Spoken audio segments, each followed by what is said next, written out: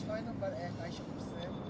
So আবার খেলবো, বাবা হয় খেলবো, কারণ আমি সিনেমা হিসেবে এর জন্য আগে বক্তব্য দিয়ে দিলাম ওকে। প্লাস আমার অ্যাসাইনমেন্টও চলতেছে, 12 তারিখে পরীক্ষা, দেওয়ার আই এম অ্যাডাক্টেড, আমি এই গেমের সাথে অ্যাডাক্টেড হয়েছি। আমার কথা হচ্ছে অ্যাসাইনমেন্ট আমি কমপ্লিট করছি, এখন বসলাম পরীক্ষা দিতে। সবাই দোয়া করবা যদি কেউ দেখে। অ্যান্ড বাকি দেখা যাক, গেম চালু করা যাক, গেমে ডাইভ ইন করা যাক। সব কিছু ফোকাস মোড অন করে নিয়েছি যাতে কোনো ডিস্টার্ব না আসে। এখন আমার ফোন এখানে কল নাই, ঠিক আছে? এই হয়েছে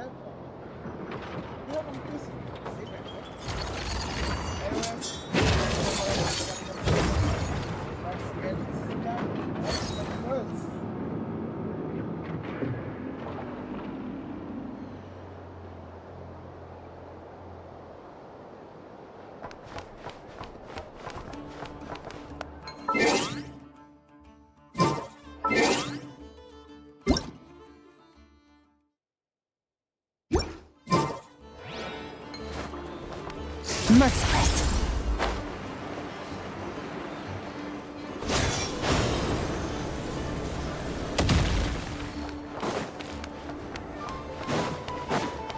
Merciless.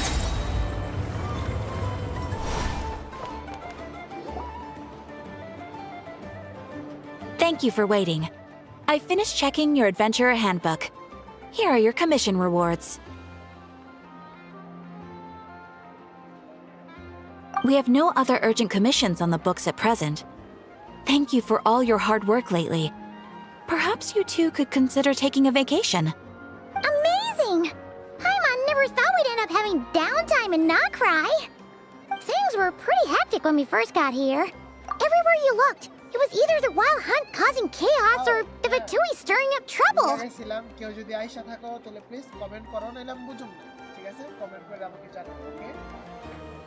It felt like this whole region was one giant slime in a barrel, ready to go boom at any moment.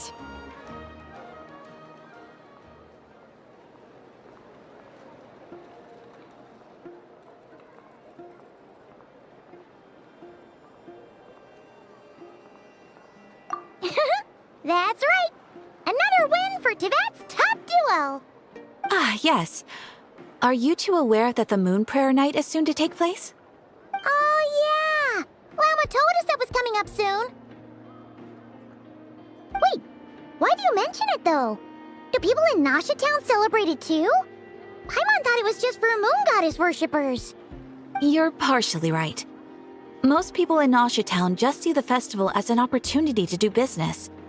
They do not concern themselves with the religious element. The festival was first celebrated by the Frost Moon Scions. On this day, they would wear moon prayer blossoms and celebrate the birth of the moon goddess through song and dance. They would also prepare food and handicrafts and give them as gifts to others. Over time, it became Nod Krai's most lively festival. Oh, sounds like fun!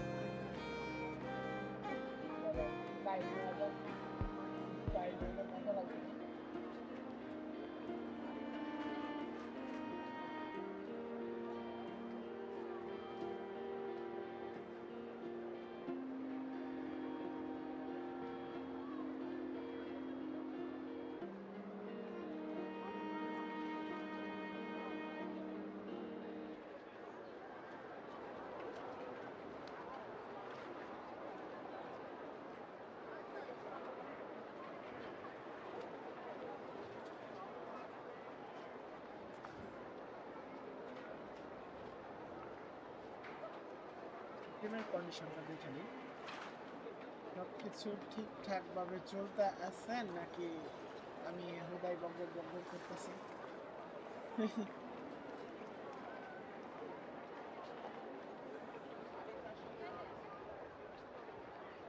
Quality বা বাকি সব জিনিস আমি যেন ব্লা ব্লা ব্লা দেখে নিই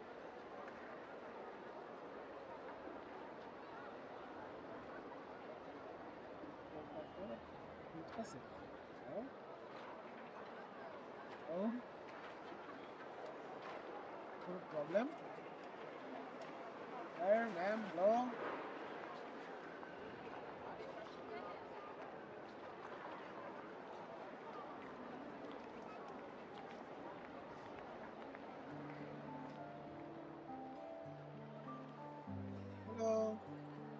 hello hello hello hello hello hello loading নিতেছে ভাই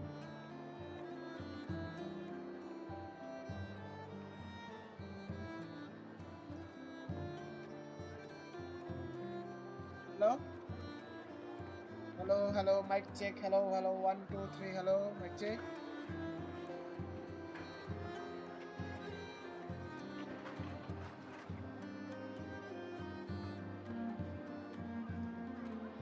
hello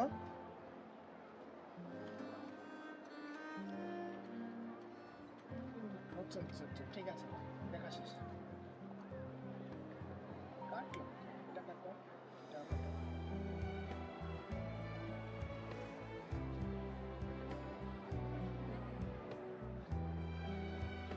ও আমি এই জায়গায় বারবার কেন করতেছি পাগল হয়ে গেছি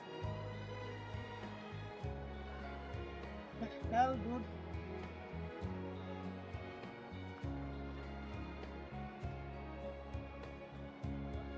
my channel option কোথায় হ্যালো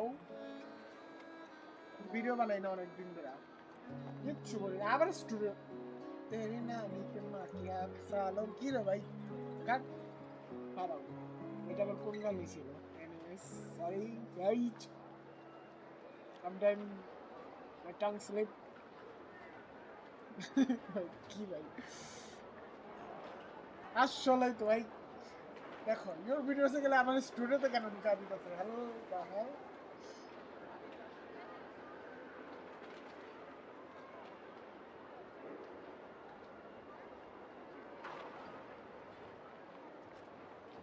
হ্যাঁ ঠিক আছে না এই পজিশনে রেখা দাও চারটা চেক করে রাখি হাই ওকে সব ঠিকঠাক কাজ করতেছে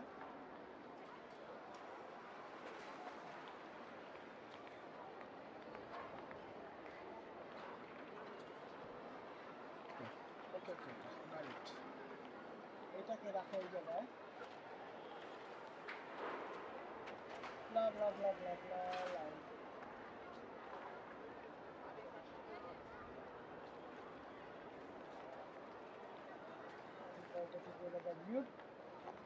আমার শব্দ আমার নিজে এবং আমি নিজেও মিউট হয়ে যাই গেমে রিক্কা যাই টাইমিং গাইস কথা কম কাম বেশি এই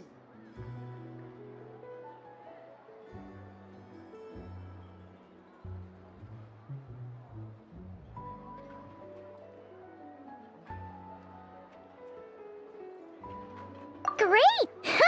Well, in the meantime, since Catherine doesn't have any commissions for us, let's focus on some personal business instead.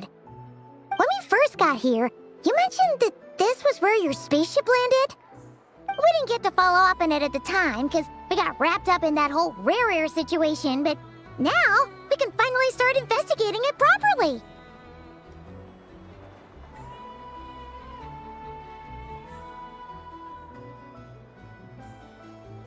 Well, there's a saying Paimon's heard around these parts, which goes, if you lift up a rock, you'll find something you weren't looking for. By that logic, you'll never find what you're looking for while you're searching, but the moment you stop looking, it'll jump right out at you.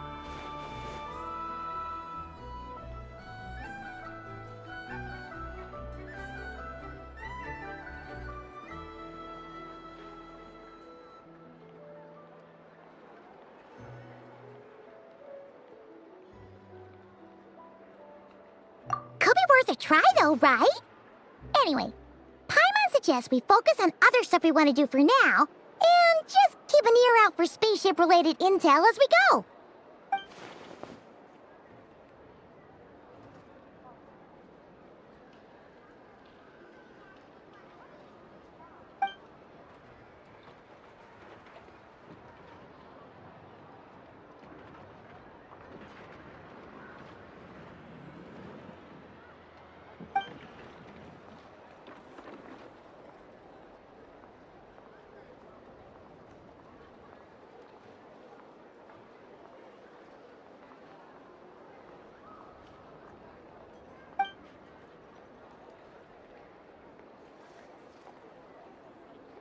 What's wrong? You look super serious all of a sudden. Huh? Paimon gets why you'd be concerned about Columbina, but what does the doctor have to do with anything? এটা তো আমারও question যে doctor কেন আর doctor বলতে কি ফাটোইদের ওই যে ওই ডক্টর ডেটো না কি যেন ওর নাম আমি তো ভাই খুব এক্সাইটেড আছি হলো আমাদের অ্যালিস রেনিয়া রিনা পড়ছে কলম্বিনো কবে আইবা আল্লাহ জানে আমি কলম্বিনো আর অ্যালিস রে মেবি পুরো করতে পারি বাট হাউ মানে আমি বহুত হাতাশ হচ্ছে that he's been investigating the moon. But he's been suspicious of some. Yeah. I'm hoping to sorry, me sorry. I'm hoping to Oh, that's true. And now that you mention it, we're definitely overdue for a showdown with the Fatui. It is weird that he hasn't shown himself this whole time. What could he be up to?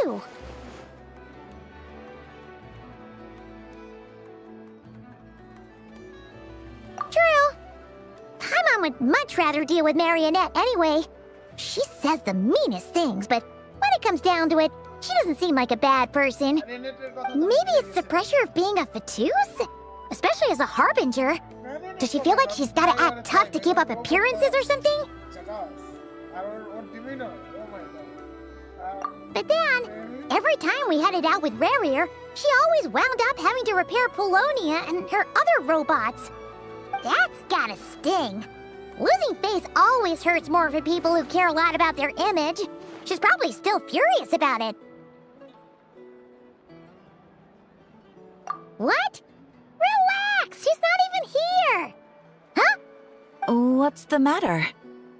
Oh, nothing. Sorry, we'll be on our way now. Where are we again? Oh yeah, Columbina? Right, yeah, let's go see Columbina.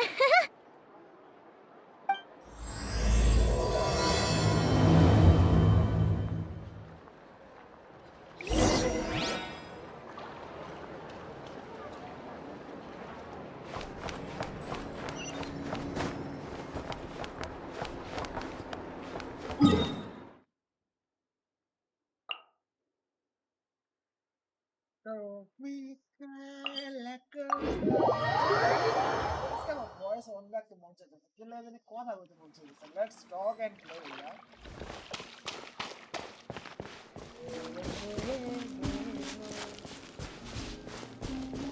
I'm guys about the Kun Basha, Latina or France.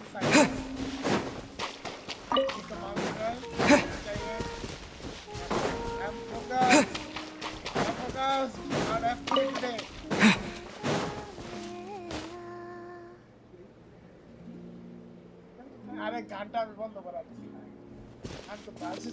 Hey, she's sitting up! Is me sitting here a rare sight? No, we just thought you'd be resting. Perhaps I would have been, were it not for the sudden arrival of some unexpected guests. Not that I consider it a disturbance. After all, you are the only ones who are free to enter. Would it not be a little unfriendly of me to lie down while we speak? I didn't realize you put so much thought into little things like that.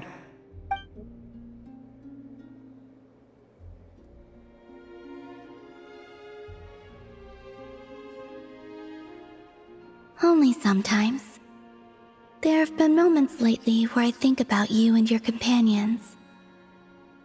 They are warm, mysterious, and cozy memories. Very few of my past memories are anything like that. That's right. I think right. They say that travelers return home bearing bags full of souvenirs. But my luggage was empty, and I believed it would stay that way. Return home? So, you're still planning on returning to the moon? Yes. This planet continues to reject me, reminding me that I do not belong here. If I remain into that, there will come a day that I disintegrate. And I don't mean reduced to dust, or turned into food for the flowers. I mean, I will cease to exist entirely. Alright then. Well, we're sure gonna miss you. But it sounds like we'll have to say goodbye. How do you intend to return? The moon prayer night is soon to arrive. On that day, the moon will be closest to Teyvat. The Kuvaki in this land will reach its peak at that time. I merely need to grasp the tide, and with relatively little effort. Oh, Paimon gets it! It'll work like a slingshot! You make it sound like she's gonna get blasted up to the moon. If I did that, I suspect I would crash into the false sky. I will be using a much gentler approach. But I do like the analogy. It's fun. Wait. You see? She gets Paimon's sense of humor. In the blink of an eye, the time has come to part ways. It does feel that way, doesn't it? Time seems to fly fastest when you are enjoying it. I have always thought of myself as a wanderer on this earth, and it has never expressed any desire to keep me here. Yet, just as I plan to depart, it tugs at my arm. Is this a gesture of affection? Or is the world mocking me? Oh. Were you hoping I can answer that? Yes. You are a traveler, so you must have a lot of experience in this area. Then, what I would say is, enjoy the moment. That's right! Don't overthink it! Happiness is happiness and joy is joy! The point is to enjoy it, not analyze it! I see. Then what I would say is, even though I am very tired right now, I am still happy. I can't tell from the tone of your voice. Oh, really? You don't think I sound happy? I'm just kidding. I could tell you were in a good mood today from the moment we saw you. Ah, a joke. Albeit not a funny one. Anyway, I assume you're here about you-know-what. Give me your hand. Actually, it's not that. There's something else we wanted to discuss with you. Oh. Then, do you still want to give me your hand? Or not? Sure.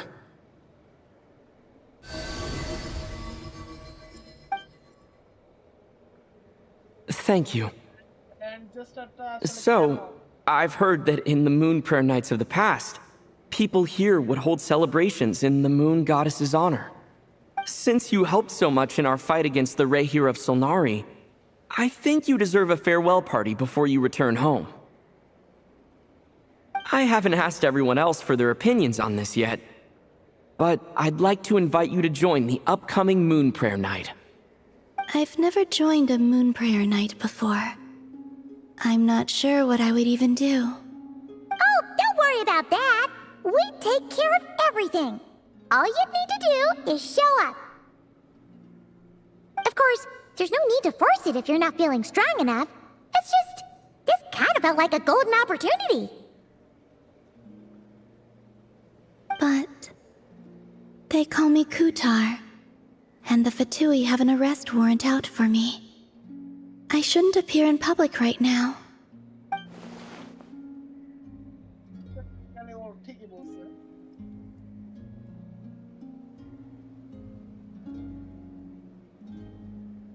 I'll make it work. You have my word. Yeah, we got your back. Well, he does. Paimon's actually not too sure what he's planning. All right. If you're sure, I will not refuse your invitation. I suppose it wouldn't hurt to pack a few more sights from this world into my suitcase before finally learning what my homeland looks like. Oh, if you see Lauma, please tell her that my answer to the question she asked me is neither yes nor no. Rather, it is, there is no need. That was kinda cryptic, but sure. Guess it's between the two of you. We'll pass along the message. Bye for now!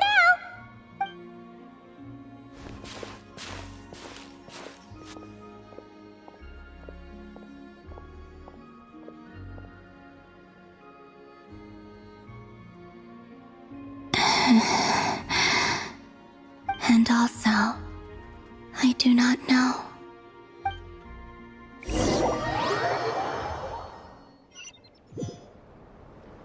Since she's agreed to join the festival, let's go see who else wants to take part.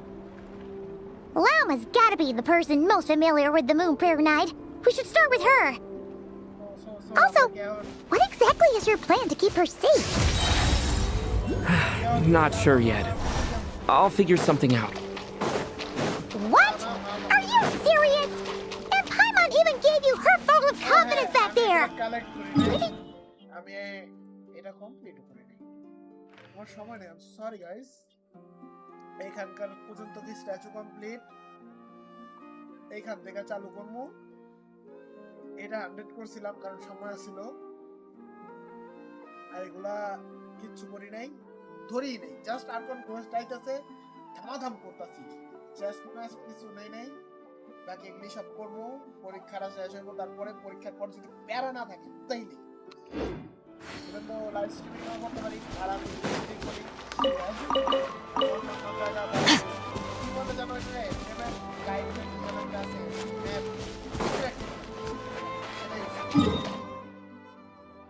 game this is so why not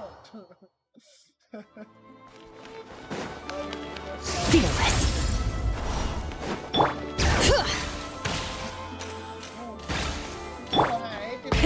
Rev the engines! Hey, Lauma! It's us! Huh? Varka? What are you doing here? Beats me. I had a bit too much to drink last night, and when I woke up, I was on Hisi Island. Mr. Varka is helping to oversee Nasha Town's preparations for Moon Prayer Night. He is here to go over some details regarding the decorations and custom cloth designs. Right, yeah, that too. What do you mean, that too? Preparation is already under. Yes, celebrating this festival is a long-held tradition here in Krai. On this day, the crescent moon at the top branches of the verdant crest turns into a full moon, and the moon prayer blossoms bloom with a special radiance. Our people take these to be blessed omens. It's an especially welcome event coming off the back of all that nasty business with Rare. Everyone got put through the ringer recently, and now they're looking to turn their fortunes around. The big shots in town all agree that a big, lively celebration is just what we need to rebuild people's faith in this place. No wonder Catherine said that people weren't so bothered about the religious element. That's right. It's become more of a local custom by this point. The celebrations have little to do with whether the religious stories behind this event are true or not. Even the Frost Moon Scions are eagerly awaiting the coming of Moon Prayer Night, despite now knowing that their past beliefs were founded on a falsehood. That's fair. It's a bit like the lantern ride in Liyue. It's a chance for people to enjoy themselves, not debate the existence of the Adepti.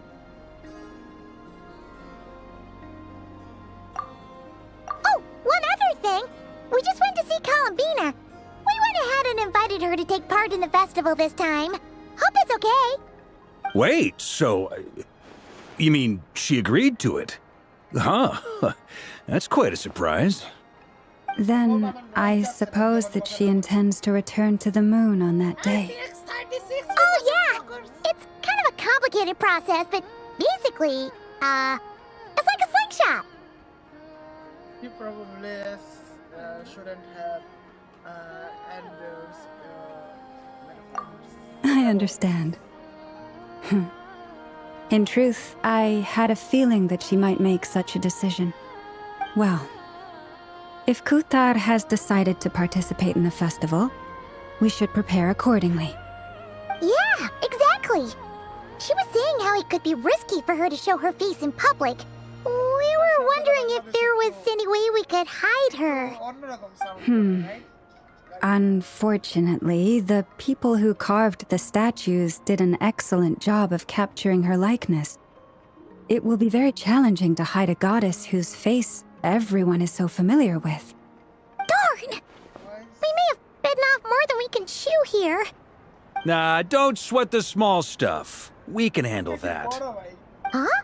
Are you saying you have a plan? Not as such, no, but the most important thing with a festival is to keep the mood light and your spirits up.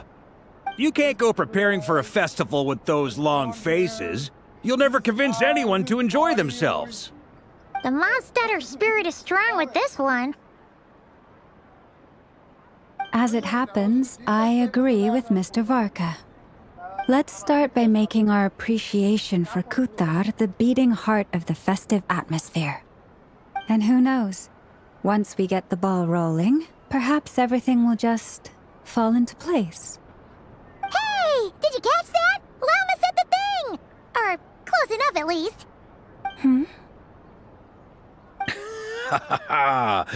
I'm looking forward to the Moon Prayer Night already. We have a festival in Mondstadt called Windbloom, and you can always tell which couples are celebrating it for their first time by the smiles on their faces. Big, beaming smiles like their whole face is glowing. And I have a feeling we'll get to see that same smile on the Moon Goddess's face at this festival. Not quite the same, surely. Anyway, I'll take care of business in the city, but I'll have to leave the decor up to you and the Frost Moon Scions. No one else can capture that traditional aesthetic quite like you guys. But lastly, there's the final key element that brings the festival to life. Companionship. Before you leave, let me show you something that we've been preparing. Mr. Varka had asked to see it already, so you may as well tag along. Also, I have some further questions about Kutar's decision.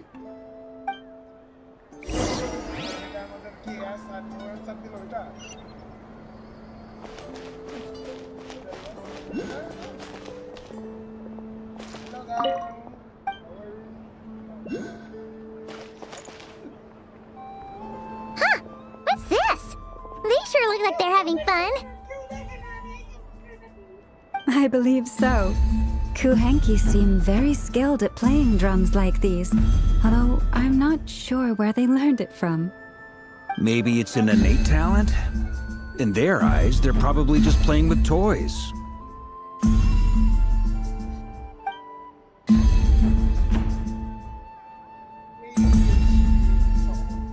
Luanatar! You want to play too?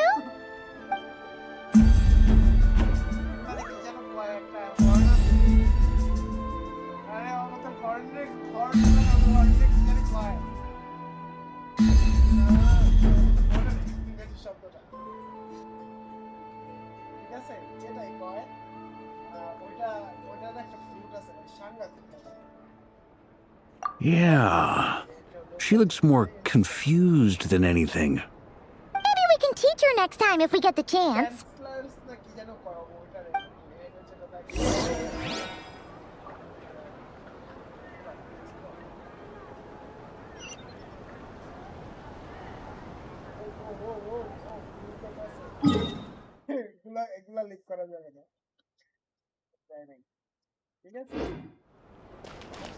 What are these floaty things? Moon veils. We hang them from buildings in the city during the festival. When you look at the sky through them, it creates a lovely misty effect.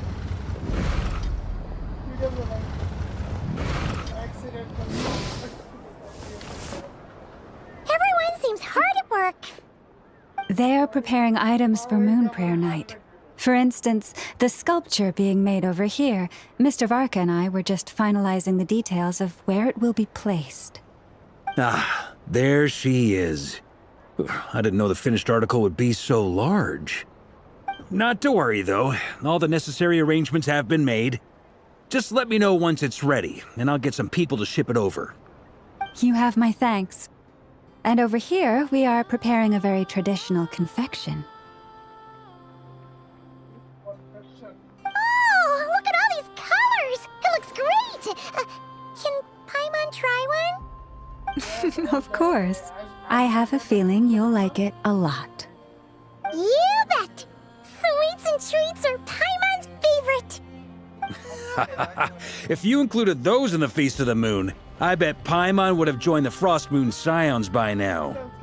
There will also be verdant crests like this present in Nasha Town during the festival.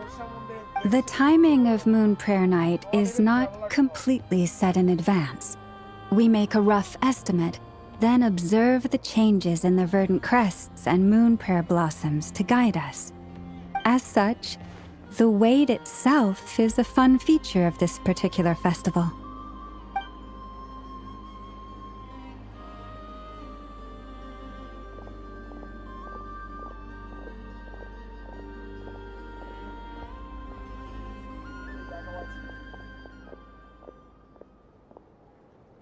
Let's talk here.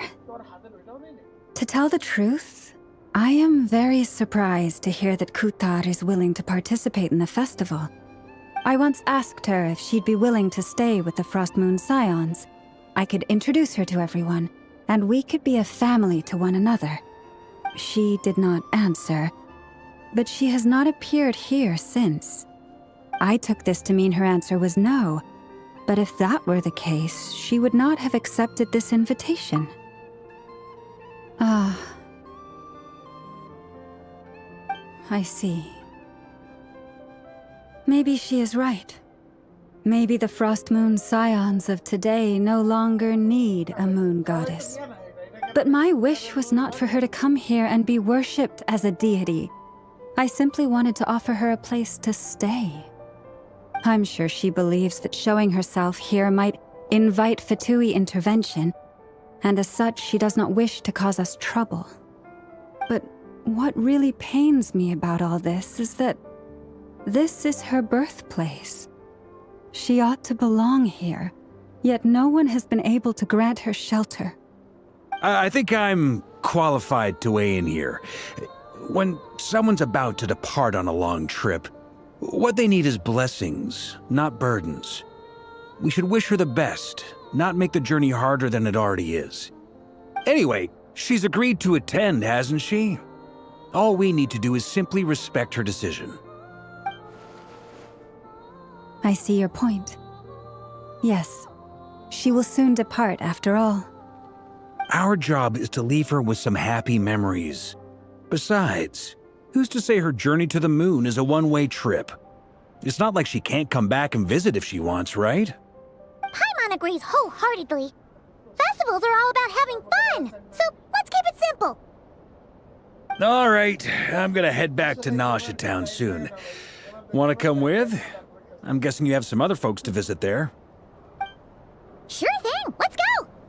Bye for now, Wilma! Thank you all. Goodbye.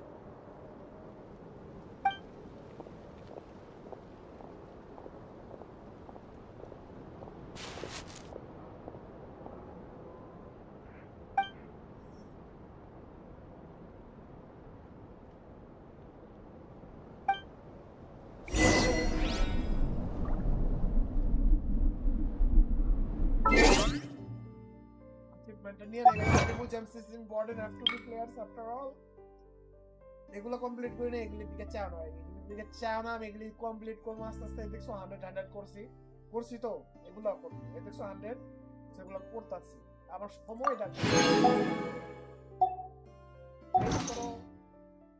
Even though regular live stream করতে পারি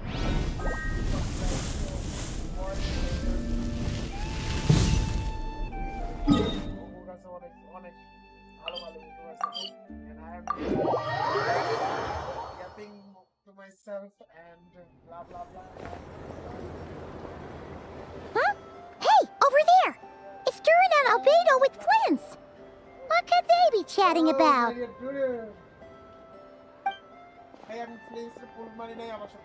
Your guess is as good as mine. Ah, Grand Master, and the Traveler in Paimon. Hello there. It's been a while. Perfect. We have some new volunteers for our investigation.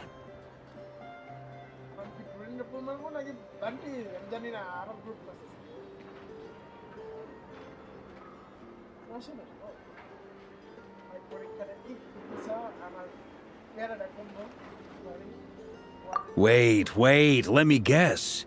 The righteous Lightkeepers are finally ready to hunt down the Abyssal Dragon? Yes, that too. Yeah, right! Oh, wait! Why does everyone keep saying that too? Well, to be precise, the facts match, but not the causality. Wait, so I guessed right? Half right! Don't act so impressed with yourself. Maybe I can explain. We ran into Mr. Flint's north of Nasha Town. At that time, we just noticed a few abyssal creatures out in the wild, but the strange thing was, I didn't detect any traces of abyssal energy on them at all. On closer inspection, we realized that they were not real monsters, but something akin to reflections in the water, or perhaps a mirage.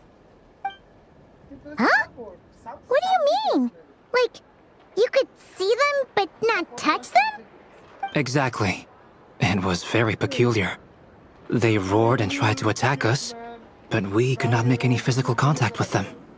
I think I've heard of things like that happening in Krai before, but I don't know much about it. Yes, it's a known phenomenon.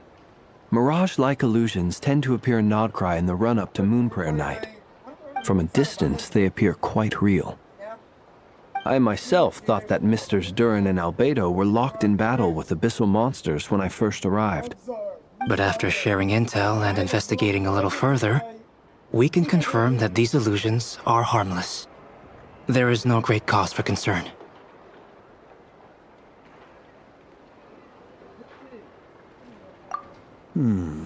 All the Mirage stories I've heard are either animals, rocks, or small houses. Abyssal monsters, though? That's a first. It's a first for me, too.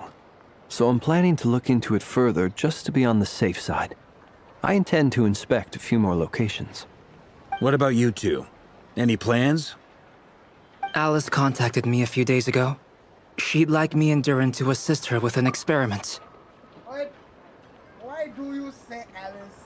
Alice, तुम्हारा बोल सना माँ को अडकते? That bro, what the hell? But we lost contact shortly after receiving the message. I'm sure that comes as no surprise to anyone familiar with her.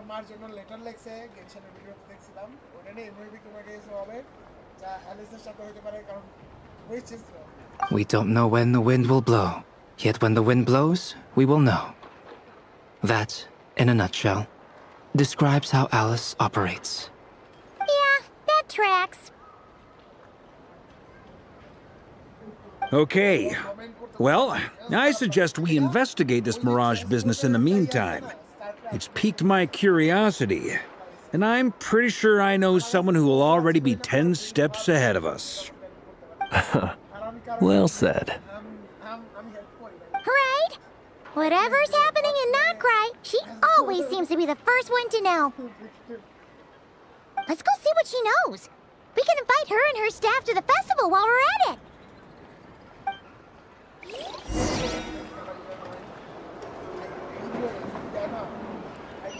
China, Alice China, it's China, but area capital. They are both. Full throttle!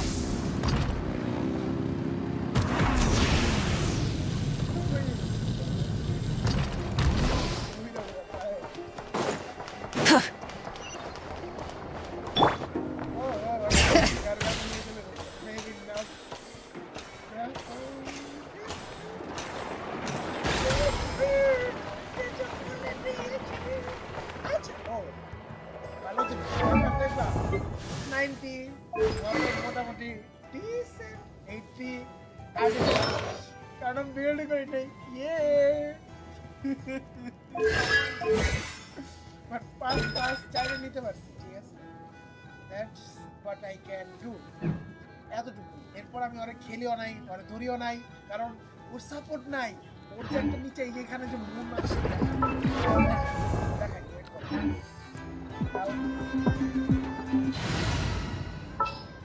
I না ওর টিমে দেখো, ওর team আছে আমার কাছে, কিন্তু পুরাই দুধ। 40, 80, 60, 90, ঠিক আছে? ডিপ্লয় দেখো কিচ্ছু, বাট আনলাকিলি আমার কাছে ও আমার কাছে নাই, একটাই আছে, ওই যেটা পাইছি ওইটাই। আর নিচের ব্যানার ছিল জানি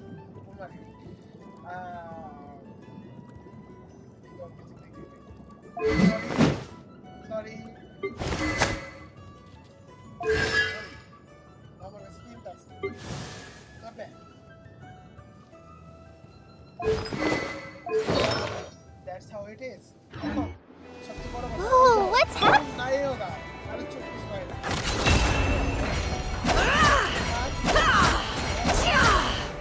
No more lies.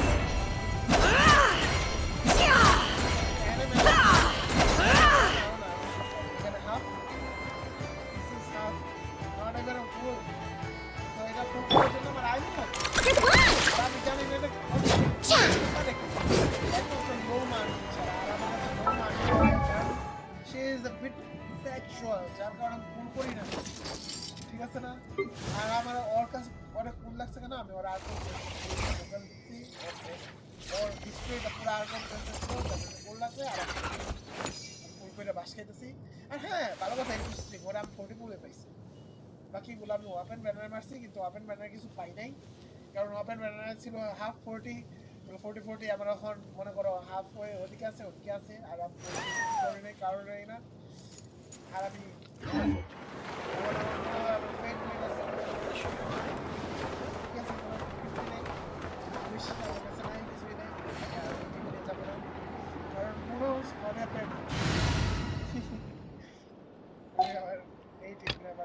এটা হলে বানাইছি, এগুলি দেখবো না, আমার টিম ভালো বেরোত নাই।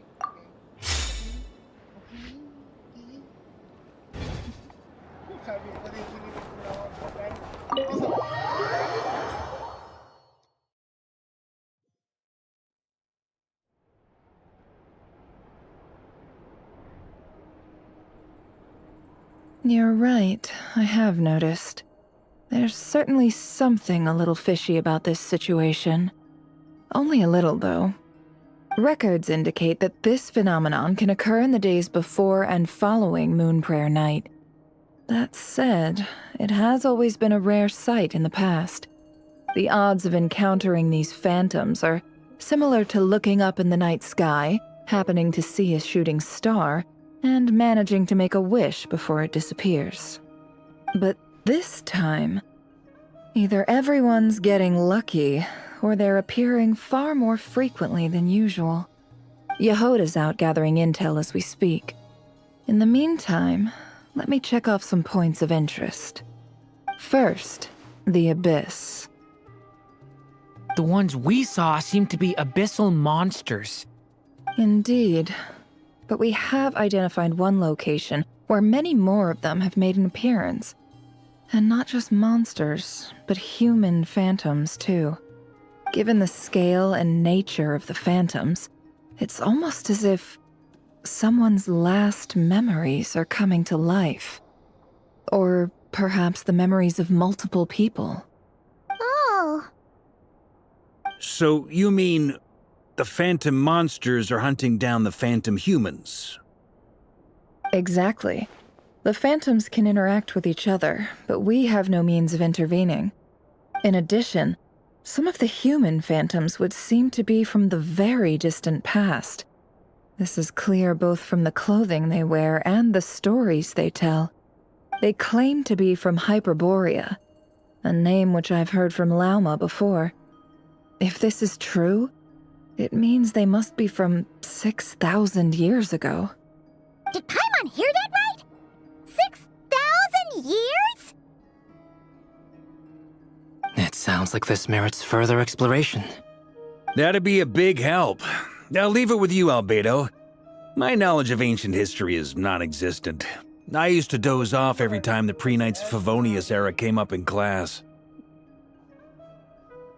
It's quite a miracle that you were able to understand these phantoms' speech, given how long ago they lived. I suppose you're right.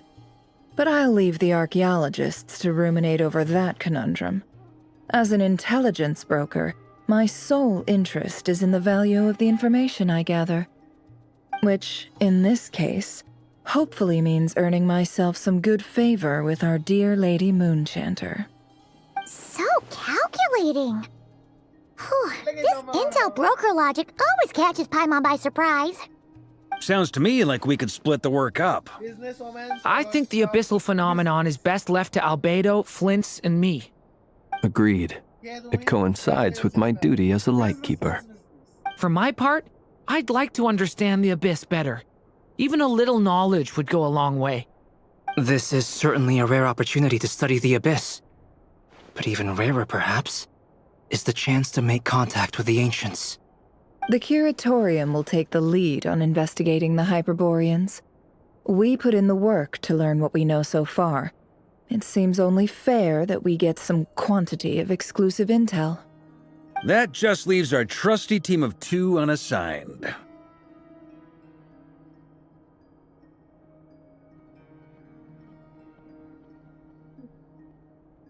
Since you became an honorary knight, of course. This was part of my grand plan all along. Oh yeah!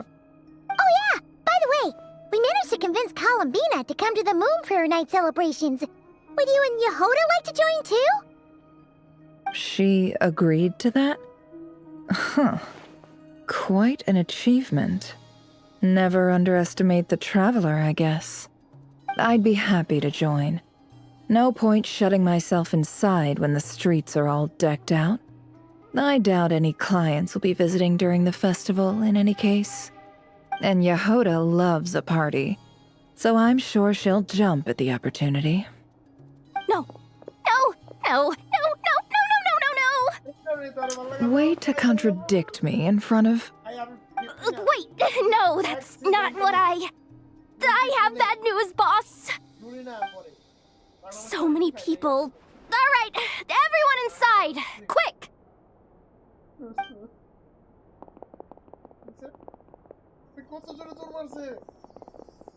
This is gonna sound crazy, but hear me out. I saw one of those phantoms at Star Sand Shoal, and it was some sort of flying ship. Like a spaceship?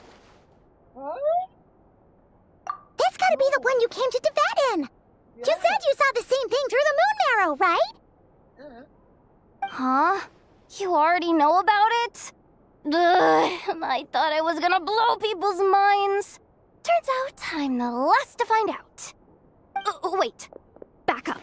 You came here in a spaceship? Now my mind is blown! What's it like on the inside? Was it like flying through space? I want to know everything!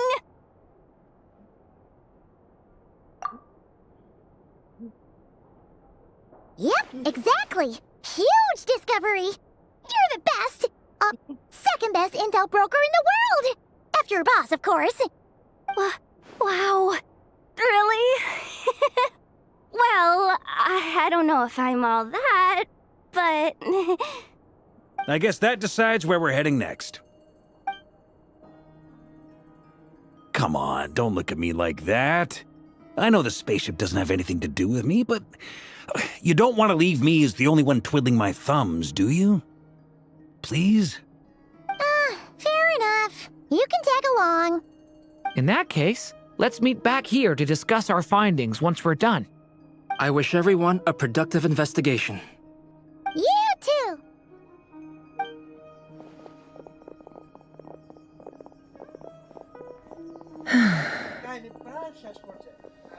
What's up, boss? Aren't we gonna head out?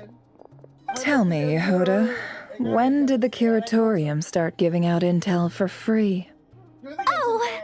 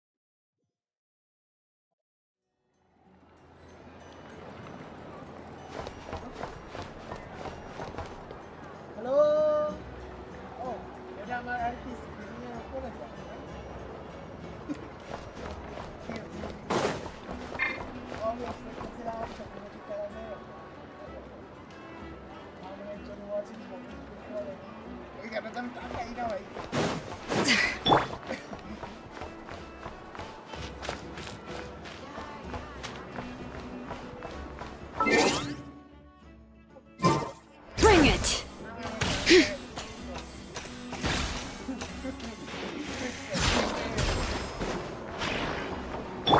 Try and stop me!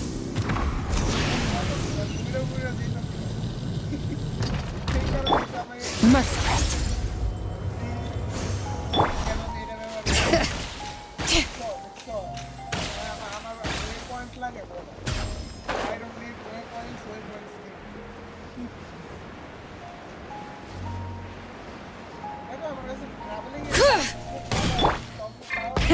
Rev the engines!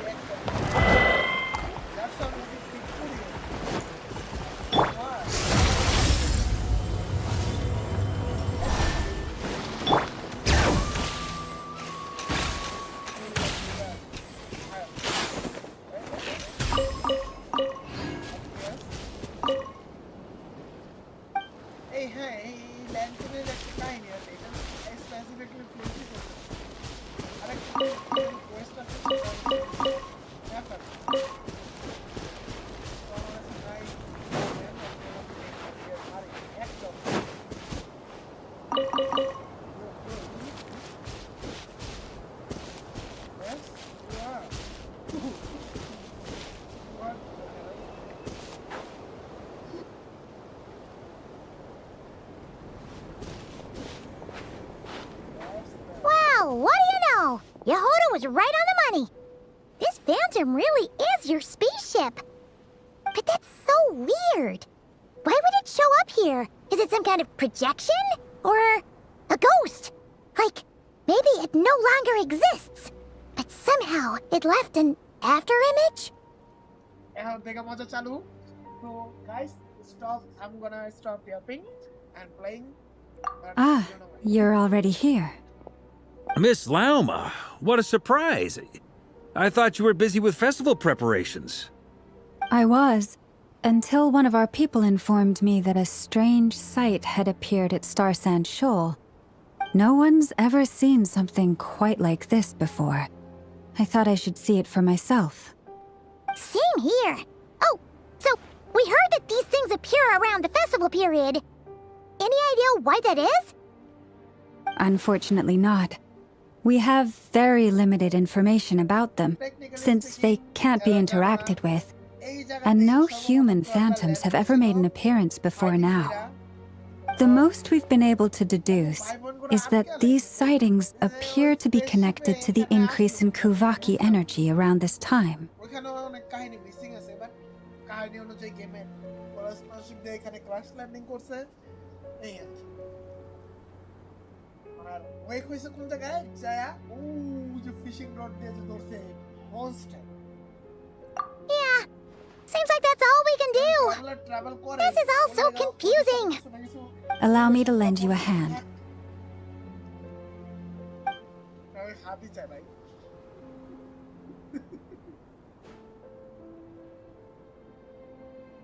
Genshin is not Genshin. Genshin is mystery. I am a mystery man. তুই জানা কাছে বেটা তোর special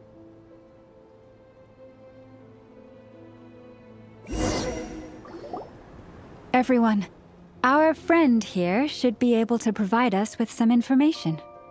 Is that a phantom rhymehorn deer? I've heard about how the Frost Moon Scions live in harmony with the animals and can even communicate with them. That's coming in handy now, for sure. Okay. Yes, I understand. Then how about this?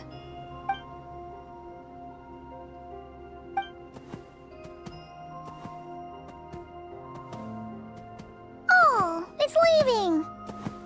It appears to share our curiosity about this giant spaceship, so I asked it if it wouldn't mind investigating along with some friends. In return, I told it about some nearby spots where the wild fruit grows abundantly. We may live in a different era from these phantoms, But I trust that the terrain, climate, and ecology here are more resistant to the effects of time than some things are. Let's give them a moment and hope for the best. Thought পাইমনের মতো খাউন দেখলে মিলা যায় রাখা যাচ্ছে। All back together. Must have been a lot of fruit. Indeed. Now let me ask them some questions.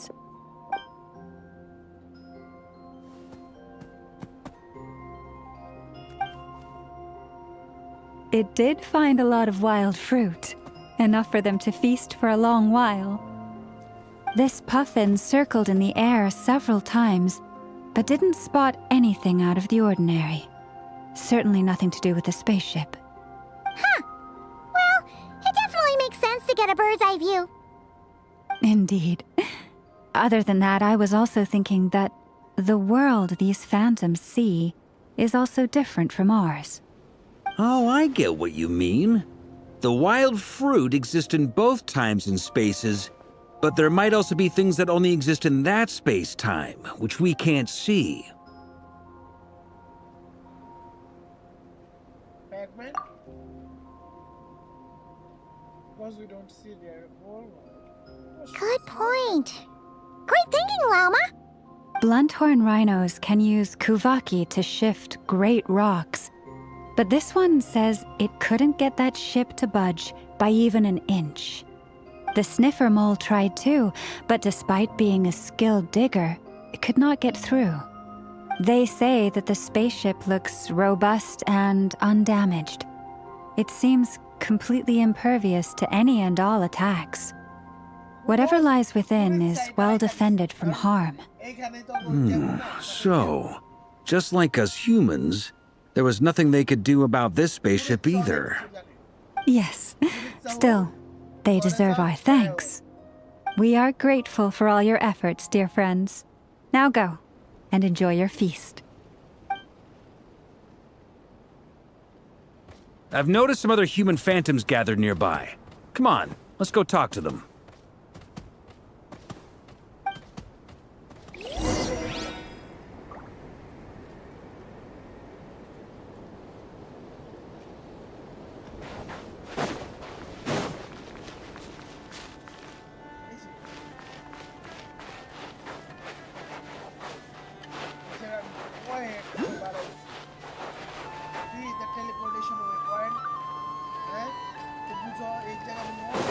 Bring it!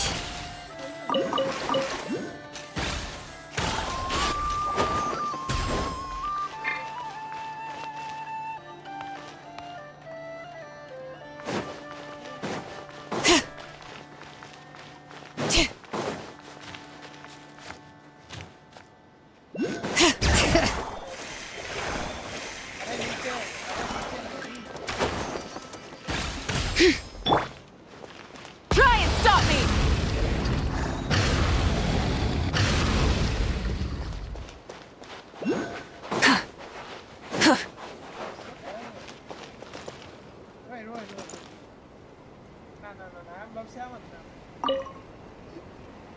What is this thing? I've never seen it move, and there's no way to get inside. Goodness knows. My grandpa says it's been sitting here at least since his grandpa was still alive. What about his grandpa? Did he say anything to your grandpa's grandpa about it? Huh? I don't know. In all likelihood, it was here back then too. Hard to imagine something this huge could move. Guess that means that as far as they're concerned, this ship's been around a long time. Then how old are you, traveler? What the hell? Grandpa. Grandpa's grandpa. Granny to ঠিকই কইছে না সবাই granny রে head কেন করে granny ওর girlfriend granny kids like এই মহিলাটা কই গেল গ্যাস আসে খুব জঘন্য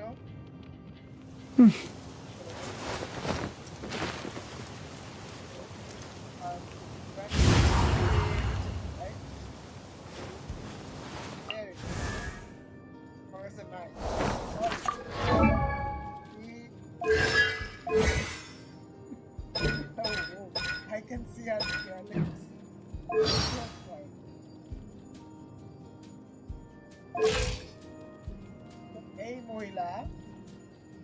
মহিলাটাই হইতাছে সেই ব্রো না ওল্ডেস্ট কে আছে জঙ্গলি আছে তাহলে তো জঙ্গলি অনেক কিছু জানার কথা ওই হালার পুতের কন্ট্রাক্টের লেগে অনেক কিছু পায় না ওই আঙ্গরে কি কইছে যে তুমি সুনিচ্ছার সাথে কথা কো ট্রাভেল করে নিজেটা নিজে বুঝে না দ্যাটস হোয়াট আই রিমেম্বার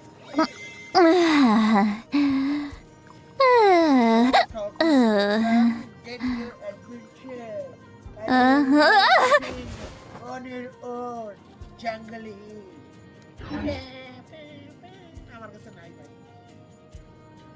আর কোন কালেক্টর মধ্যে ফ্লোরিনা আছে আরিকা আছে এখন কলম্বিনো নেব কারণ আমি গেম আগে থেকে খেলি নাই ভালো লাগতো না মাঝখানে ছেড়ে দিয়েছিলাম আবার করছি 2025 সালে আমার ফুল গেনশিন এসে ট্রাই করছিলাম ভালো পারফরমেন্স করছি they are maybe 35 don't even remember মানে কালকে আমি হিট করছি 58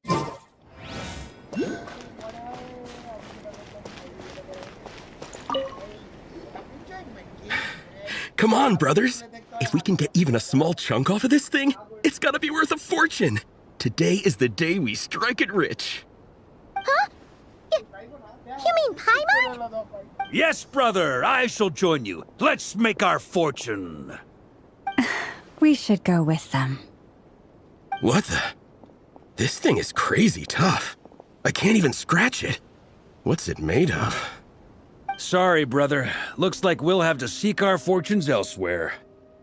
Enjoying yourself? I was just seeing if I could influence this phantom's perception by playing. But nope, no dice.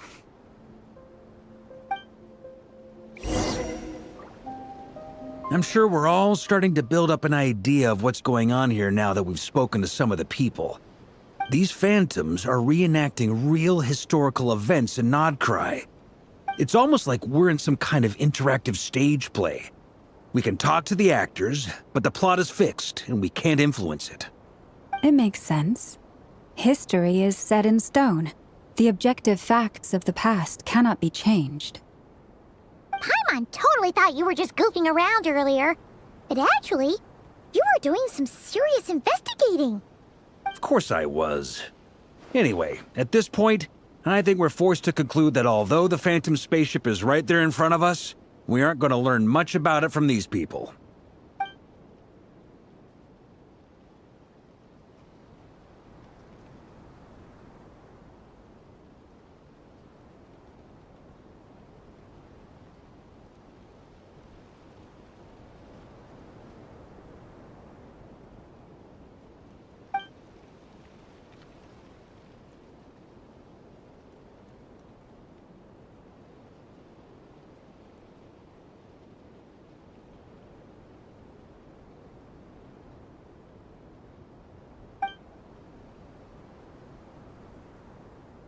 এমনও তো হইতে পারে যে ও ইনজেক্টেড হয়ে গেছে কারণ দুইটা স্টারস ফলিং ডাউন হইছে না তাহলে অ্যাজমারে যে ওর বইনরে দুইটা রাখছে দুইটা স্টার কে করছে আর একজন কে ছিল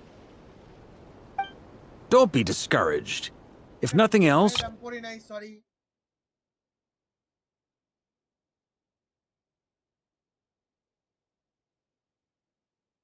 don't be discouraged.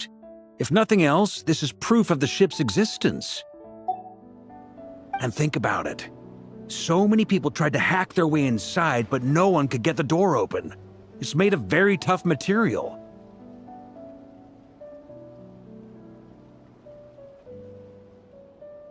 To me, that says that we'll either find the ship itself or the story behind it. It's just a matter of time.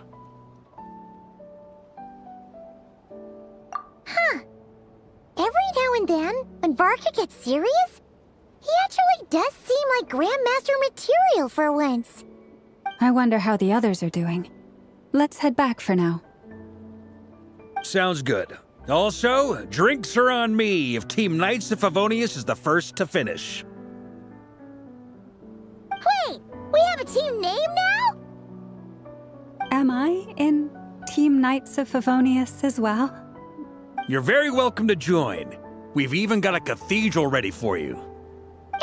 technically blasphemy? You wouldn't dare make a joke like that if Barbados was in earshot.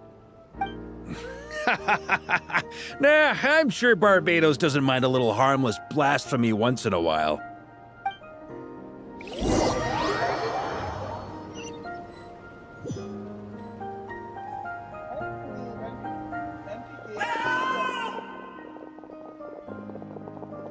Oh, no! Get away! Oh.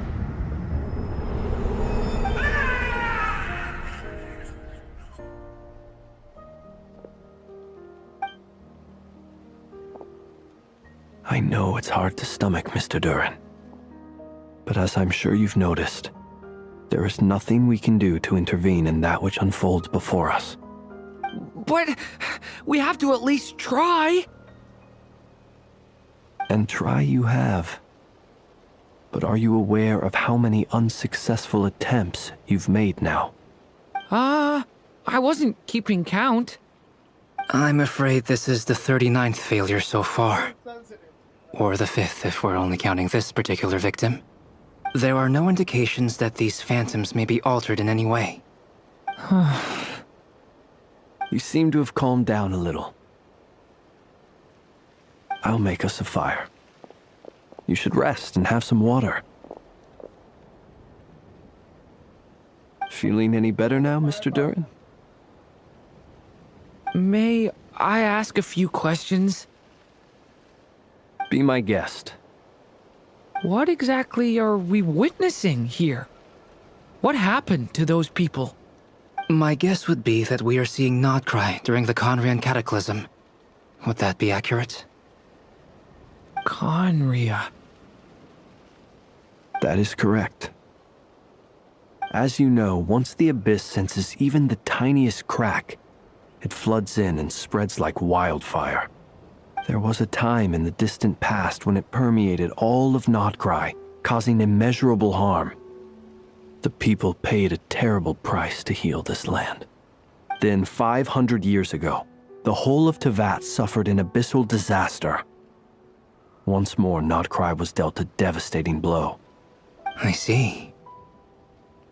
In the face of the abyssal onslaught, all were like grains of sand tossed around by a tidal wave.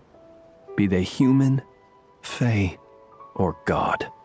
The moment you witnessed is but one drop in a whole ocean of catastrophe. All right. I guess that answers my second question, too. I wanted to know why there's nothing I could do to help them, and that's because what we are seeing is history. That would be my guess as well. As I understand it, history and fate are not all that dissimilar. The latter may be unseen to us, but both are immutable. Yes. Fate was determined long, long ago. I still have a couple of other questions for you, Mr. Flint's. You mentioned more than one abyssal disaster that has struck this land in the past. How can you be sure that what we're seeing is from the Conrian incident? And also, how are you able to stay so calm when you're talking about these events? From everything I know about you, you're not cold or ruthless, and you're not indifferent to the suffering of others.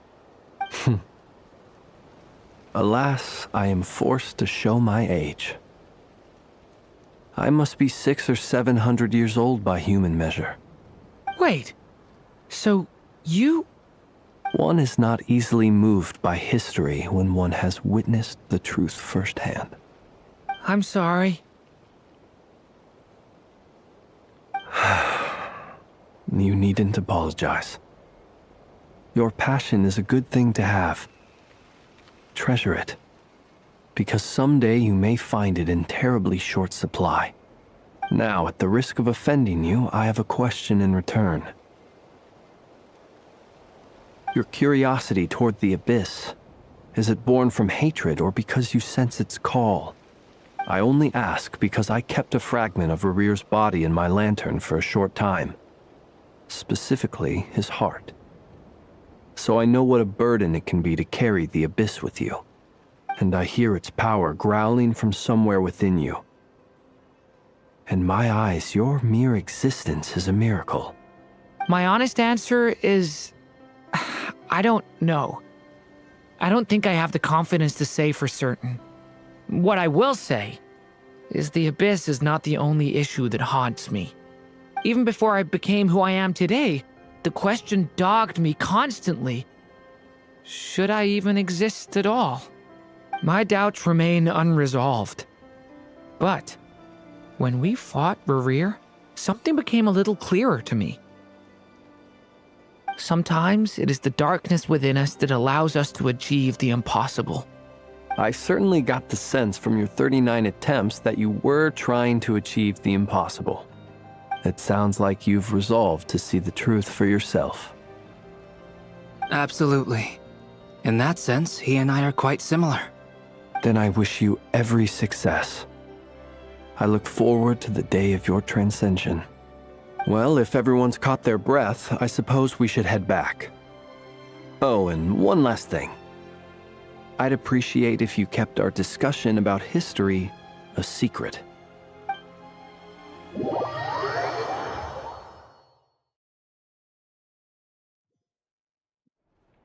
Incredibly, our separate investigations led us all to the same conclusion. Hooray for consensus!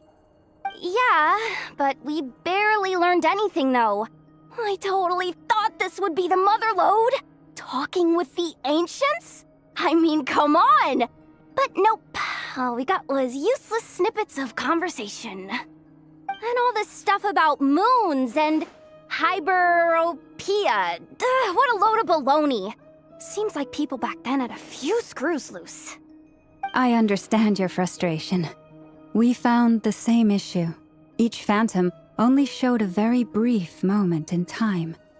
There isn't much value to be found in these miscellaneous fragments of a civilization's history, no matter how glorious it may have been. If there's a silver lining, it's that these phantoms are harmless to the present reality. They shouldn't get in the way of the festivities. Paimon agrees. And not just because it's the first thing she understood in this whole conversation. You look disappointed, Nefer. Is something the matter? What do you think? We all worked our tails off, but the only one to gain anything from it was you, Lady Moonjanter. Well, please do share the Hyperborean records with me. I will gladly inscribe them in our people's documents. Oh, duh! Yeah! That was it! Hyperborea! Hyperborea. I'm serious. Only an expert in the Frostmoon Scions and their history can turn these records into valuable research material. The alternative is to let them gather dust on the Curatorium's storage shelves until the pages turn yellow.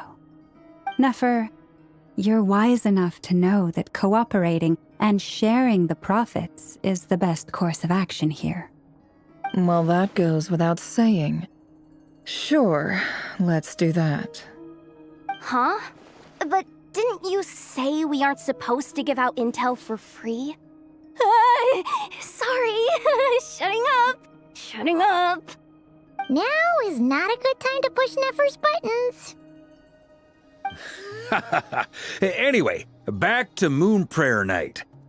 I'm thinking that we should prepare something a little special, aside from the usual decorations and so on. You mean a parting gift? Can't go wrong with food. Although, does food go bad on the moon? Perhaps a lantern would be a better choice. It might be dark up there. It could prove difficult to light a lantern on the moon. Magical stones might serve that purpose better.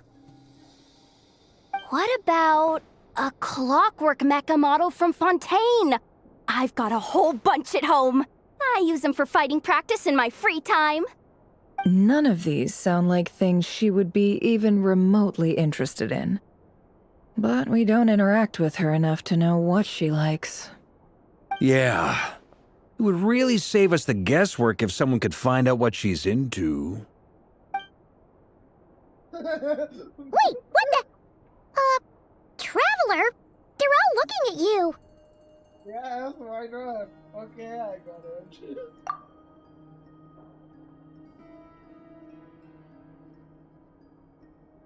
great! Haha, problem solved. Now, I need to stop by Dory's. Gonna need her help sourcing a bunch of stuff for the festival. Then let's leave it there for now. We all have our own business to attend to. Traveler, if you find out what Kutar likes, let us know right away.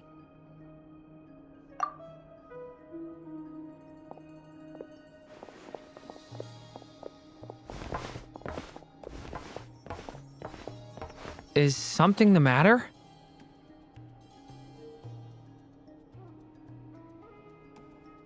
I'm fine. It's just... I'm still feeling a little rattled after witnessing the horrors of the Abyss. But it's okay. This is something I have to work through. I'll be all right. Thanks for your concern. Well, don't put too much pressure on yourself. If you ever feel like something's wrong, physically or mentally, we're here to talk.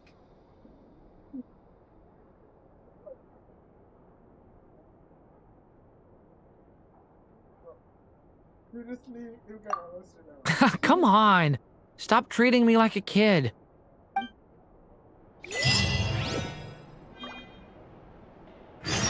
কয় number এটা কি এখন আমরা তিন খেলতেছি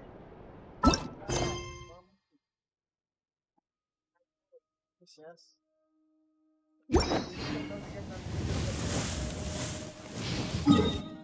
কেন বললাম why not কারণ আমি অ্যাসাইনমেন্ট করতে করতে আমার হাত শেষ করে লেছি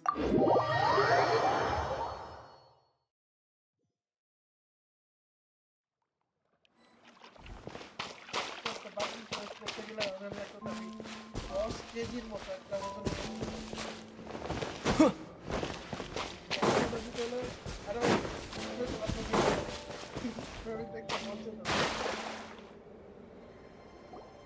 Columbina, we're back! Huh? She's not here.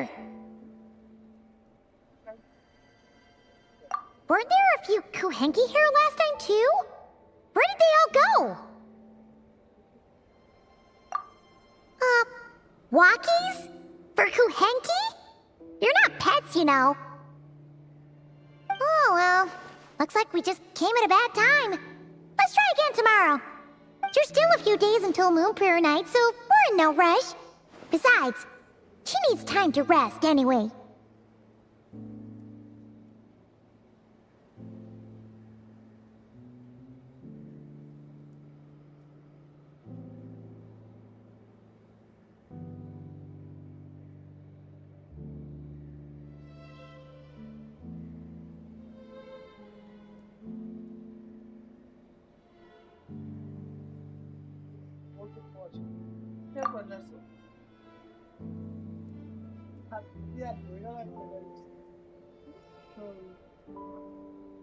Columbina! Are you back yet? Oh, how strange. Looks like she still isn't here.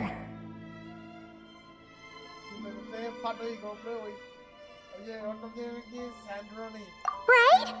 It's not like her to spend so much time outside. Especially since she's worried about attracting unwanted attention. What about Luonatar? Luonatar, you there? Hey! Do you know where Columbina went? Sorry, didn't understand. But if you know where she is, could you take us to her?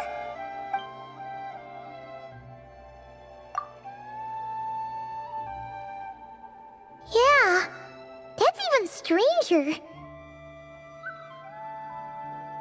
What about him? Oh, that's not good news. They change color when Columbina gets weaker, right? And they look super pale right now. Good idea. She might know what's happening.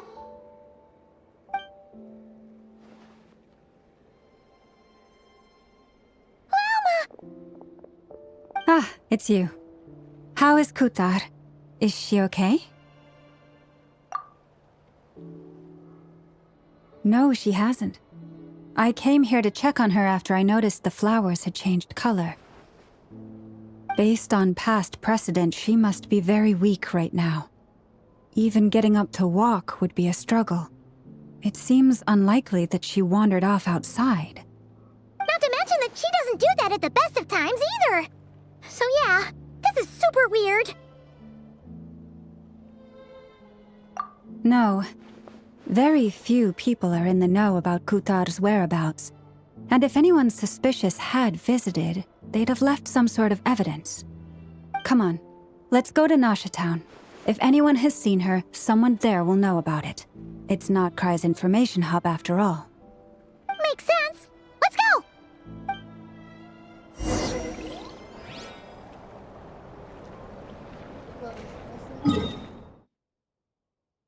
Bro, wait a minute. আমরা যদি এই mission করি তাহলে কি আমরা আর এটা করতে পারবো না?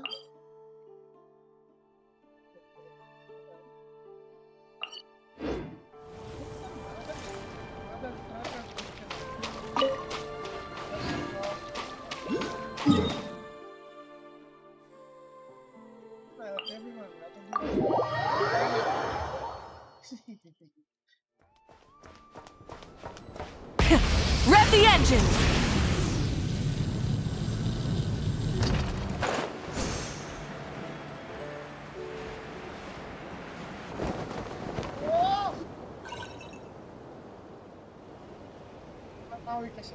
Wait a moment.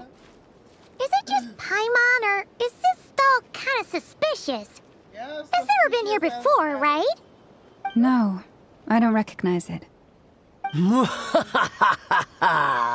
Alas, your free and easy adventure time is over. Now, prepare to face the final boss of Nod Krai. Whoa! Where'd that voice come from? Not sure, but it's definitely hostile. No, not that way. The final boss is right here. The sniffer mole? That's the final boss? Surely not. Also, That was this little... Okay, the jig is up. I'll stop teasing you. Turn around. I'm right behind you. It seems I've managed to leave quite an indelible impression, even though you've never seen my face. Nothing could make a great mage more pleased with herself. Bro, the most important... What she did? Tilted the camera, dude. Wait. She broke the... What is going on? Whoa. I've heard that all the big shots in Tibet have long, wordy titles that stun people speechless when they make their entrance. Unfortunately, none of them are affiliated with the Hexen Circle, and we ourselves keep a very low profile. The notorious name-dropping doesn't quite work for us. Still, I, for one, think I'm really quite amazing. So that didn't stop me from coming up with a title anyway. Alice! It's really you this time? Not a lantern or a Dodoko, but Alice in the flesh? Oh, that's right. So, what do you think? How does it feel to finally meet me? You look like...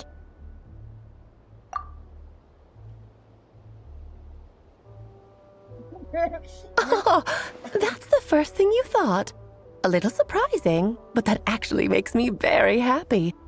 Because that means that when Klee grows up, she'll be just as stunningly beautiful as her mother. So she's a friend of yours? Kind of. This is actually the first time we've seen her in person. I see. Madam Mage, that was, quite a powerful entrance. I certainly won't be forgetting it anytime soon. It's okay, Lauma, don't force it. Paimon will do the honors. This is Alice from the Hexen Circle. She's a friend of ours. And of Arcus, too. और पहले का कि Hexen Circle so নয় নাকি ডিউরিন বা ওরা কেউ কারণ আমি অফিশিয়াল আর মোনারে একসাথে অ্যাড করছি আমার কোনো ফিউশন হয়নি কেমনে হয় That's right. She's a good person. Just kinda I don't have any. unpredictable. Well, what is the human heart if not unpredictable? Hmm? If we could not do as we please, how would we differ from machines? I am Lauma, Moon Chanter of the Frost Moon Scions. It is a pleasure to meet you. Oh, I know. Before you got here, I spent a good, 15 minutes getting up to speed on Nodkrai's present situation. In other words, I've read the whole in the last episode part, so we can skip the pleasantries. Fair enough. Well, Miss Alice, I can already tell that you have quite a unique personality. He'll get used to it. Paimon sure is. So anyway, what are you doing in Nodkrai, Alice? Oh, I thought I told you already. This time, I'm the final boss. And what a formidable foe I shall be. Powerful, confident, decisive, and good luck finding my weak spot. You will never succeed.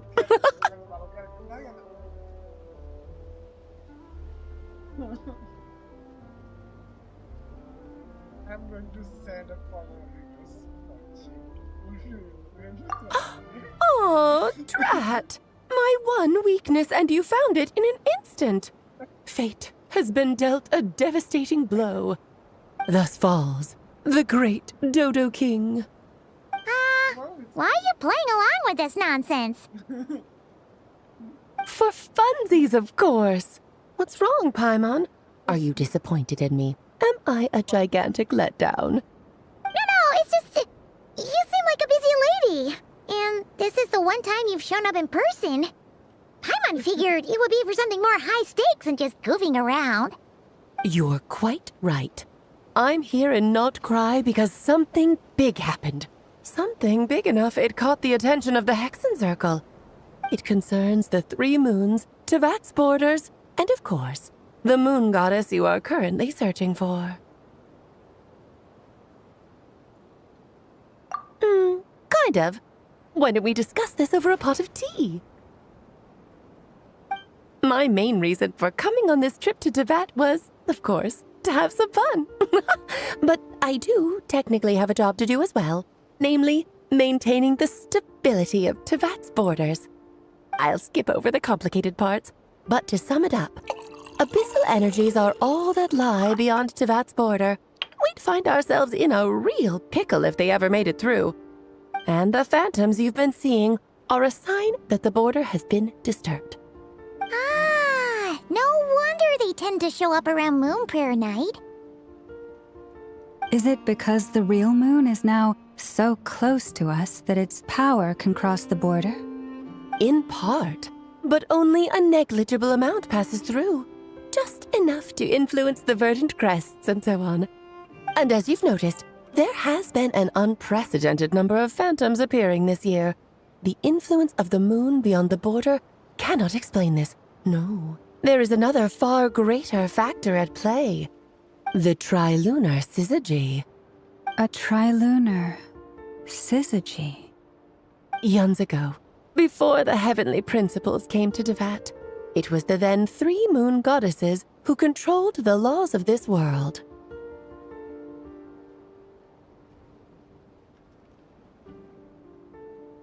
Oh, that's exactly it!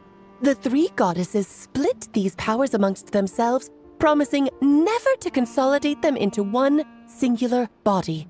This was meant to keep the world stable. But, fast-forwarding to the present, the eternal moon's marrow is with you, while the iridescent moon's marrow, which should never have appeared in this world, has been retrieved. Add that to the presence of a moon goddess in the flesh and... the power of all 3 moons is gathered here in Nodkrai. There hasn't been an event like this since the War of Funerary Flame. And it's having a noticeable effect on Tevat's borders.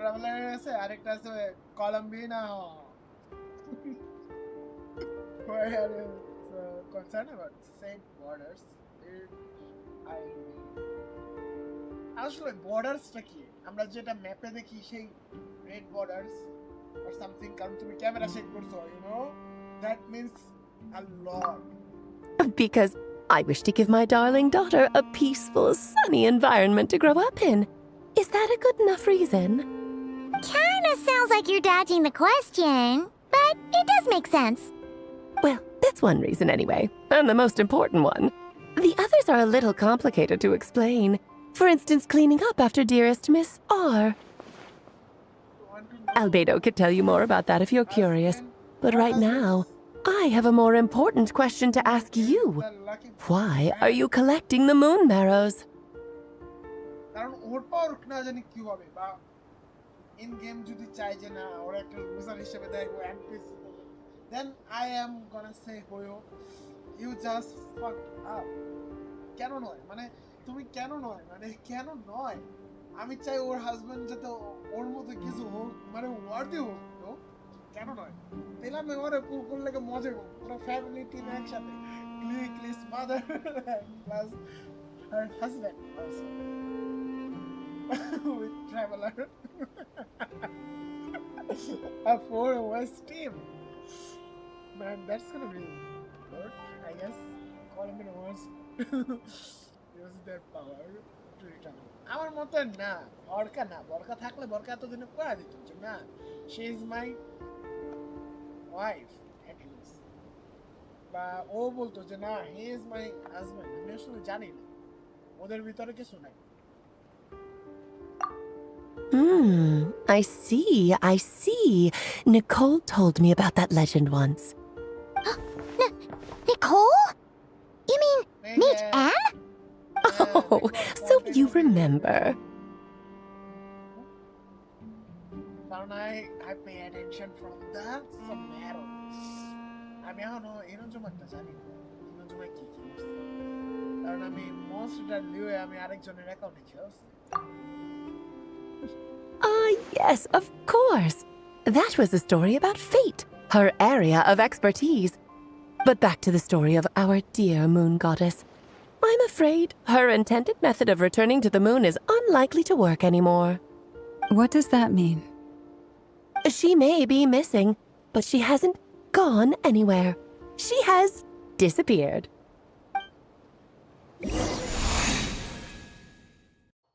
Disappeared.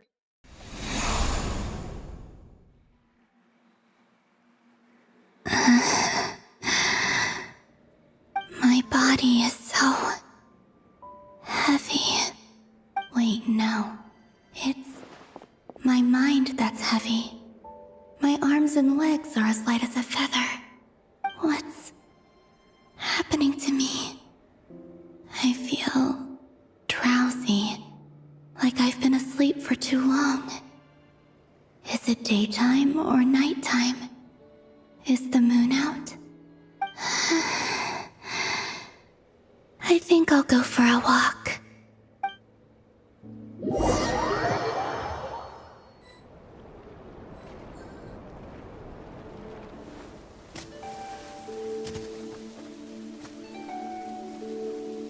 Are you out for a walk too? Huh?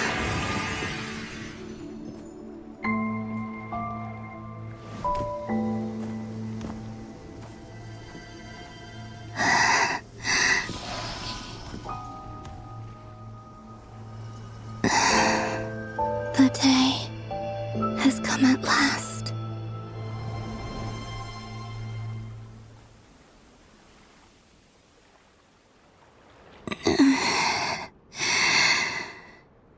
Have I grown so weak that I can't even sustain my physical form? But Moon Prayer Night is nearly here.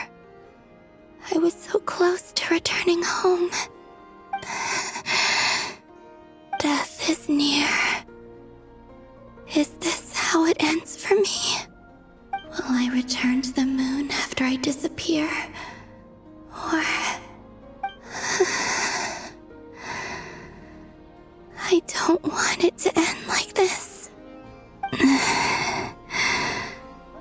So far, at least, I still exist. Even if not physically, I can still feel. But as my power wanes, I'm sure that too will fade.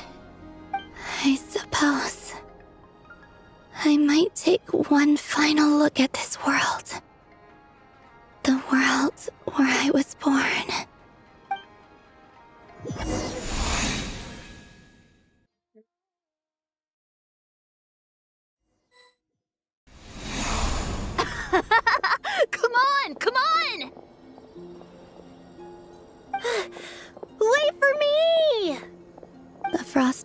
enclave. How much it has changed since I was born. These decorations, they're so heavy. It's times like this when you kind of wish men could be priestesses and acolytes. How fascinating. I've never had the chance to be privy to people's private lives in this way. In the past, people would get so solemn and serious the moment I showed my face, like they were frozen stiff. Karina, Lametti, it's time to eat. Coming! I want to watch them a little longer.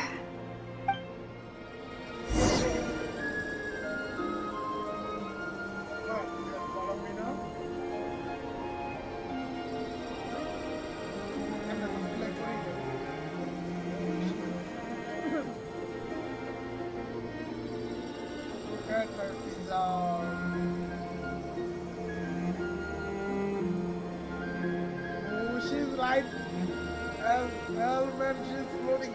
Oh, hey, चाँद gravity था क्या ना? So, what a Tara moon gravity जिससे. Look at this, man. Whoa, whoa, whoa, whoa, whoa. Right? वो गिर रहा है लगा वाला खेलता बहुत है. Look at that. Solo effect. Bouncing. Shoes coming. What if I? What? Ham legacy. I'm not so much relaxed. Piano.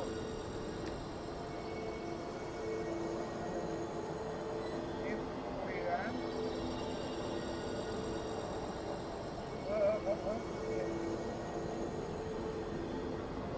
Did not inside attack. What? Space plus shift.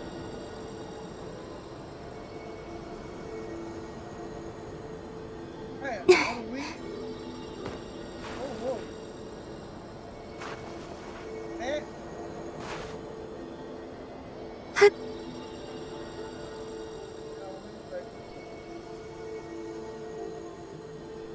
And she's navigating.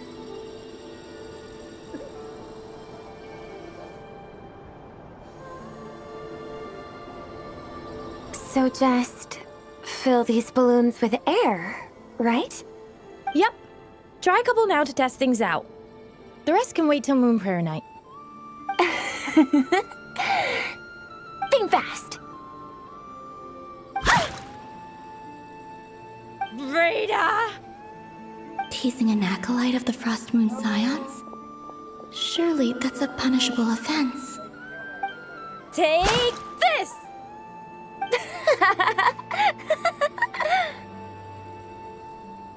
Huh? All right, enough horsing around. Lady Lauma gave us a task. We should get back to it. The task is just to check that the balloons don't leak, right? Doesn't matter if we fill them with air or water. Yeah. Okay, you got me there. And you got me there. But still, we can't use all the balloons before the festival even starts. We won't use all of them. And as long as Lady Lauma's trusted acolyte doesn't snitch, this can stay as a little secret between friends. A couple more can't do any harm, right? Oh, you menace. Then, think fast! Is pumping a balloon full of water really so much fun?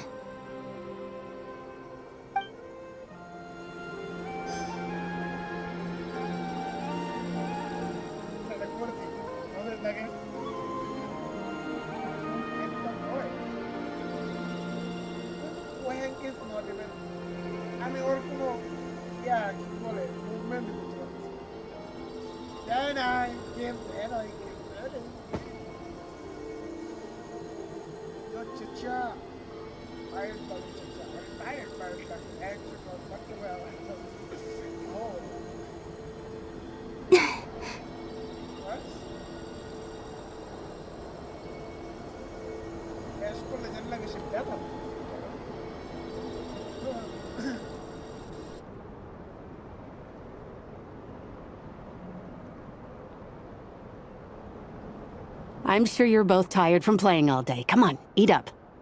A plain, humble meal. That has always been the way of the Frost Moon Scions. Huh? How come Lamatti got a midsummer berry dessert? Oh, I always get Lockaberry. I don't mind sharing. You can have a bite of mine if I get to have a bite of yours. They're sharing food? I've never shared food with anyone before. Even at the Harbinger tea parties, everyone just ate off their own plate. And when I couldn't finish my food offerings from the Frost Moon Scions, they'd leave the leftovers out under the moonlight for the animals to claim. Hey! That was 2 bites! Oh, then you can have another bite of mine. Oh, you too. Oh, don't fret now. Here, have some of Granny's too.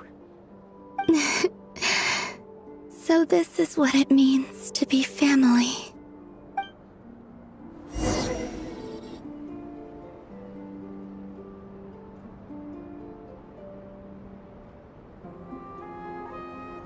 I'm seeing so much that I'd never usually get to see. They'd never act like this when I was around. It's nice, being able to just watch people in peace in these final moments. What a rare opportunity. I think I'll go take a look around Nasha Town, too. Maybe the Traveler will be there.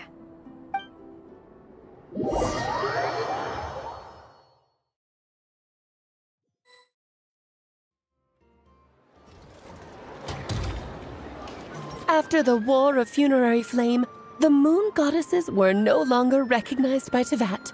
They lost the whole foundation for their existence. That's why the moon goddess's strength is fading. She cannot withstand the world's rejection of her.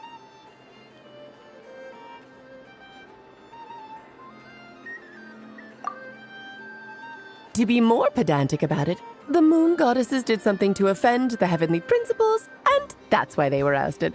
Something of a recurring theme in Teyvat's history. Theoretically, speaking so candidly should put me in their crosshairs too, but they can't tell me what to do. I'll say whatever I want. Anywho, the Moon Marrow energies were but a drop in the bucket for her, and that battle against the Ray Hair of Solnari only weakened her further. Fortunately, it happened close enough to Moon Prayer Night when the Kuvaki concentration here is high.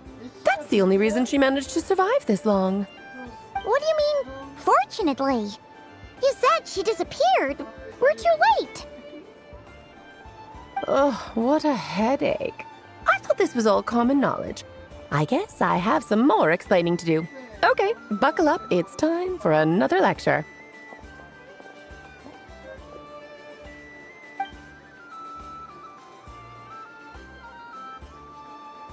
Now, I said earlier that the moon goddesses lost the foundation for their existence.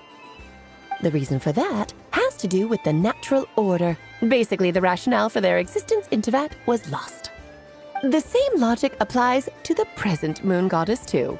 Consider her existence so far. Her comrades in the Fatui called her Damselette. And she was worshipped as Kutar by the Frost Moon Scions. But these connections have now been severed, whether by her hand or yours. So, the rationale that once sustained her existence is now gone. Wait, we did that to her? Oh, well, strictly speaking, yes. But let's not start pointing fingers, shall we? I'll only end up as the big bad villain, and that's not the kind of final boss I want to be.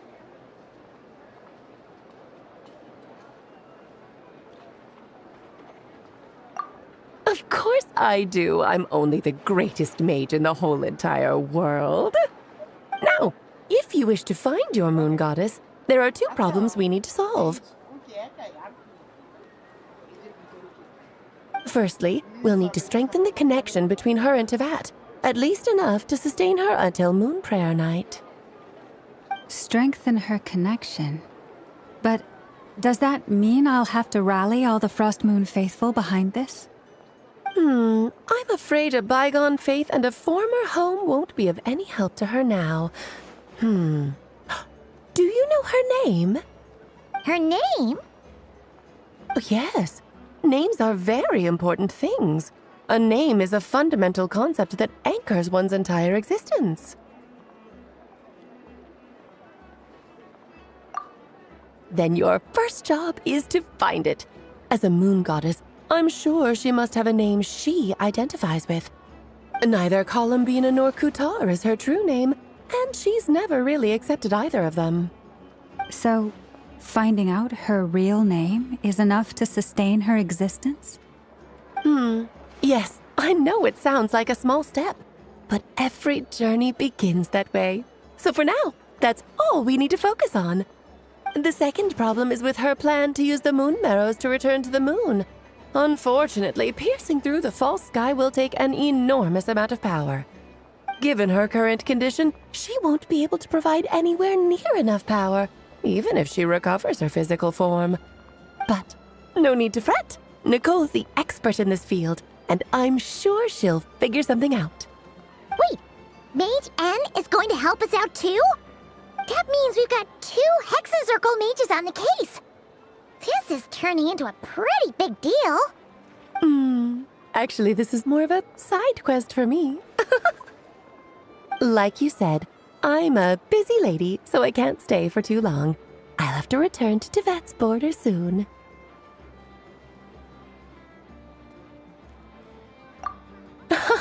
That's the upside you get for looking out for my little Klee. Hopefully that will incentivize you to carry on keeping her company in the future. Anyway, jokes aside, you'd better get moving. It will take quite a miracle for the moon goddess's consciousness to hold out till moon prayer night. Oh, I suppose I might as well tell you where Nicole is before I leave. Off you go now. Time to meet your new friend. Oh, yes, and a little suggestion. Don't forget to mind your heads. What? I wonder how Durin's doing. I should really go see him before I head back. You really are super busy. I most certainly am. There's so many children I have to keep tabs on just in Mondstadt. Durin, Albedo, Venti, Varka. Children.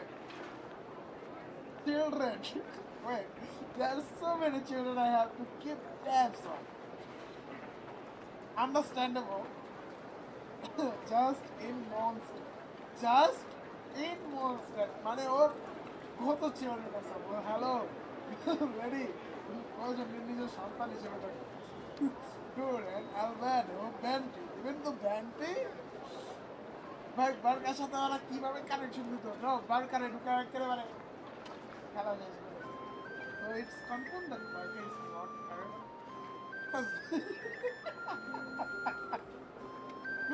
ভাই theory tellers এই যে দেখানো ঠিক আছে see that theory tellers and আসলে মানে in one word no মানে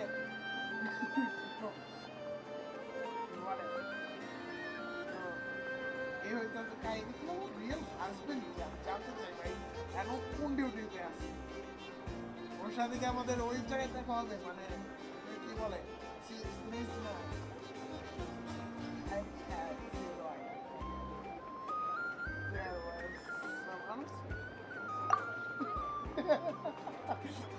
Even the traveler also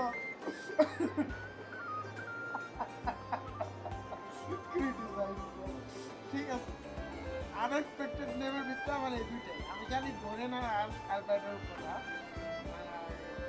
Durin's mummy issue আছে ওইটা আমরা ওই ওর যে স্টোরি কোয়েস্ট আছে ওইটার ভিতরে দেখতে পাবো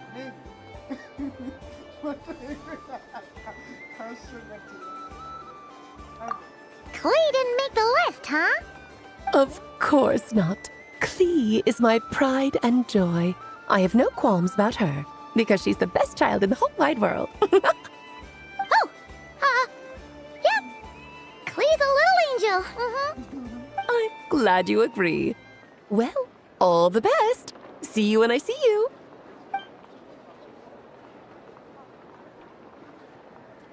She left in a hurry. Yeah. She didn't pack up her stall. Should we handle it for her?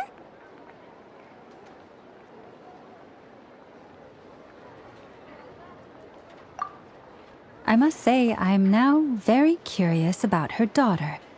Klee, wasn't it? What's she like? That's a long story. Come on, we'll fill you in as we go.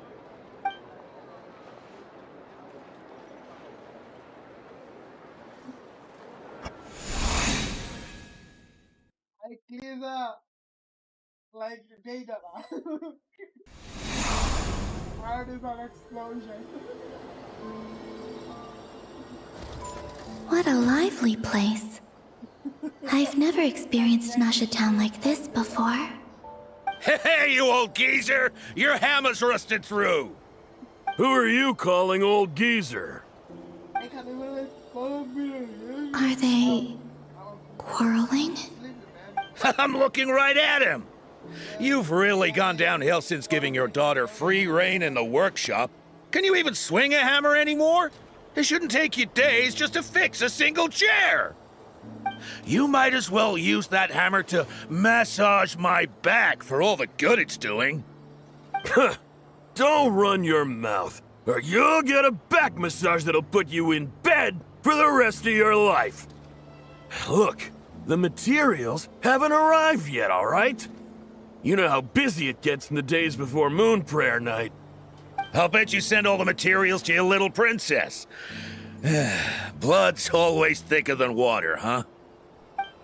All right, you've made your point, Uncle Koski. As soon as the materials arrive, fixing your chair will be the #1 priority. And Dad, if you've got time to chat, why don't you lend me a hand, See? Lolka knows what the score is. I guess they're friends. But the way they spoke to each other was so ugly.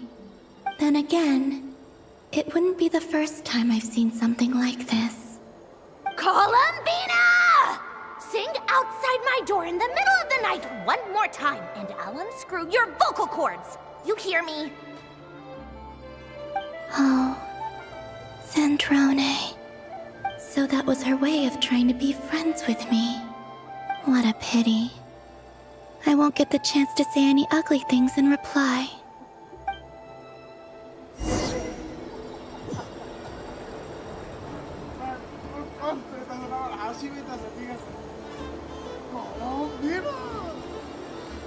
Just like Yandere. Pero modo like the ahora yo entendí. Yeah. Wait, she just said yeah?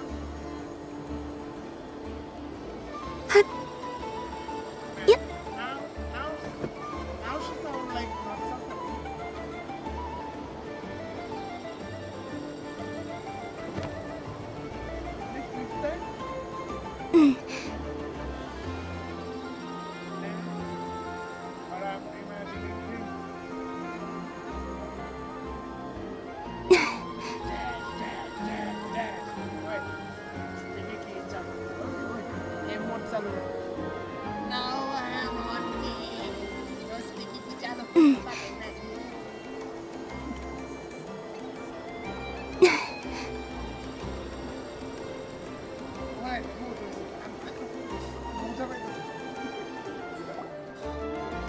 Hey, have you decided what to give her for Moon Prayer Night? I sure have. She's gonna get the surprise of her life when she's least expecting it. Then I'll whip out the ring and pop the question. The surprise of her life. What a fun turn of phrase. Cool, I get the picture. You can spare me the gushy details. Ooh, looks like we have a customer. Hello there, ma'am. Would you like some Moon Prayer Night candy? Huh? Is he talking to me? Can he see me? Here you go.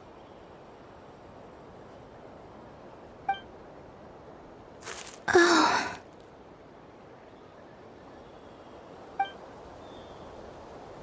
Come back anytime.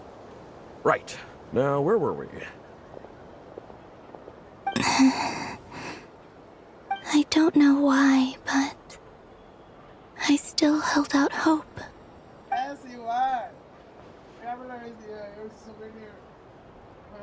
The most important thing right now is to find that mage. This name thing seems super important too, but where do we even start looking? I'd better go pay the Fatui a visit. That sounds interesting.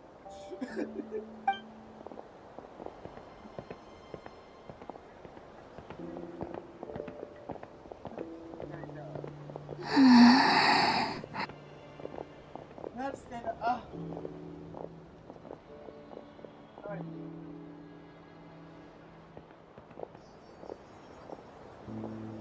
Columbina?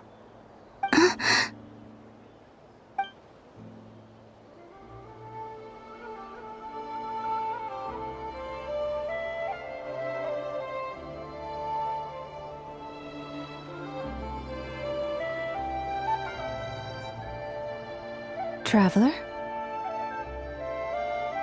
Let's go! This is no time to be spacing out!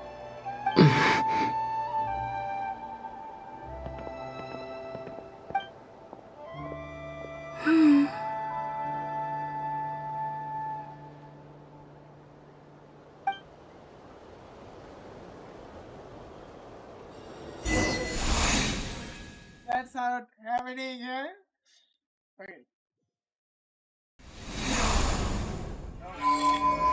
Now we know. I mean, why not? Achievements are good, right? At least they are giving me like an illustrated dream.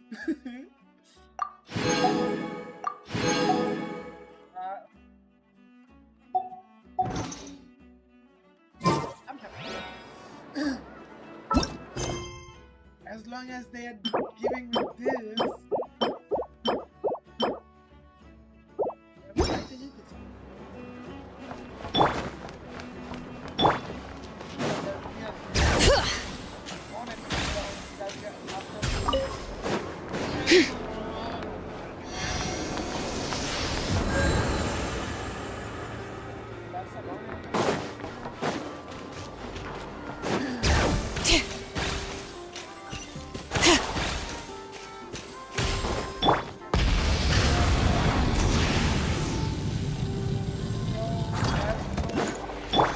Merciless. Bring it!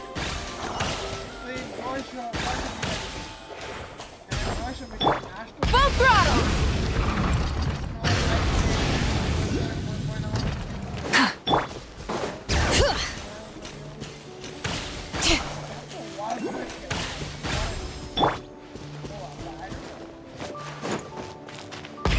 Rev the engines!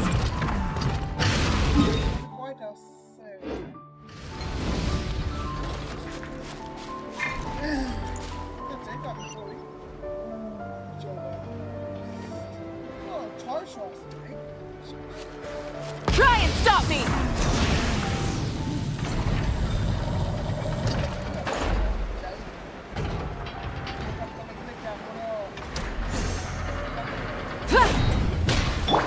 Bring it!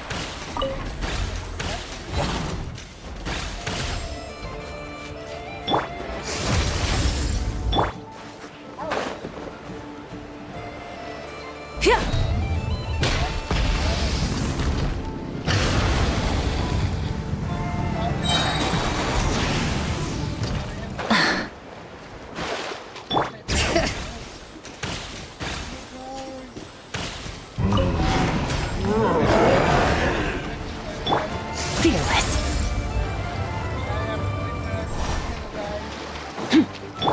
Bring it!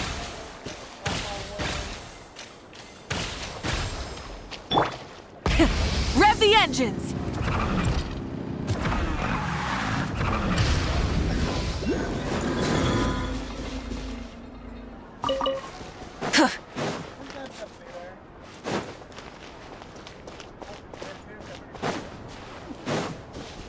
Try and stop me!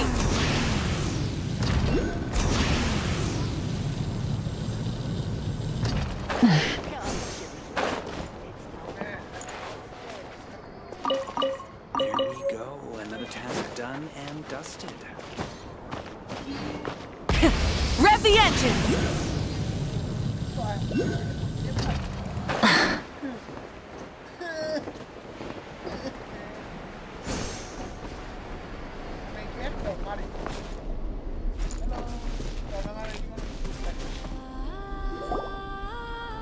they going?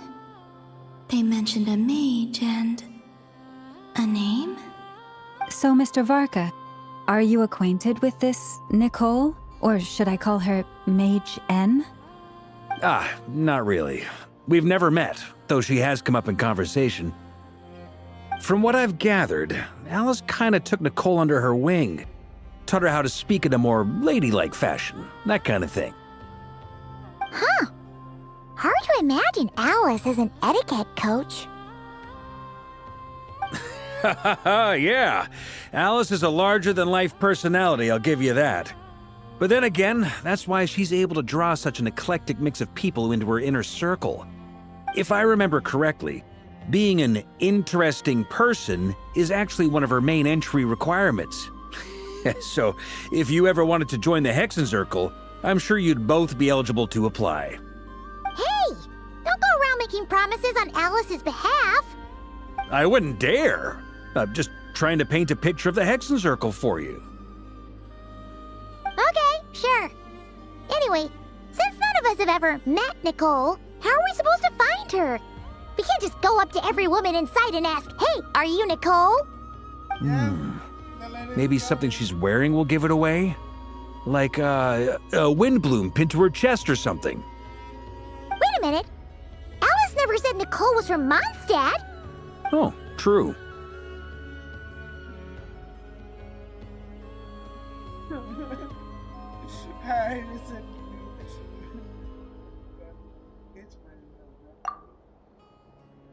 That would be... this young lady, then?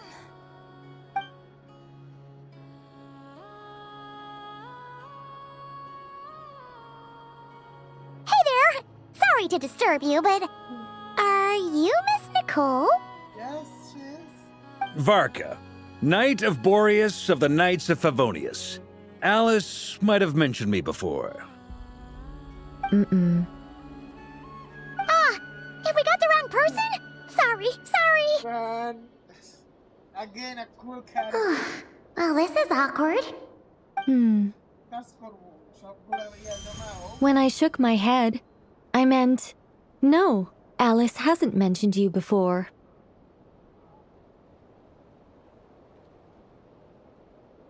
Huh? Where is this voice coming from? My apologies. For certain reasons, I am unable to speak.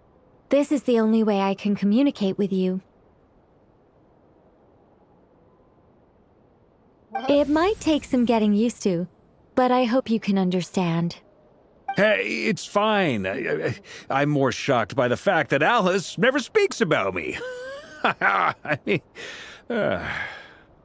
As for you two, we have crossed paths twice before, but it is nonetheless a pleasure to finally meet you.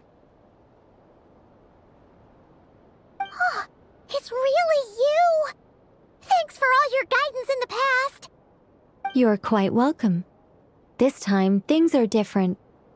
We have reached the unwritten pages of the story. You might say that we stand at the crossroads of fate.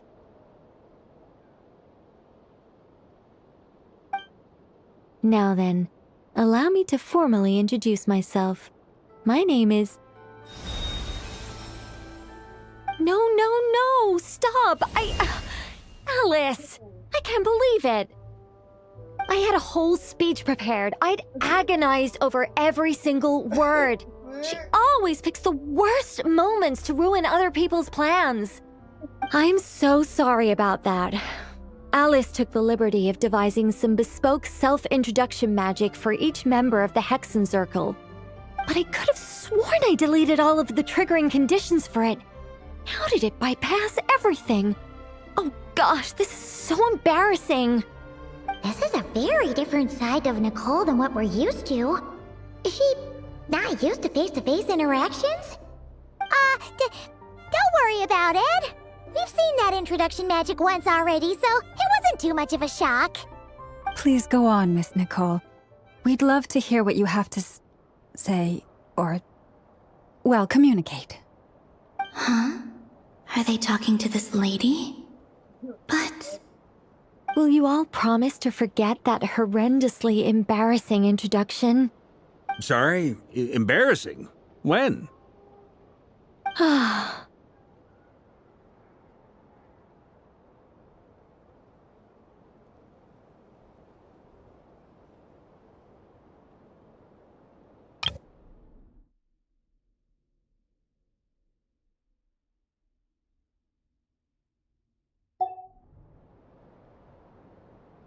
Yes, my name is Nicole, and I am one of a very few angels who have retained both their preferred form and their power.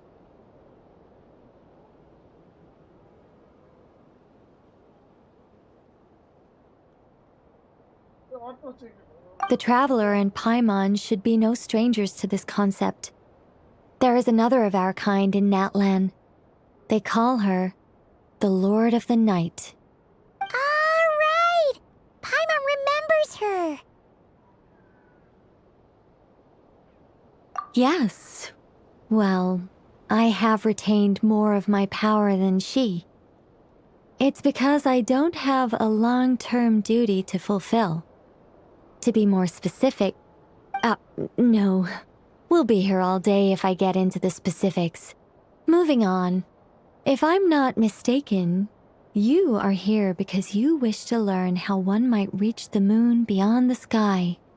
That's right. Is that something you can give us any guidance on? Yes, I do know a way. It began with the Hyperboreans, who lived after the War of Funerary Flame.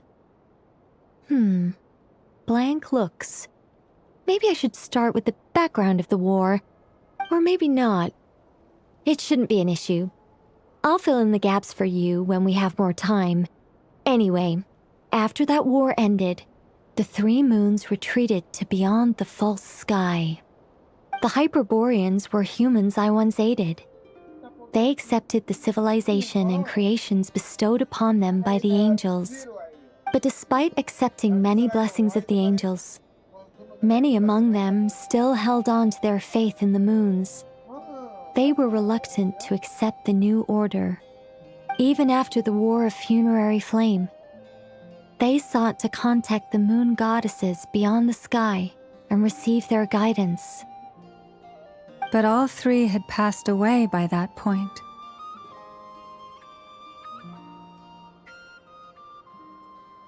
This mage has a unique method of communicating. Is she talking about the moons? Yes, but they did not know. And so, still they prayed for the moon goddess's mercy. After building titanic structures that consumed vast amounts of Kuvaki, at last they glimpsed the moons and heard their voices. But of course, they were gravely disappointed. For it was then that they realized the three moon goddesses were dead. Oh, that's such a sad story. It is. Humanity was in a very sorry state at that time. The angels who had once aided them were gone, and the War of Funerary Flames had left them homeless and destitute. Just a second, I gotta ask. How relevant is all this history to the task at hand? Well, I mean, it's... Okay, it seems we've drifted into irrelevant narrative waters. It's been a while since I've had the chance to speak inside someone's head. As soon as I got started, I lost control and the words just flowed out like a waterfall. What I'm trying to say is... Right, yes, that's it. The relevant part is the ritual created by the Hyperboreans. The fact that they bypassed the false sky and saw the true moons implies that they successfully built a connection between Teyvat and the outside world. Which means, with enough Kuvaki and a sufficiently stable connection, it should be feasible to send one person over the border. Okay, so they built some kind of portal? Oh, yes. A portal. Yes. Is something wrong? You sound disappointed. I just didn't expect you to summarize it so well. It turns out I could have said all that in one word, if only I'd managed to think of it. No, please, it's fine. This is invaluable knowledge. I'll be sure to record and preserve everything in writing.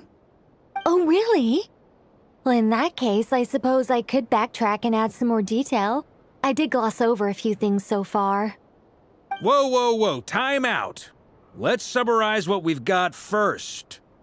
The Hyperboreans were the last ones to use this method, right? So we somehow need to find whatever structure they built and make sure there's enough Kuvaki to power it up. Luckily, we have the moon marrow of both the eternal and iridescent moons, so we're all good for Kuvaki. Which means the key issue we need to focus on is finding the place. Am I right so far? Yes. Although I expect the structure is long gone by now. That said, what if we could take advantage of the phantoms to travel back to a time when it still existed? Well, travel back isn't quite accurate. It's more like we'd be creating a handshake between 2 points in space-time. We wouldn't even have to pick a time when it still existed. It could just be a time when it still appeared in phantom form via projection, or we could project our own phantoms, fold them together at... You look lost. Was that too hard to follow? Yeah, things got a little, technical there. Paimon's brain is reaching capacity.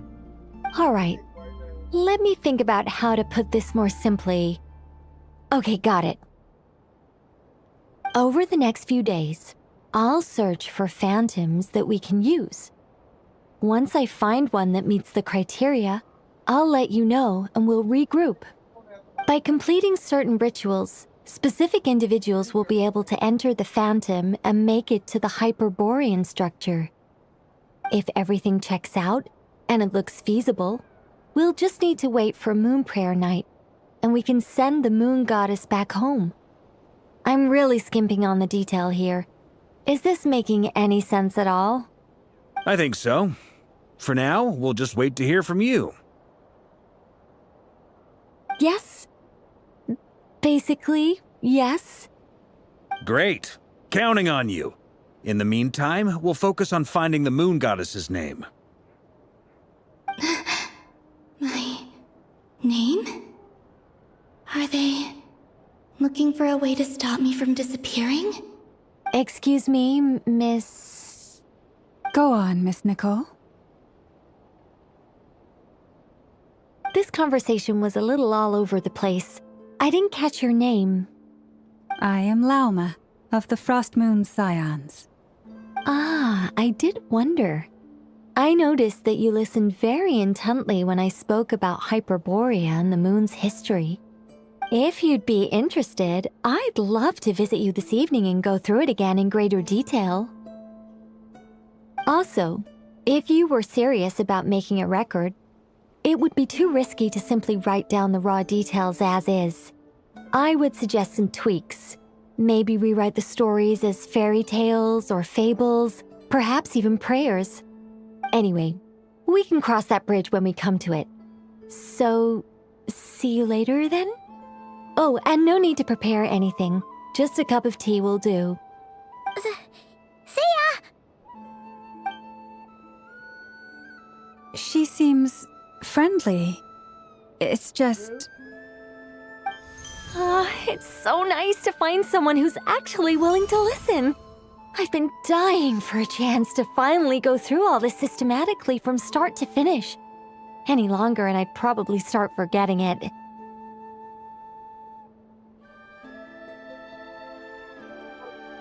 Now Paimon gets why Alice told us to mind our heads.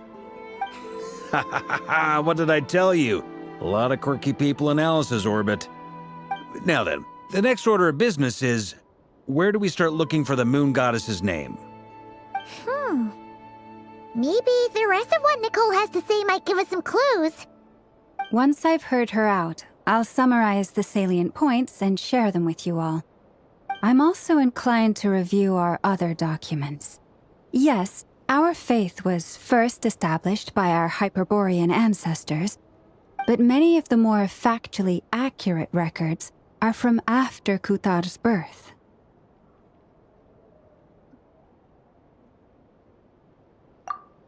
like we're gonna follow Columbina's journey through Devat, huh? In that case, we'll start by heading to the Frost Moon Enclave. Sounds like a plan. Take this with you.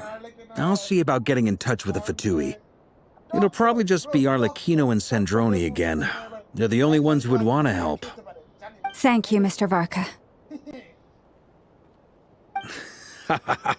Don't mention it.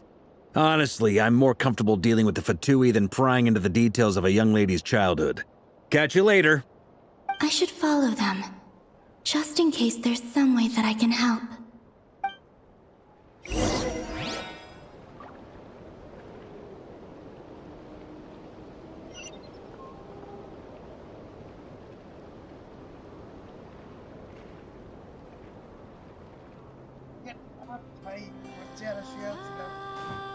Try and stop me!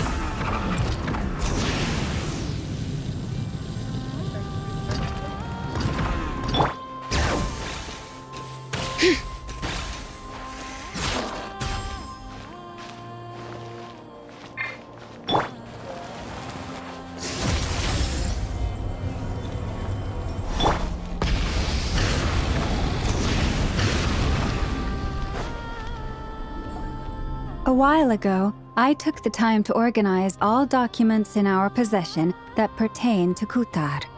What you see here is the material I consider reliable. You're saying there's unreliable material too? Yes. Most of the information we have was transmitted through an oral tradition. Inevitably, some of her stories were mythologized and deified over the years through countless retellings. That's why I organized them into reliable and unreliable. There's no sense seeking answers in history unless we can ensure the veracity of the historical record. Makes sense. All right, let's take a look through.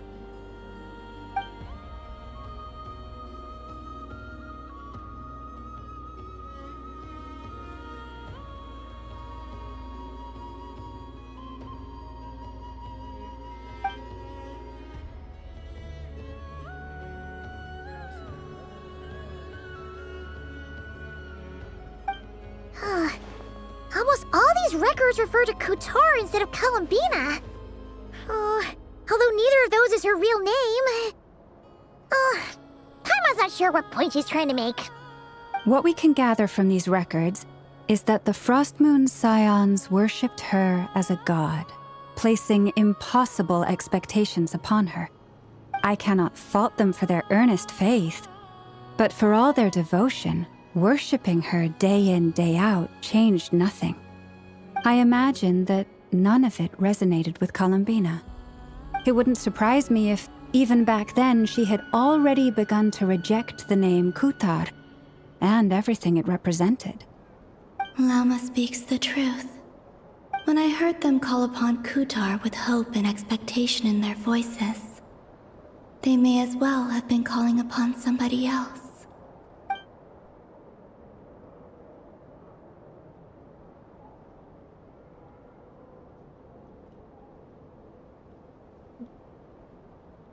Well, that's a bit complicated. I looked at the level of detail, perceived authenticity, prose style, and how realistic their portrayal of Kutar seemed to be.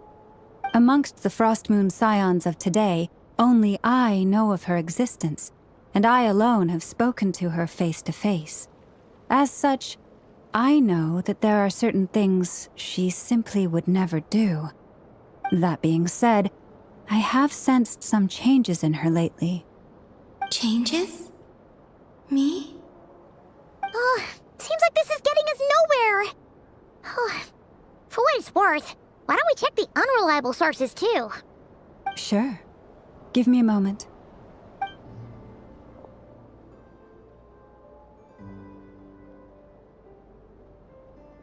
Exerting but a fraction of her divine might, Kutar sheared a great mass from the snow-capped mountain and cast it into the sea, upon whose surface shone the mirror image of the moon.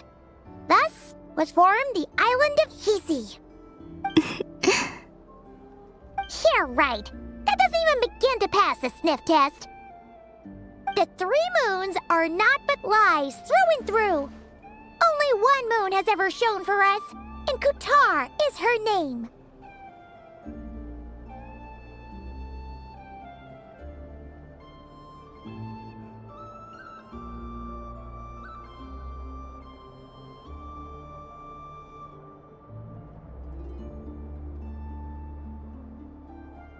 Guys, একটা বিড়াল আসছে, আমি জানি না কোথা থেকে, তাকে একটু স্কুল করে রাখি আসি।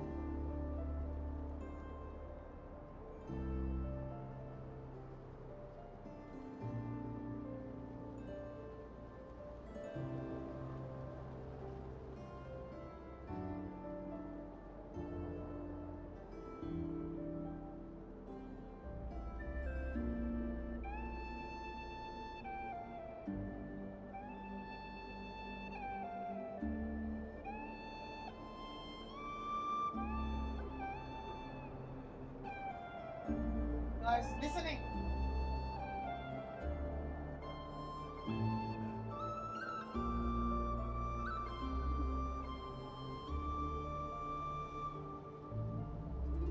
Back, guys.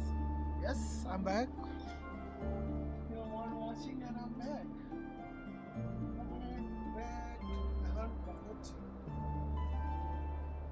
আমার বাসায় অনেকগুলো বিড়াল আছে, ঠিক আছে? তো 3টা বিড়াল ছোট বিড়ালের ছানা, তিনটা এত চঞ্চল পানামি করতেছে, তো 3টাকে আর কি একটু স্কুল করে দিয়ে আসি, ঠিক আছে?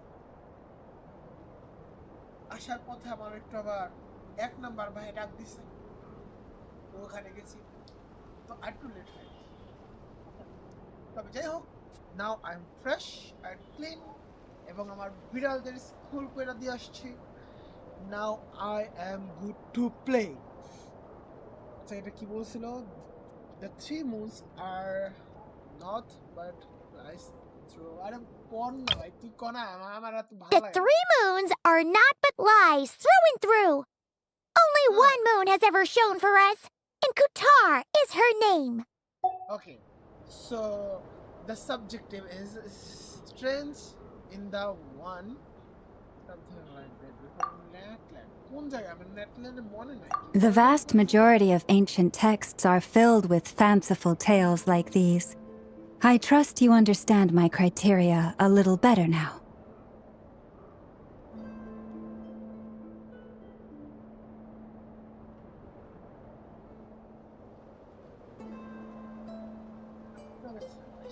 Kutar did not speak, merely gazing into the distance in silence. And where her gaze landed, this was her prophecy. Clearly, whoever wrote this text never even met Kutar. Otherwise, they'd know that her eyes are always closed. What about you, traveler? What are you reading? It seems like a collection of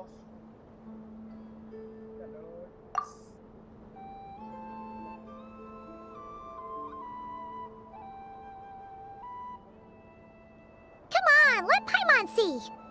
The child wished to build a wooden nest with which to shield a fledgling bird from the cold. But being so young and lacking in strength, the child could not snap the branches from the trees. Kutar was passing by. Upon seeing the child, she summoned forth a Kuhenki, who built a beautiful nest for the child. I remember that.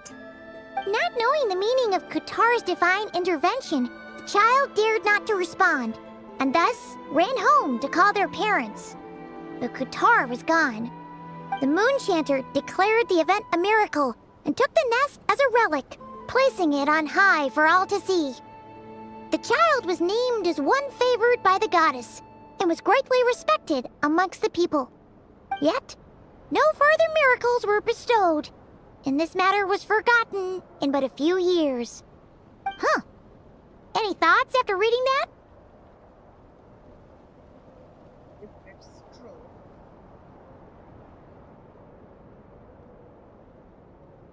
Yeah. Columbina probably just wanted to join the kid in making nests. Ah. I'd originally considered this a fabrication, because Kutar did not perform any similar actions in subsequent records. But now that I think about it, it does seem like something Columbina would do. It's just that... She didn't know how other people would interpret her actions. She was probably worried about making things difficult for people. And so, she gradually stopped joining in. Yes. Oh, that's so sad.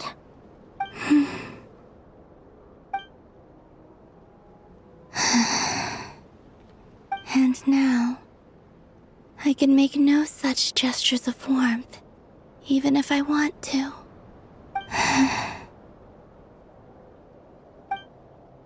Still no name. That's a bit of a shame. But we did learn some interesting stories. That's gotta count for something. Barca said he was gonna set up a meeting with Arlecchino and Sandrone, right? Let's go back to Nasha Town and see how he's doing. Do you guys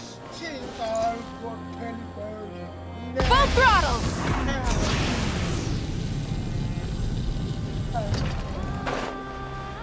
How far it is? Just 8 kilometers.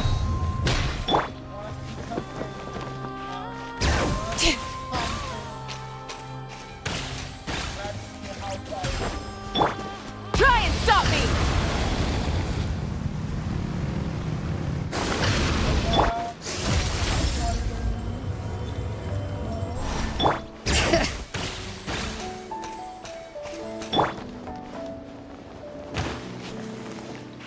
Full throttle!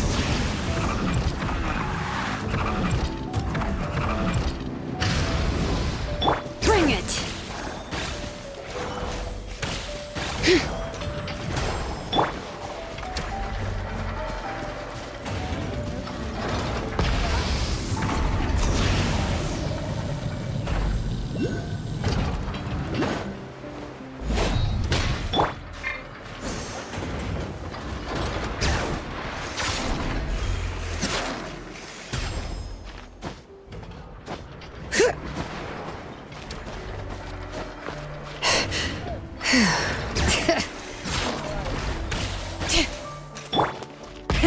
Rev the engines!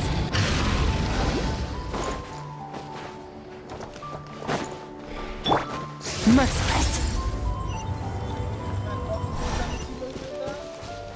Bring it!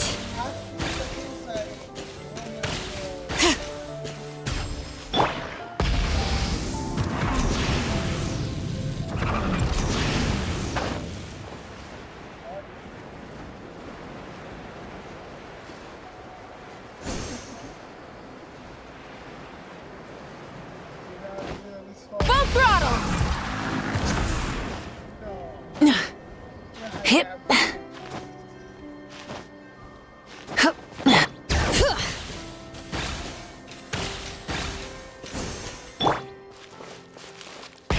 Rev the engines!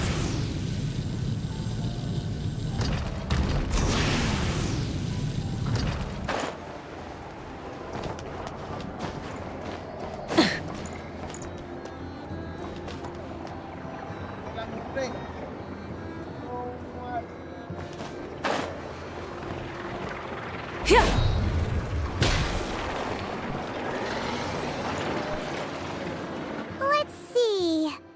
There's Varka. Oh, and it's Durin and Albedo too. Yeah, this is pretty much the same place we bumped into each other last time. I convinced them to stick around a little longer. We were all waiting on people, so I figured having a little company would help pass the time. Ah, so you've been waiting for us? Does this mean that you've already arranged things with the Fatui? Sure does. Now you're back, we can go meet up with them together. How'd your investigation at the Frost Moon Enclave go? Well, we didn't find out Columbina's true name. But apart from that, it went pretty well.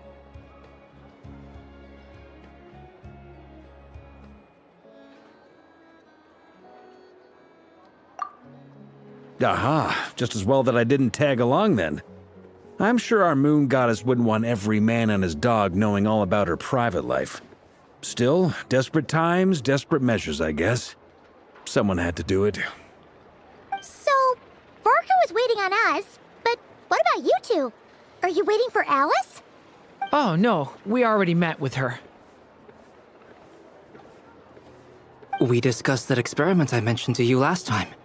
Oh, and she also handed me this communication device.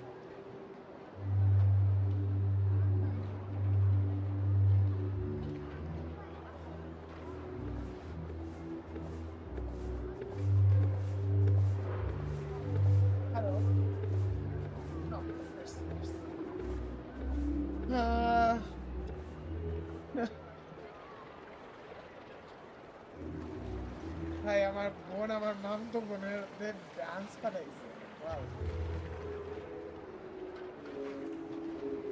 আজকে কি ওই বাসায়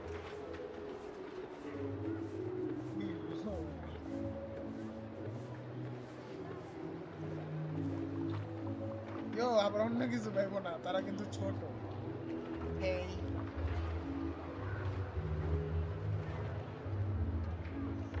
Another one is still confusion. I don't know. Let's see. We're gonna discuss that experiment I mentioned to last time.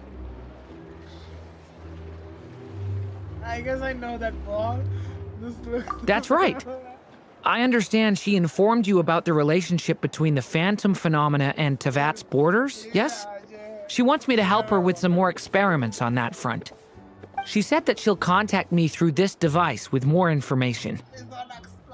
Ah, I see. Following instructions and making observations. Pretty common research method. Takes me right back to Albedo's lab. Wait, then who exactly are you meeting? Someone you know. Albedo's met him too. But I don't think Miss Lauma or the Grand Master have been introduced.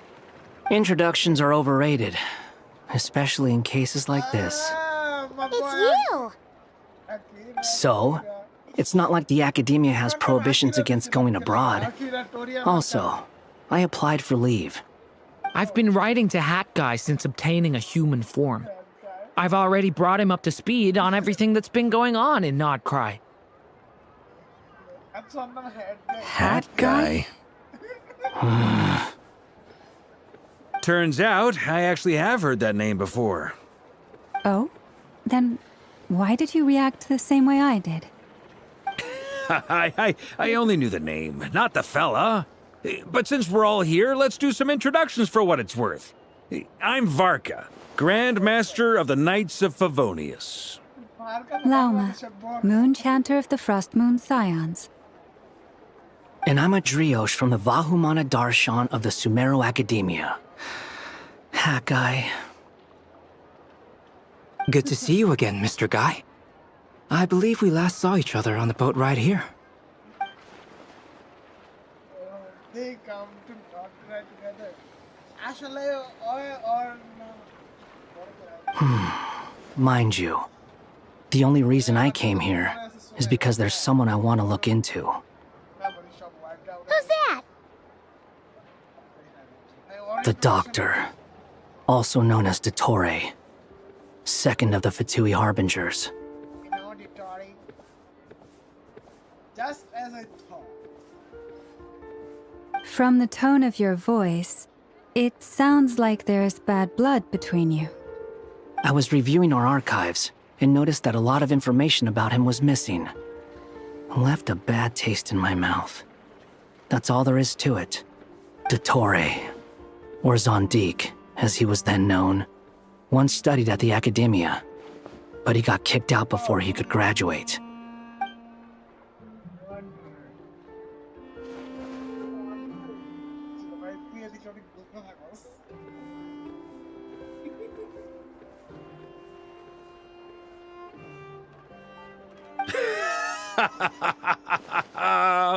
So the Harbinger's #2 man is a college dropout? How embarrassing for them. Last we heard, he was planning something. We actually heard that a few times before, even coming to Nodcry, but we haven't seen a trace of him since we got here. He only appears when something interests him. For all we know, he might have left already. But the fact he did something here at all is worth noting. It'll fill a couple extra lines in his file. Why does it sound less like a file you're writing and more like a criminal record? Anyway, we were just about to meet 2 of the other Harbingers. Want to come along? You might learn a thing or two about him there. Sure. Even though they're Harbingers, well, they're old acquaintances of ours, so, you know, when you talk to them, try to be... I got it. The Frost Moon Scion's relations with the Fatui remain tense. Forgive me if I do not attend. In that case, we'll continue assisting Miss Alice with her experiments. Good stuff. Everyone's having a fruitful time. All right, we better get going. I'll lead the way.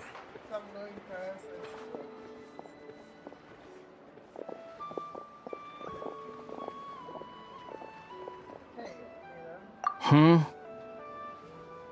you here for repairs? Well, yeah, that's obviously part of it. But I'm not the only one who has a score to settle with him. Neither you, nor Lesser Lord Kusanali, nor I want to see him meddling with things again.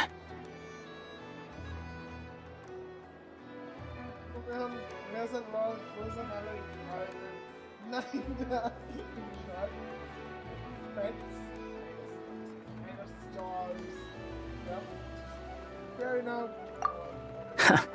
What's the hurry? Don't worry. Pigeons always know which way home is.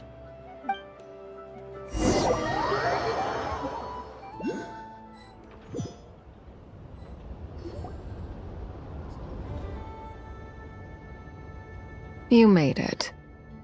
Who is this? A scholar from Sumeru. They call him Hat Guy. He's an old friend of the Travelers. Wait, this is the academia representative you wrote about? He doesn't exactly look the part. I believe this will prove my identity. You'll notice it bears the seal of the Sanctuary of Surasthana. Well, what do you know? So it does. All right then. My mistake. It's fine. I expected as much. What? So as I mentioned in my letter, the Academia's got its eyes on Dottore. But this matter remains top secret. Apart from those assisting in the investigation, the fewer people who know, the better. If anyone asks, I'm here in Gotta save Arca. You did If anyone asks, I'm here in Nodcry to pursue my personal academic interests. Gotta save Arca. You did pretty well to keep all this under wraps for so long. Sounds like you got in touch with the academia about this way back.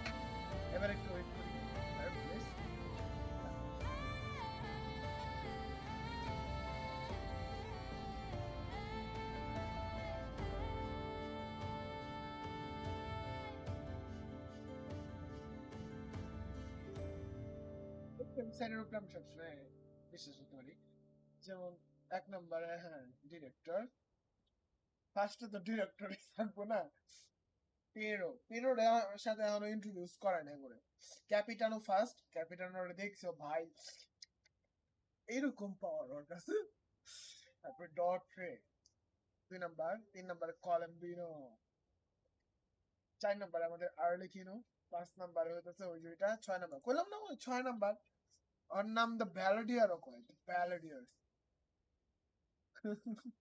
The রোস্টারের সাথে দেখা হয় নাই 7 number সালে ঝুঁকে রাড়া পারেগা ঝুঁকে স্যান্ড্রোনের 7 number লা সিনিয়রা ভাই ওদের কাছে দুইটা ভিশন যেমন ওর কাছে দ্য ব্যালেডিয়ারের কাছে আগে ছিল ইলেকট্রন ভাই আমাদের যদি দুইটা দিত না যে হ্যাঁ চুজ করো এটা মারার পর ওইটা মারো crazy the fairy lady she's dead la signora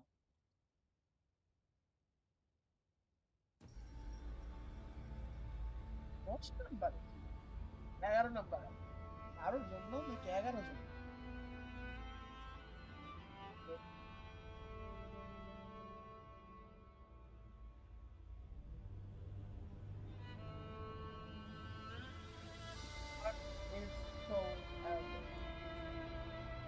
out of here.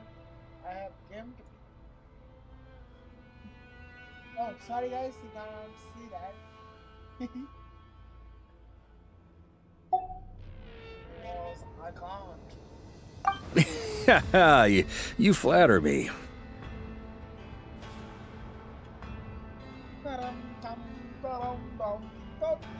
My director line mone pade geche ei tagulo করতে do something you know tell me what is the price of killing a dog killing the gays are one night but you know it's a dialogue it's crazy hey wait Gotta save Arca. You did pretty well to keep all this under wraps for so long. Sounds like you got in touch with the academia about this way back.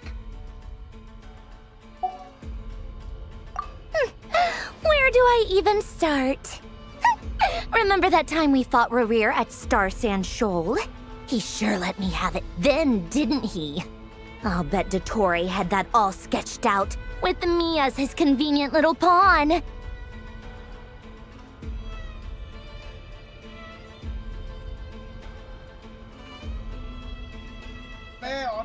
He could not care less about us if he tried, but hey! The feeling's mutual.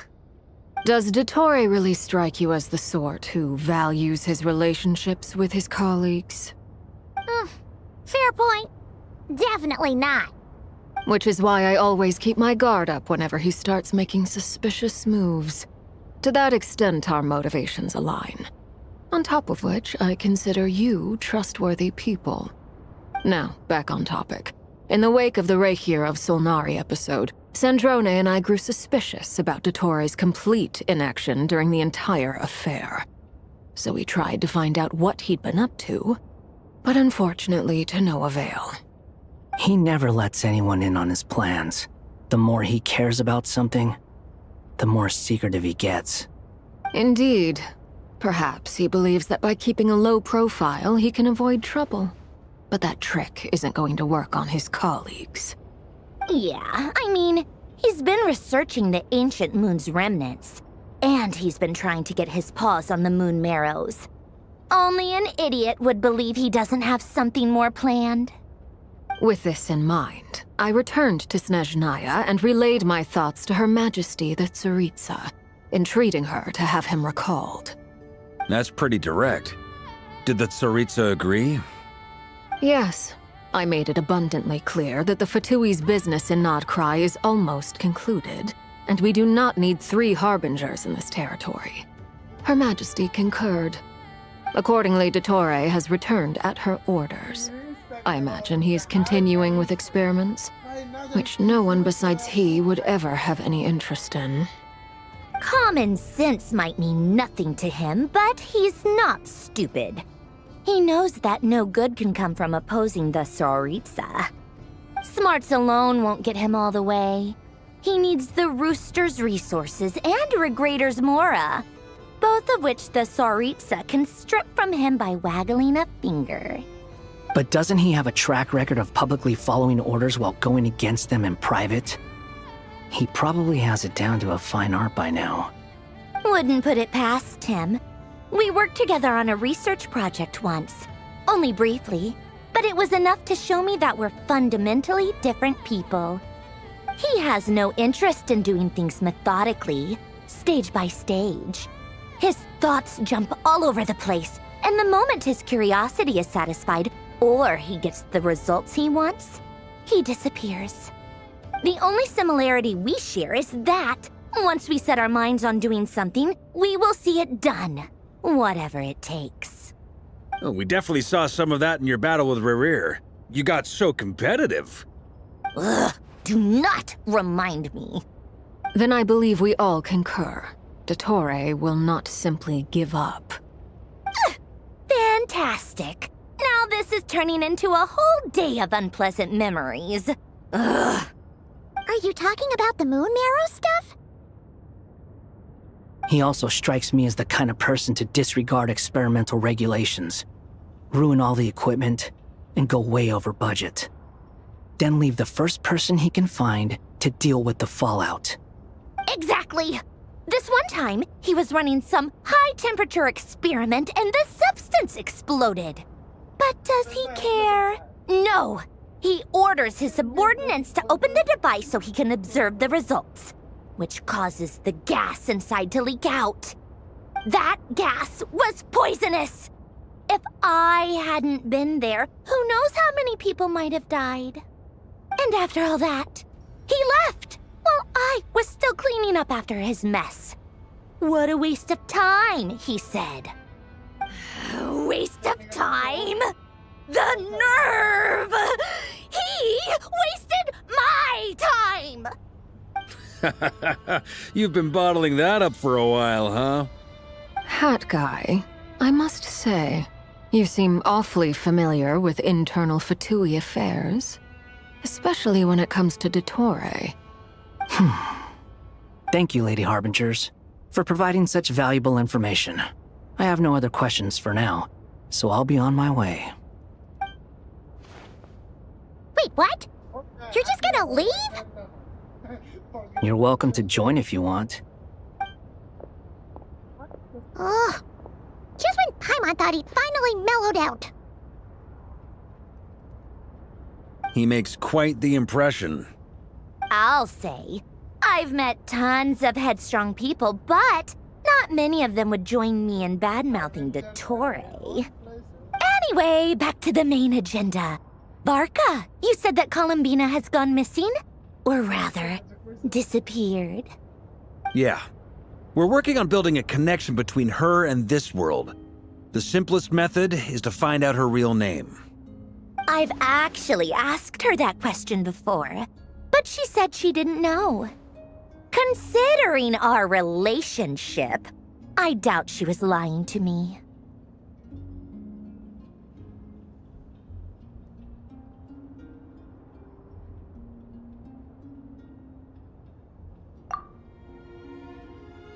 As far as I recall, she was never dispatched by Her Majesty to claim a gnosis or anything like that. The Tsaritsa's plans had long contained a place specifically for her. I always thought that was weird.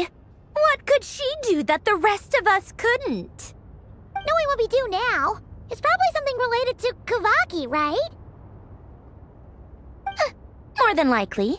When she first arrived, Columbina would often go to Her Majesty and ask when she could start the task assigned to her. But Her Majesty always gave the same reply. The time has not yet come. So she spent her days in Snezhnaya doing basically nothing. The Tsaritsa has summoned a beautiful blind maiden to be a harbinger, giving her the third seat by virtue only of her enchanting voice. It was a dumb and stupid rumor, but the reality of the situation made it hard to refute. And what happened after that?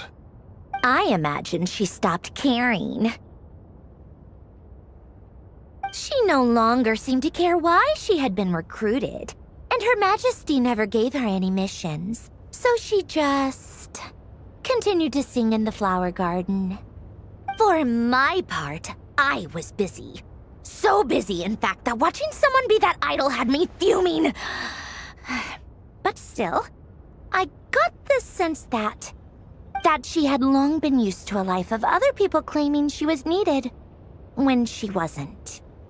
I just felt that having a place to stay would cost me something eventually.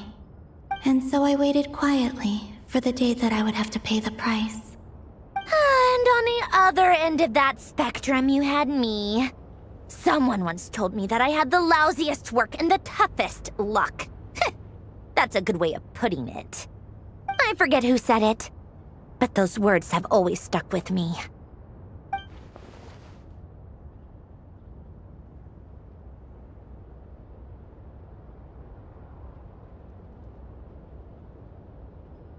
But you've done your job exceptionally well all this time. Because at heart, you are a conscientious person. What is it?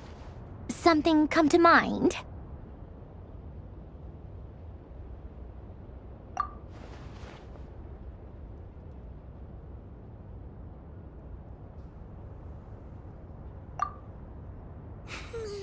That makes sense.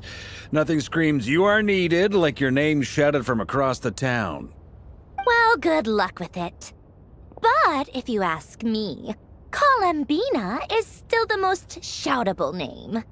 I'm just so used to it now, after all the arguments we've had. I can't be bothered trying to remember another name for her. Nor I. Sandrone. Harlequino.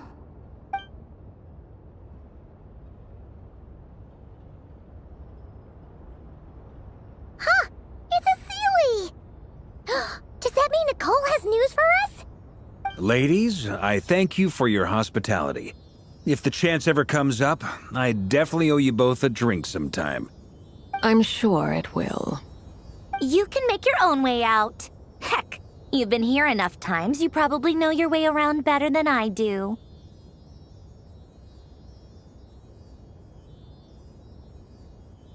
Okay, time to do what adventurers do best.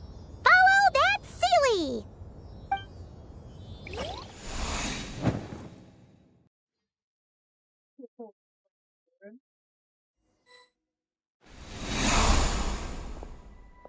Here you are.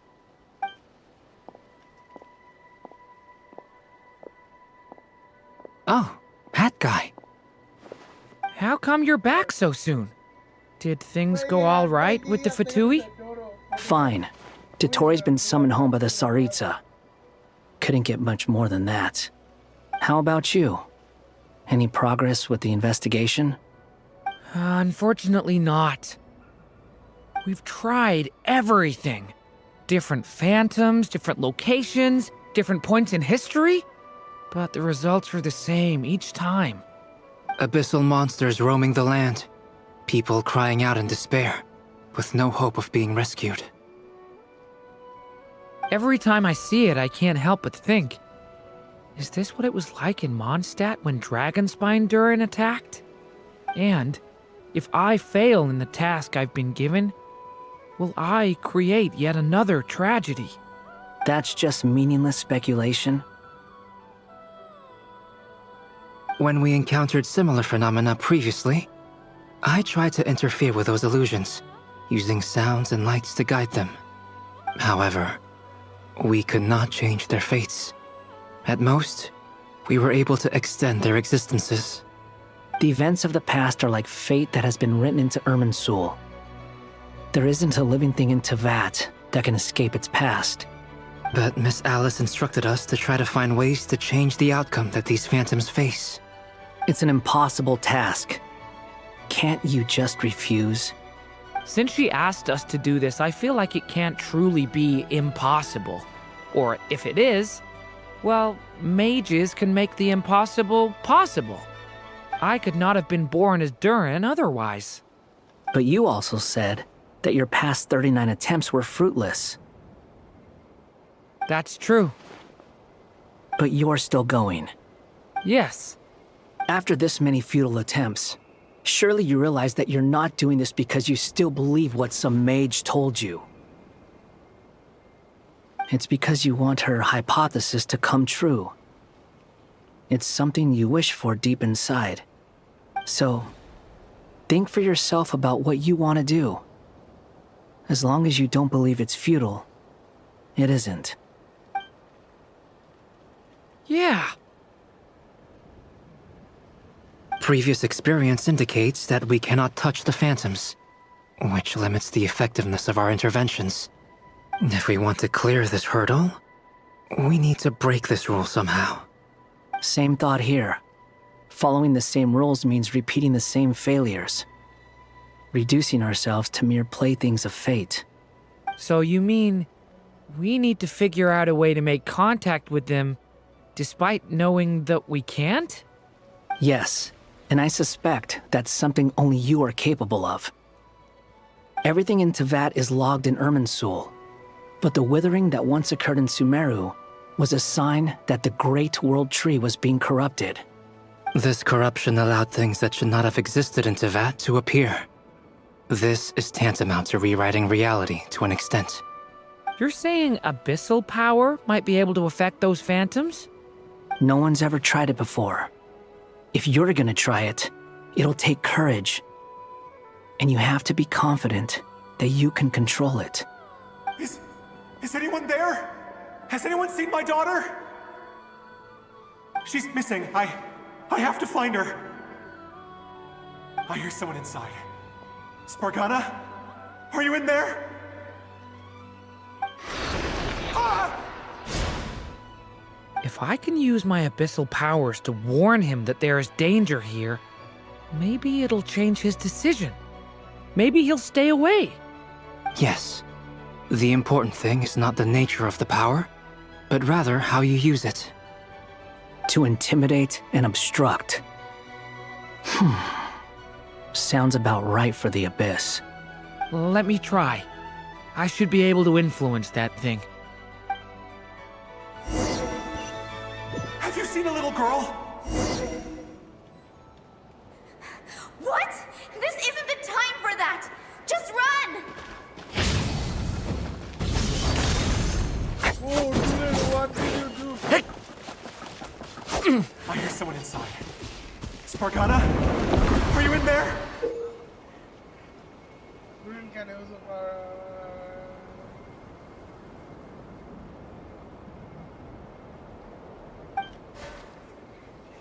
I don't want to die! What is this?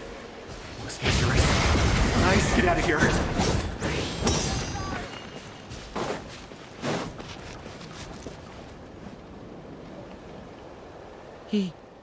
He really left. Ha! We did it! Don't celebrate too soon. Follow him. See what he does next. Monsters approaching from the front. You need to stop them and create an opportunity for him to hide.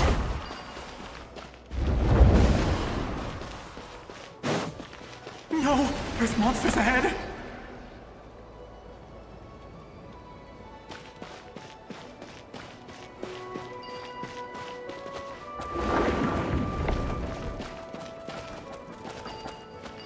Wait, is that the barrier I saw earlier? Why is it appearing now? It's as if someone's controlling it.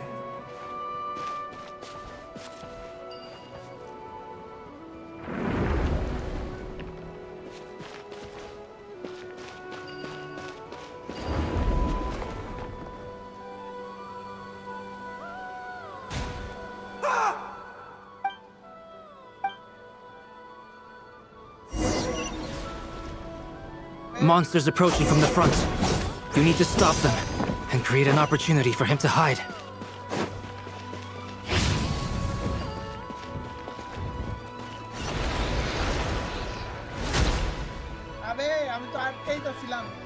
Help me! What? I'm here বদলে আর চাপতাছি এখন। What is going on with me? Monsters approaching from the front. You need to stop them and create an opportunity for him to hide.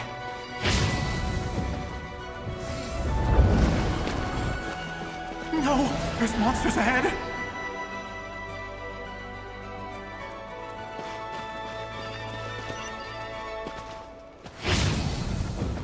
Wait, is that the barrier I saw earlier? Why is it appearing now? It's as if someone's controlling it. The monsters are...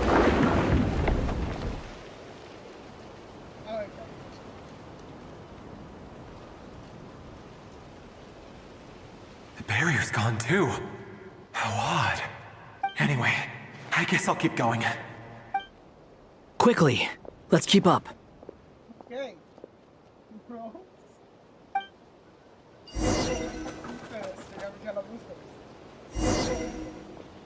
Wait, there was someone else here? Don't go any further. We've got anti-monster traps laid out everywhere. But my daughter must just be up ahead. I have to go. This way's blocked.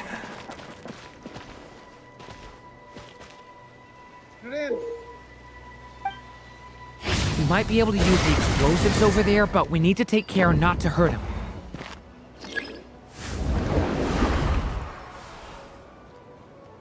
I'll use the barrier to keep him at a safe distance.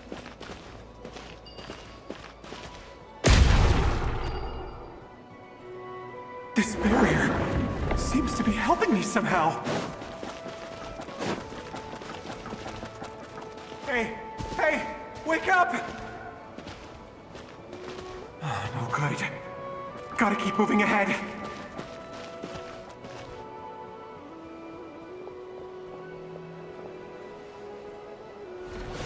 So many monsters! There's still a chance, Durin. Use the traps.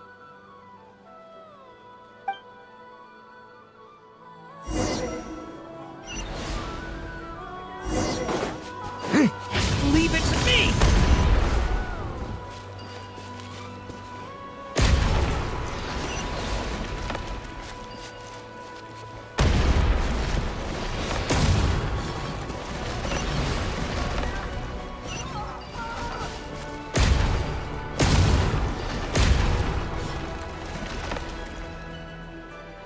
This is a new development. I've never seen this happen before. We might just be able to save this person.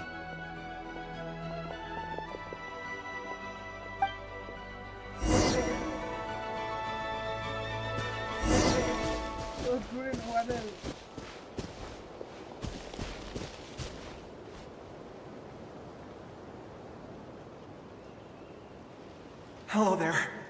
Have you seen my daughter? Spargana is her name. She's carrying a large backpack. Get out while you still can, you fool. You won't find any survivors here. But I can't just leave her here. She must be so scared right now. Sorry. Wish I could help, but I haven't seen her. You'll just have to keep looking. Okay, thank you. If I do find her, I'll get her to shelter and come back for you. Don't bother. I've got nowhere left to go. What's that noise? Monster! No, if he goes inside, he'll be walking into a trap. Let's try this once more. This time, we have to stop him.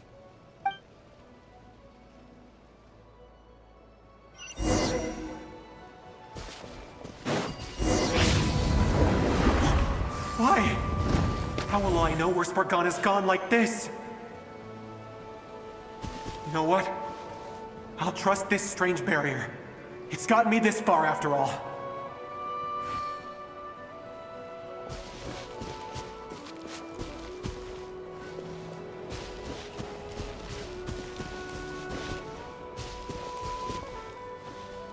Spargana, are you there?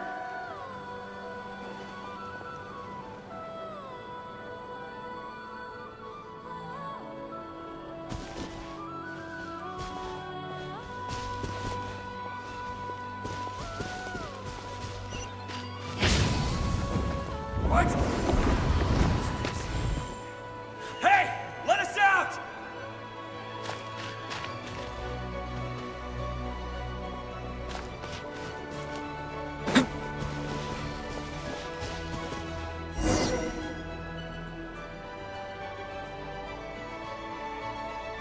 Huh? That looks like one of my daughter's books! Thank you. Thank you! Yes, it's one of hers for sure. That's her name on it right there. She left her backpack here. Durin, just like last time. Use the explosives.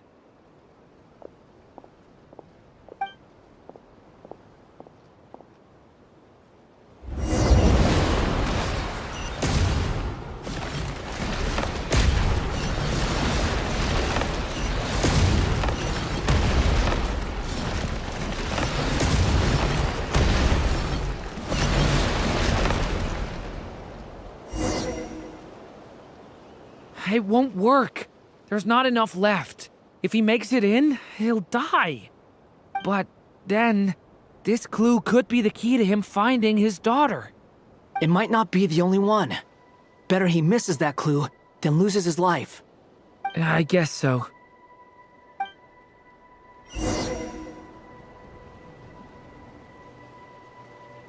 Stop him, Durin. We can't let him get any further in. That's my daughter's book! She's passed this way! Why? Why won't you let me go in?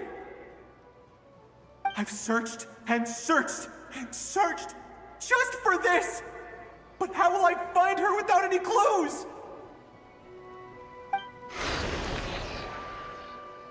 I no longer have anywhere else to go.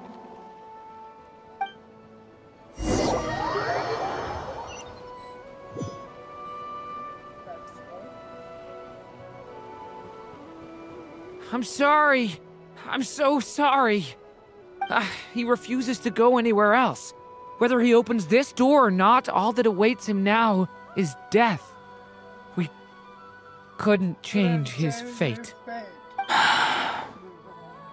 Albedo? Hat guy? let's try one more time. I don't know how we're gonna do this, but I don't want to give up either. To write our own story, and we write our fate in our own hand. Why am I here? What's going on? All these scenes running through my head. Where are they from? Huh? What's going on? His reactions have changed. How many times have I... What's happening to me? Huh? Wait. Who are you? You can see us now? I feel like I always could, but that I only just realized you were there. I'm sorry, I don't know how to describe what I'm feeling. But you were the ones guiding me using that marked barrier, right? I haven't done anything yet, but those monsters, those deaths, they feel like memories. Like things I really did experience.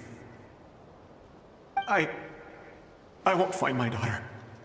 In fact, I'll ultimately die trying to find her. Isn't that right? Well, no, it isn't. Yes, it is. Even so, we're trying to find a way out of this. You've not seen my daughter either, have you? It seems she really isn't here.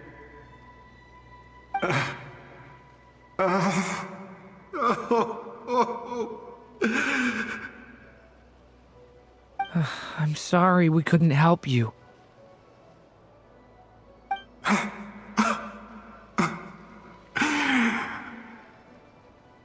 I'm just tired. Maybe this is destiny. Maybe it doesn't matter how hard I search. How long do I have left? Experience says 15 to 20 minutes. 15 to 20. Thank you for all your help. Let's rest a while. You look exhausted too. Now's not the time for you to start pitying us. It's not pity. I'm just realizing that I've only got 10 or so minutes left. You know?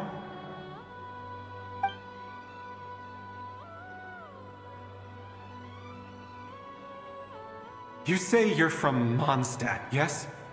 A place with windmills, where people enjoy limitless freedom? And you're from Sumeru, where they've built an academy into a giant tree?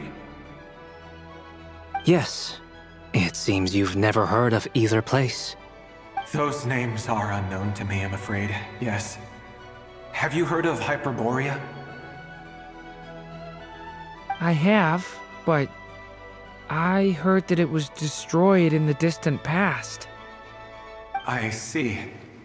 That was where my ancestors once lived. What about Delphi Pytho? Was it later rebuilt? I've never heard that name. Then what about Salvindagnir? I have seen that name on stone tablets on Dragonspine.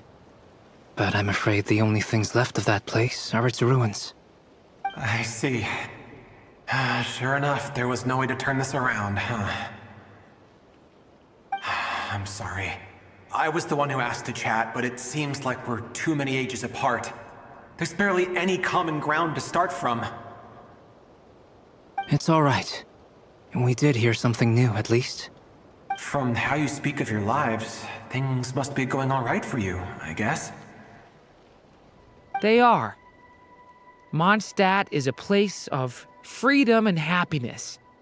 There's a lot of good people in the church and the Knights of Favonius, and even outsiders find that it's an easy place to feel at home.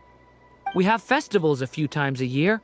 Everyone gets together to drink, sing, and be merry. Sumeru is a lot more uptight. Not really the kind of place where you can relax.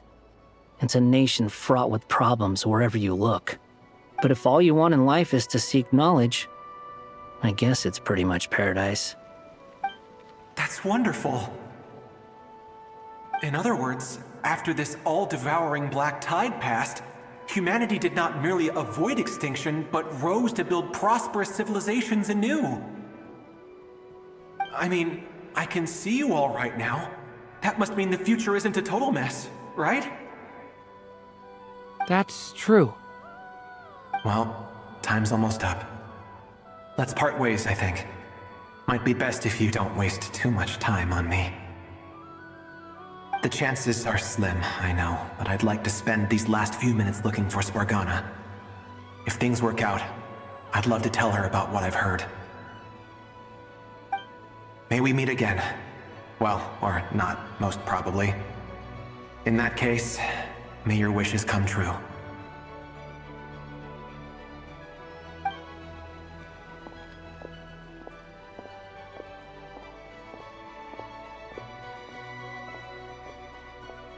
He's gone. In a few minutes, he will meet the end that was his to begin with. The ending of this tale did not change, but I believe that we've just made the most progress we have yet. May your wishes come true. If only it were so simple. Hat guy, could I ask you a question?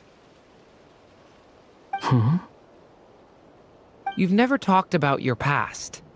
It seems complicated, and it weighs heavily on you, too. Would you be willing to tell me about it? I mean, sometimes it's better to get things out in the open. Take that guy we try to help, for instance. At least he said goodbye with a smile, right? I know about Albedo's past. Our experiences are very similar, and he created me. As for you, you're my first friend, and you've witnessed every step I've taken. But by comparison, I know nothing about you. Either way, I mean, we're still best friends. But if I knew more about you, I might understand your thoughts a bit better. I've told you about myself. I'm a student at the academia. And what did you do before that? Prepared for the entrance exam? All right. If you really don't want to talk about it, I won't press you any further. I was a puppet built from the branches of a white tree, using technology left behind by the Conrian schools of mechanical engineering. A white tree? You mean an Irminsul tree? Yes, a branch of Irminsul that was once connected to the main tree. So you had a human creator too? Yeah, but my creator abandoned me after deciding that I was a failure. After that, The creator is Raiden Shogun, right? Flashback! Oh boy. Durin, resisting the influence of the Abyss, suppressing the urge to destroy, trying to do the right thing. None of these things are easy, but no matter how hard they are, trying to rewrite past wrongs is far harder. You asked me if you would create a new tragedy if you failed. I told you there was no point speculating about that, but the real answer is, yes, you absolutely will. That guy.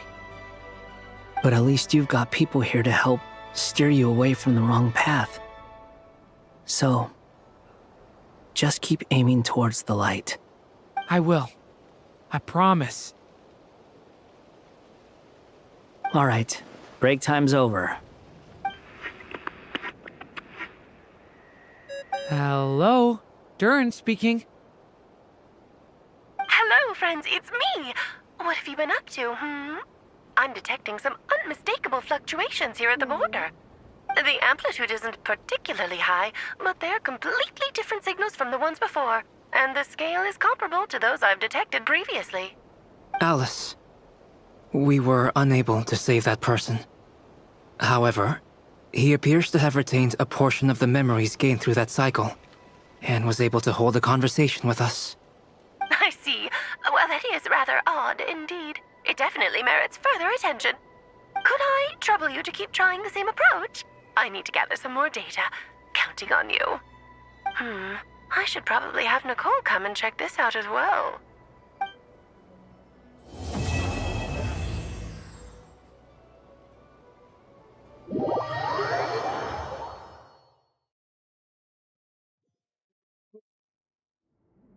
There you are. I was worried you might stop to collect treasure chests opened by the Seelie along the way. It would have taken you so much longer to get here. Another conversation I cannot hear. I am delighted to see that you understand what takes priority, and that your adventurer's instinct has not swayed your resolve. Really, I must applaud you for it. You should know. Ah, Paimon's head.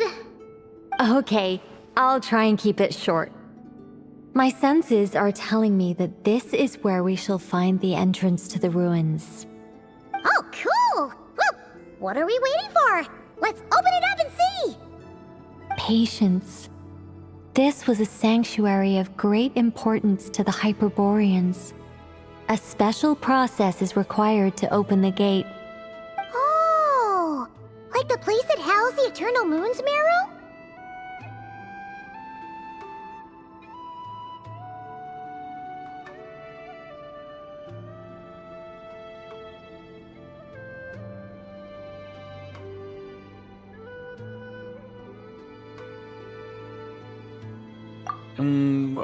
Okay, so what's the plan? Need us to do anything? And just the short version, if you can. Ah, all right then. I was planning to start with some background on the invention of these techniques. Are you sure you don't want to hear it? It's quite informative. Remember what you were saying about priorities?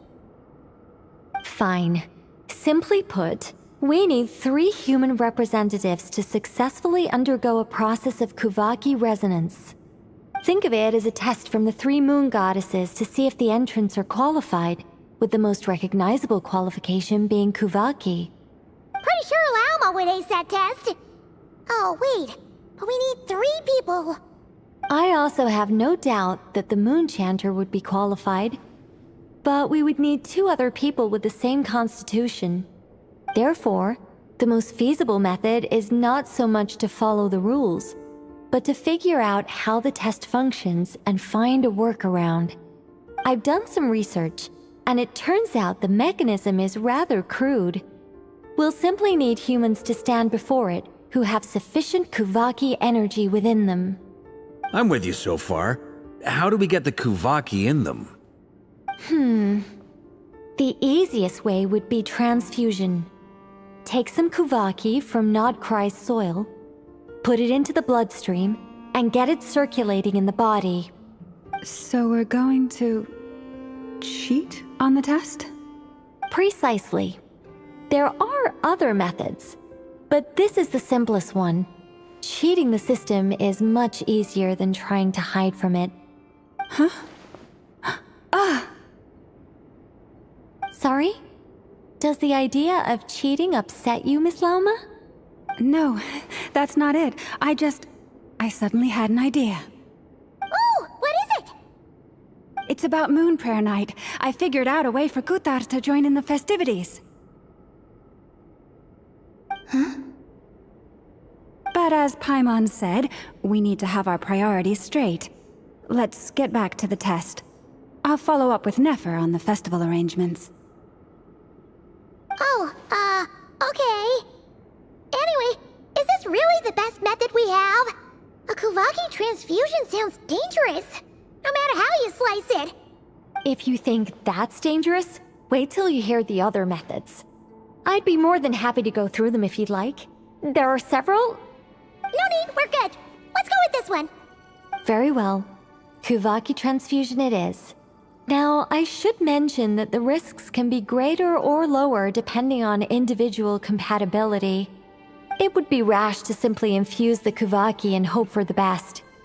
If the body rejects it, the reaction can be quite severe. The symptoms are similar to another condition that some people living here suffer from, known as congenital Kuvaki sensitivity. So, before we execute our plan, I will perform a simple test of my own to see who is compatible and who is not. Once that is done, we will have to complete the resonance process as rapidly as possible.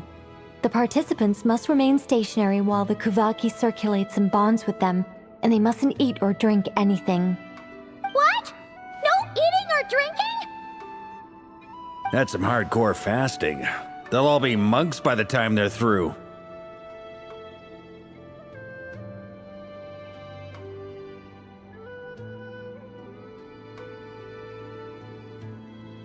"3 days. Oh, it's so long! And we still need to find 2 more people who are not just compatible, but also willing to volunteer. Fasting? What are they talking about?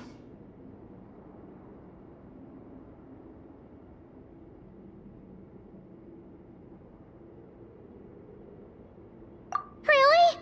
Don't you want to think this through? Haha, count me in too. 3 days without food? I can handle that. Miss Nicole has made it clear that this is the easiest way. The way I see it, there's nothing else to discuss. It's time to step up.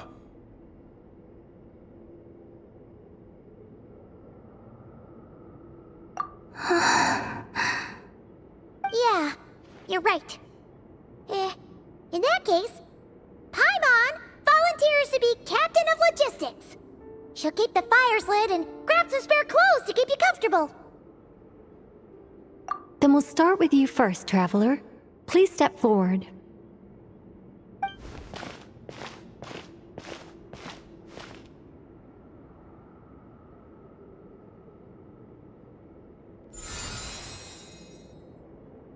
How's it going? Do you feel anything?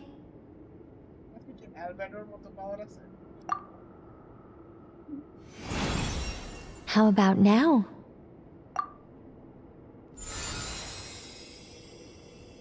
And now?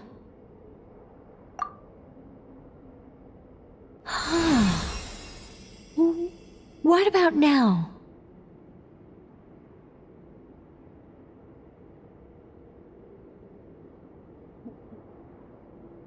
You guys, it's not a competition, you know. All right, I'm officially impressed. Even as a descender, you can withstand far more than I imagined. It's like I summoned a giant stone titan to arm wrestle you, and your arm hasn't even moved an inch. In my last attempt, I infused 5 times the amount of Kuvaki required. Yes, safe to say, compatibility won't be an issue for you. You're eligible to join. You're next, Mr. Varka. Sure, here goes nothing. All right. I'll start where we left off. 5 times the required Kuvaki dose. Whoa, whoa, whoa, hey, wait a minute. How's it going? No, not great. I kind of want to puke. Feels like I've been drinking too much. A few bottles of wine, then a big stein of Dark Horse. With some hard liquor from Liyue mixed in. You think this is funny? I just lost to a young lady in an arm wrestling contest. I'm never gonna live that down. My apologies. I'll lower the concentration and try again. Oh. How's it going now? I'm not as dizzy as last time, but I can still feel it pulsing around. In that case, you wouldn't be an ideal choice, Mr. Varka. Let's try someone else. Okay, let's go ask some of our other friends then.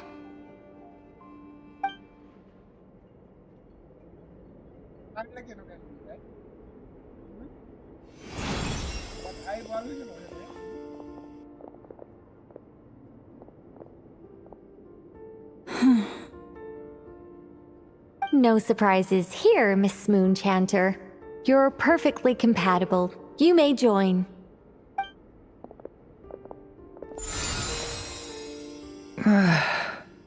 I'm getting a slight headache. Shame. You were so close. Whoa! I'm itching all over! Allergic reaction. We can't have that. Huh? Well, are you gonna start a what? The Hexenzirkel is an organization that cares for and protects children. We will not have them do dangerous things. Not even tests.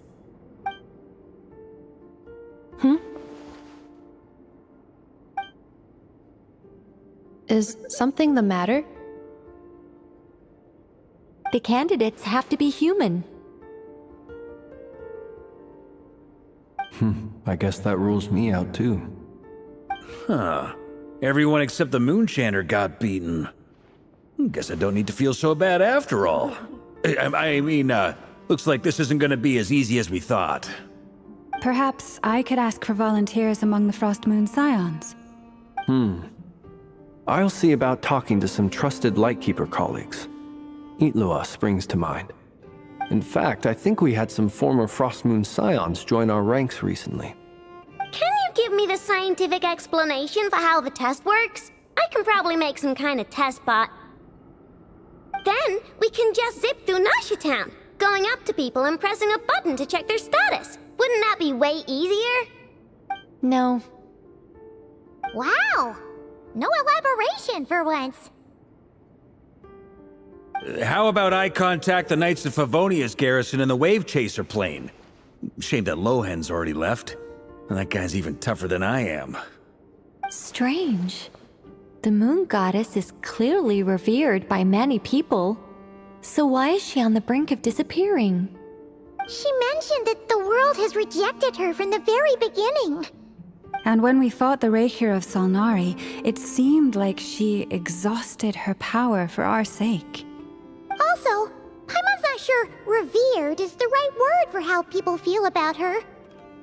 Gratitude, certainly. For my part, anyway. It's basic reciprocity. She helped us, so she deserves our help in return. Yeah, even though she looked like she didn't care, she still saved a ton of people, including me. A review of the relevant data leads me to conclude that Miss Columbina is a good person. Yep, you bet! They really think so? I'm super surprised that Columbina isn't her actual name, though. I think it really suits her. It's light and graceful and... yeah, just a really pretty name. I know, right? Unfortunately, that's not our decision to make. Columbina. That was the code name the Fatui gave me. But it also came up in the song I heard when I was born. But... is that really all there is to it? What do I truly think of my own name? Is there anyone left who will still call me by that name?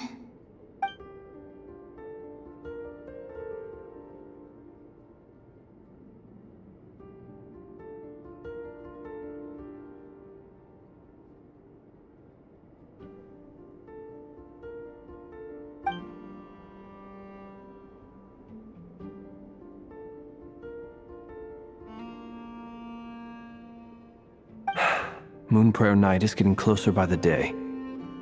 We're running out of time. We need to look for other candidates. Then allow me to try. Huh? What are you doing here?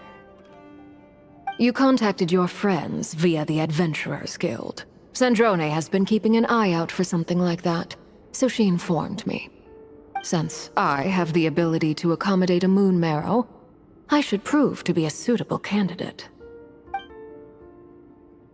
Arlecchino. When can we begin? I see. We can begin right away. How was it? Did you feel any discomfort? Not at all. Then it seems we shan't need to look for additional candidates after all. Great! Cool.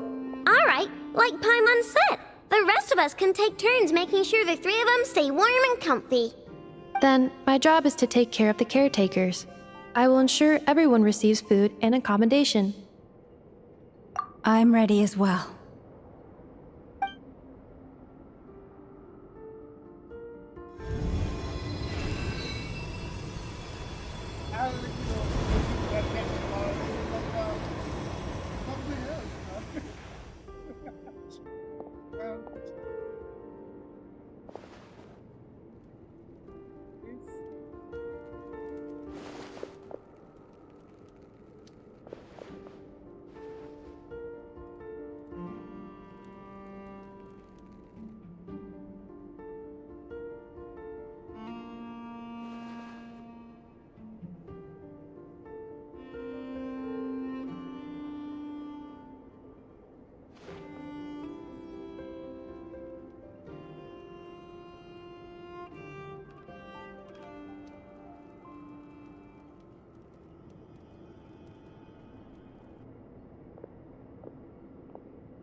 The work is done.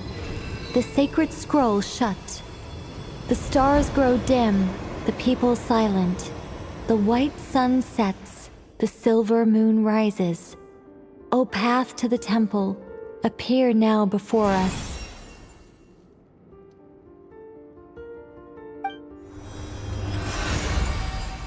Wow! It really opened! So that's what all this is about. They've been trying to open this gate. Come, let us enter. It might be best to eat something first. Take care to chew properly and swallow slowly. It will give your body time to readjust to the digestion process. They will head in soon. They will need to enter this gate.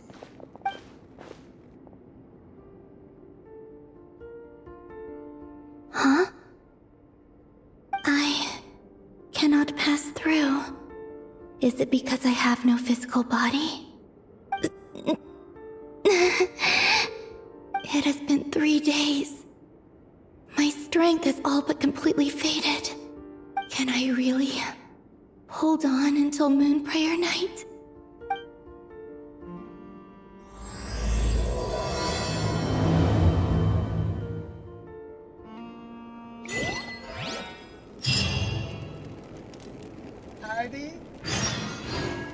Only 30, you just saying that.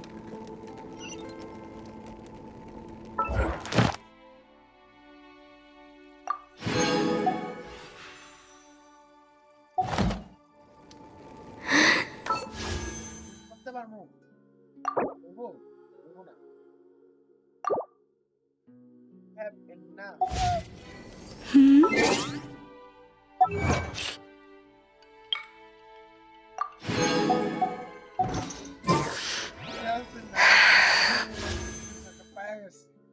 I'm an order check. Was a single. I mean, basic. Was a tinta.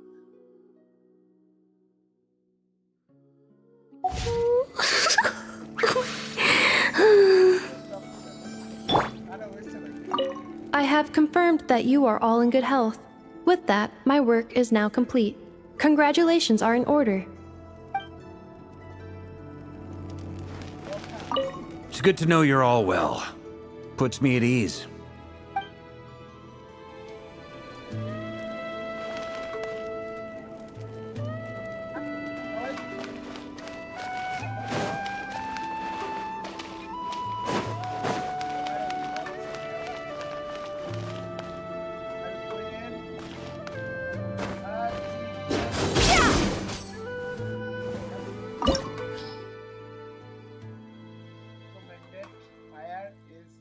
On our house Shalonen and Maurita. They both can do.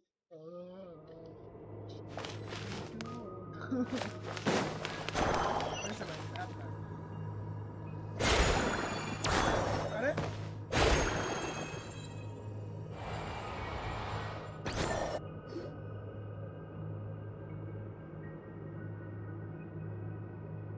Are these people... Judging by their clothes, they appear to be phantom Hyperboreans from the distant past.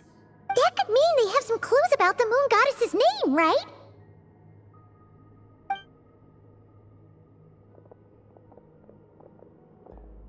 Hey there! Could you tell us what the moon goddess's name is? Sorry. That's probably a weird question, huh? How do we explain this? The moons are long gone, and their goddesses are dead. Their names no longer mean anything. When a new moon goddess is born, we will surely know her name. We have used every last resource at our disposal. All that remains is to wait, patiently and quietly.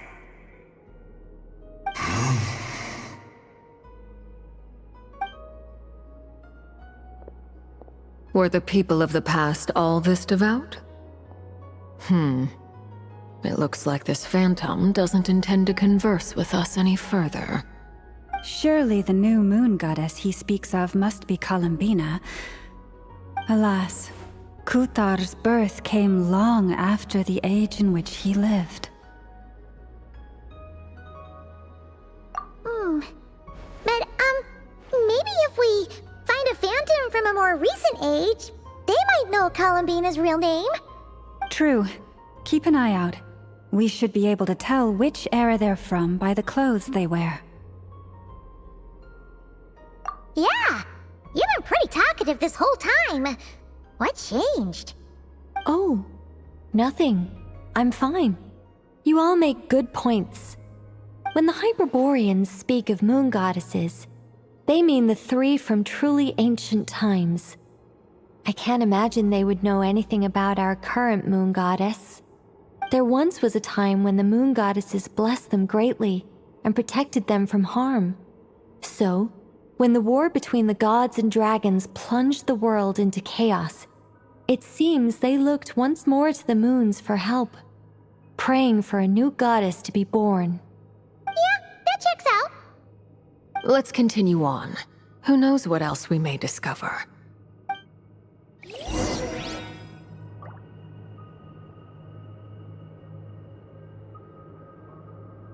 আমি আরেকটা জিনিস discover করতে চাই। আমরা একটা statue of the seventh দেখছিলাম, ওটা সেভেন্থের কাতারে পড়ে না, কারণ ওটা আপসাইড ডাউন ছিল।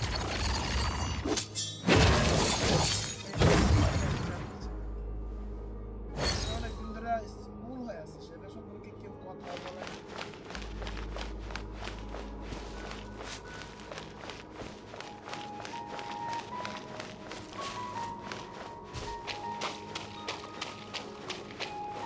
There's a door blocking this path. Not a problem. Try this.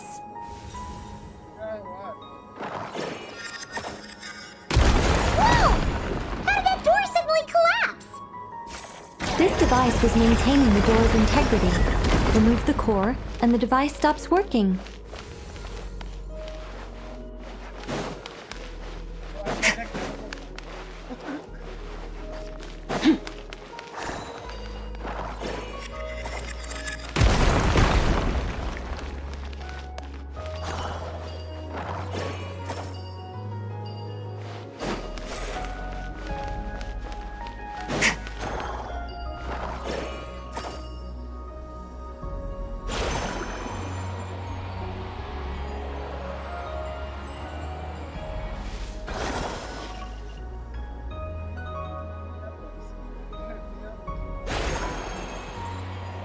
Is this our destination? Impressive. More precisely, this is a device that will help us reach our destination. Let's go. We still have a long distance to cover.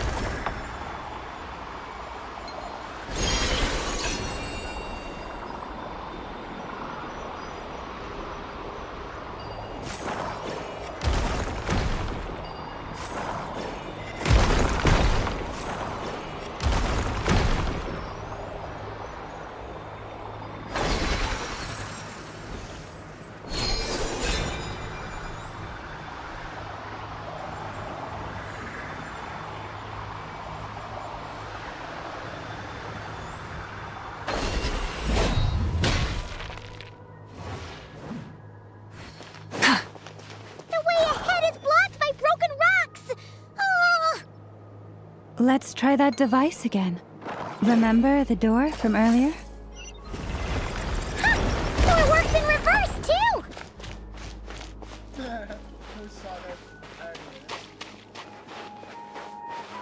The humans we see are all phantoms, but the monsters are real. What a fascinating place. There'll be plenty of time to admire it later.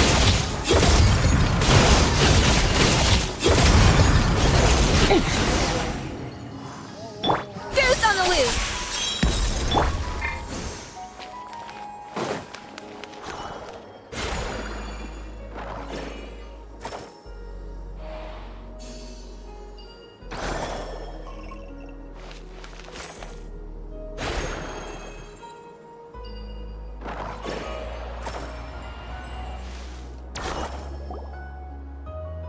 Ooh, there's a whole bunch of artwork in here.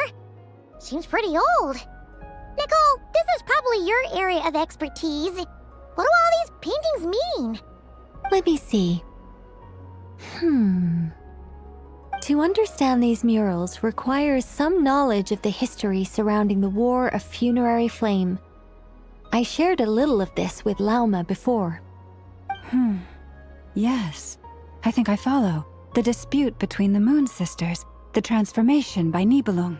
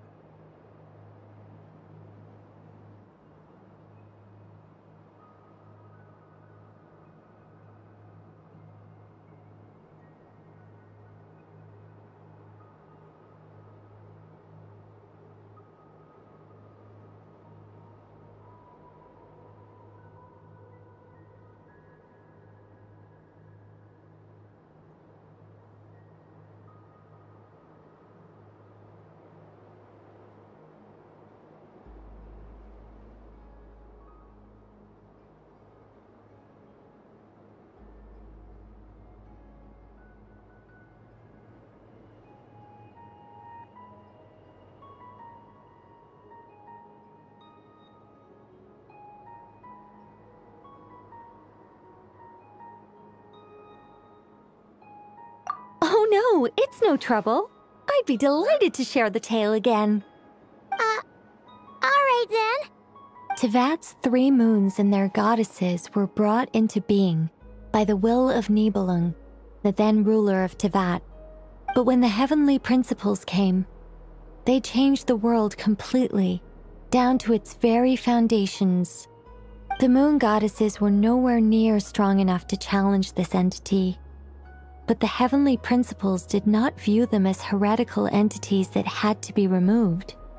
Essentially, the 3 moons existed to keep this planet alive and operational, which did not directly conflict with the heavenly principles' aims. Nevertheless, the inherent precariousness of this arrangement would soon be revealed. Nibelung returned. Yes. He did, and thus began the War of Funerary Flame, a battle for dominance between Nibelung and the heavenly principles. Discord would soon emerge between the 3 moon sisters. One would voice the opinion that they should follow Nibelung, for it was he who first hung the moons in the sky. Another would argue that taking sides in the conflict would only bring the world closer to ruin. There was no telling where it would lead, especially since their creator had returned, bearing the perilous power of the abyss. Nibelung would eventually discover their disloyalty. He had all 3 imprisoned before transforming the moons into weapons with which to fight against the heavenly principles. What? Weapons? Yes. The very moons that had once defended the planet became instruments of death and destruction, striking terror into the hearts of all living things. And although the heavenly principles and the 3 moon sisters had once been at peace, it now seemed that the moons posed an unacceptable threat to Tevat. It is possible that the heavenly principles did not know of the goddess's imprisonment. If so, the weaponization of the moons would surely have been viewed as an intentional breach of the peace agreement. Regardless of who knew what, when, the heavenly principles shattered 2 moons and flung the other beyond the skies. Whether the goddesses managed to escape Nibelung's captivity after his fall, nobody knows. But this much is certain. From that day on, the moons no longer belonged to Teyvat. The rejections slowly drained their power until eventually they passed away. So that's the full story. You say the moon ceased belonging to Teyvat from then on. Why then would Columbina be born here? That is perhaps due to the lingering connection between the Frost Moon, which was not shattered, and this world. You could see it as the 3 sisters' dying wish. They never desired war. All they ever wished for was to protect this land. I see. If the final fate of the 3 goddesses is as you say, then Columbina faces the same grave danger. Our investigation has yet to bear fruit. We must hurry. Yeah, you're right! Let's keep going!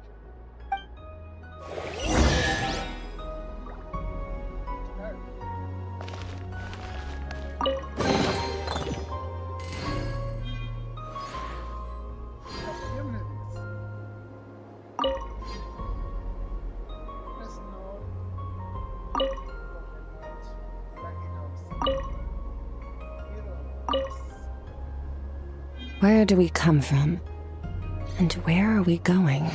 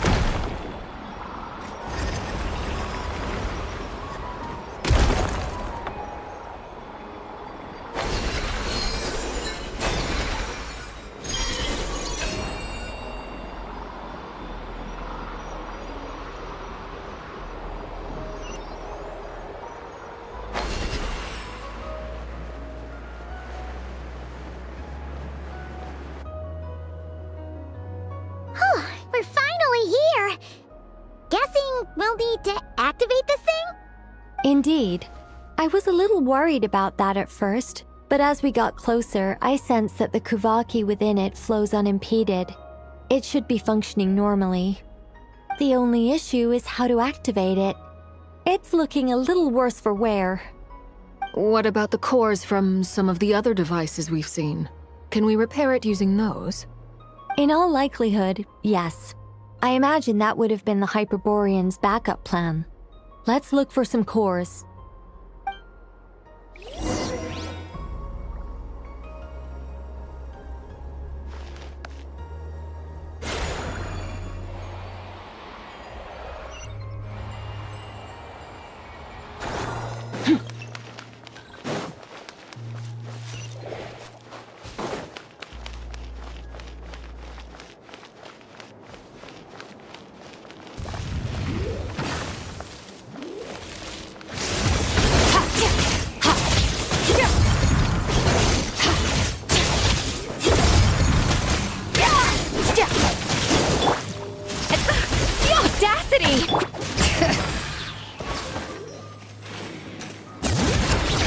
the echoes of the valley!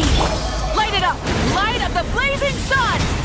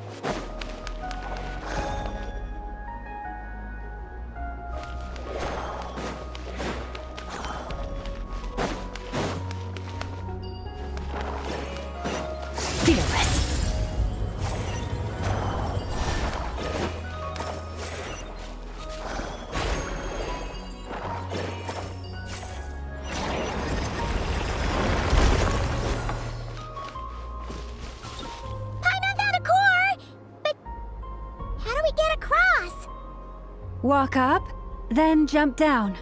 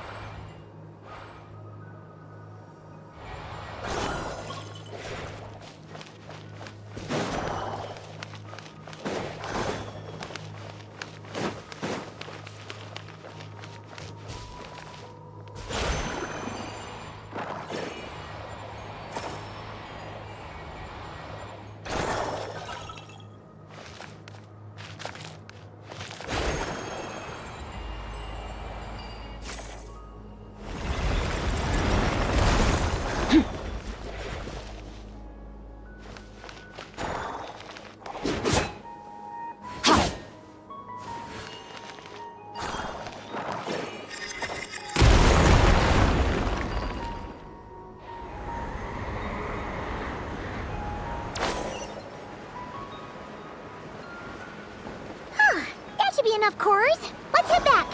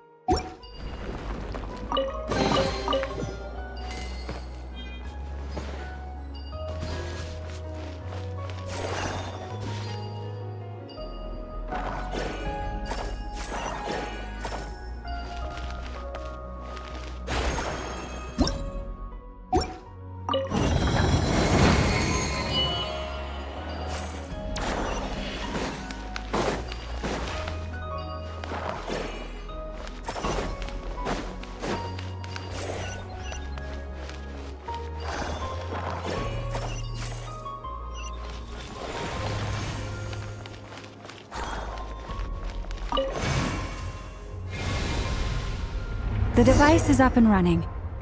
It's hard to believe that the ancients were capable of constructing such things.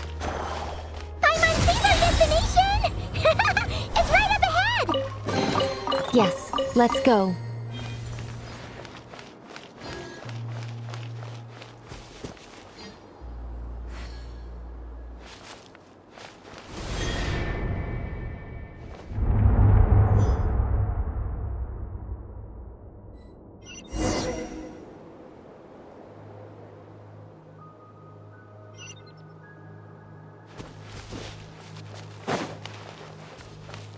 Merciless.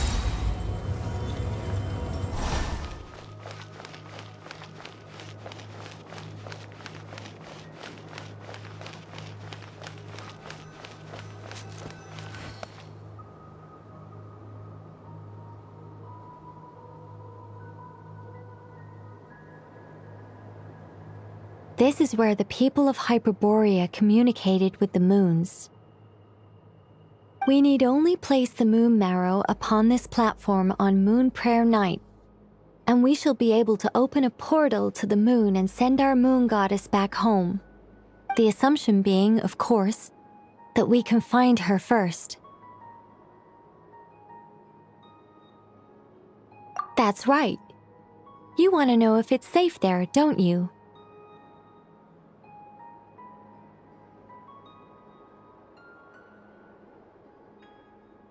And yet, she has no choice but to return. You know— That's not the only issue here. This is the end of the line, right? We've explored everything we can. And despite looking at historical artwork and talking to people from Hyperborean times, we're still no closer to learning Columbina's name. If it's not too much trouble, could you tell me exactly what Alice said to you about finding her name? Oh, sure. What she said was— Then your first job is to find it. As a moon goddess, I'm sure she must have a name she identifies with. Neither Columbina nor Kutar is her true name, and she's never really accepted either of them. Is it not also possible that she has never had a true name? Not at any point in history? That would be a hard pill to swallow. But at this point, we may have to accept that that is the truth. No one knows how she came into being, and she certainly doesn't have parents in any sense that we're aware of. Perhaps she was never granted a name at all. But does that mean there's no way to get Columbina back? She's just gonna disappear and there's nothing we can do about it? Huh? Wait, why all this pessimism? Was it the way I phrased this question? You all seem to be taking this in completely the wrong way. Well, just because she's never had a real name in the past doesn't mean she can't have one now. What? Think about what Alice said again. She never once said that you'd have to find a new name, did she? Are you saying what I think you're saying? Yes. Names are anchors that connect us to the world. If she doesn't have one already, then all we have to do is create one, no? It's like— yes. Traveler, when you first arrived in Teyvat, do you think you would have turned around if someone behind you shouted, "Hey, Tumaini"? But what about now? I understand what you mean. Life is a long journey. Even the friends and family by our side can change over time. When people call you by different names, what matters isn't so much the words themselves, but what they symbolize. And of course, whether that resonates with you. Lumine. So, close your eyes and picture the moon goddess in your mind. If you were to call out to her in this moment, what would you say?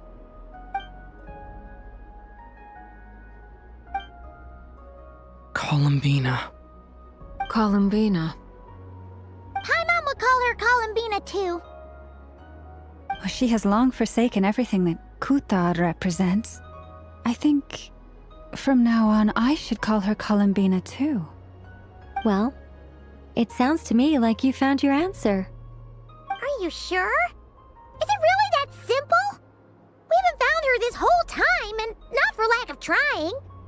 For a journey like this, the process is every bit as important as the outcome.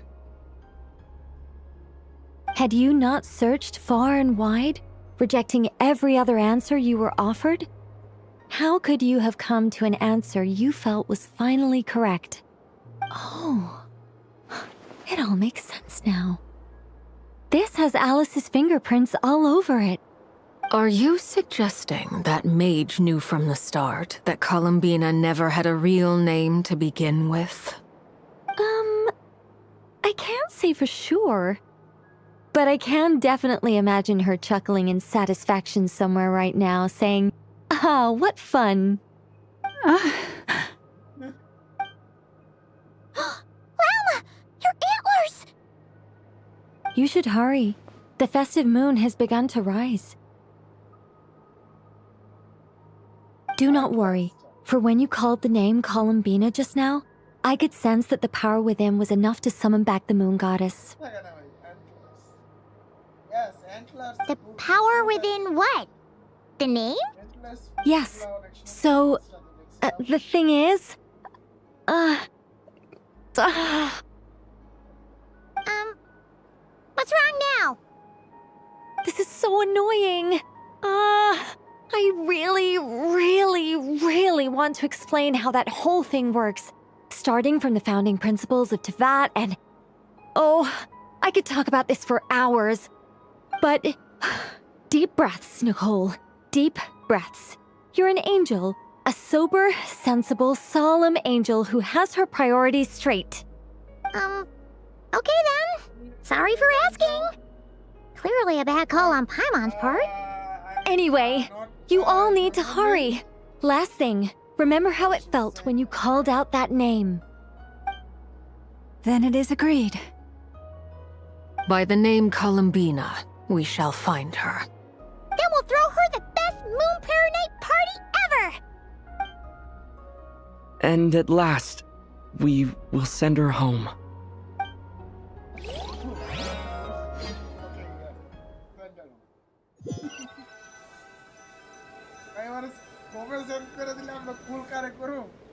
I can barely move anymore.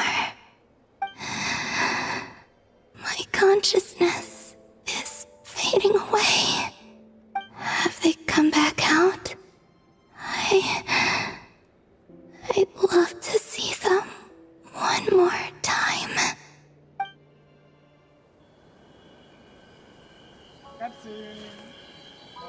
They didn't make it.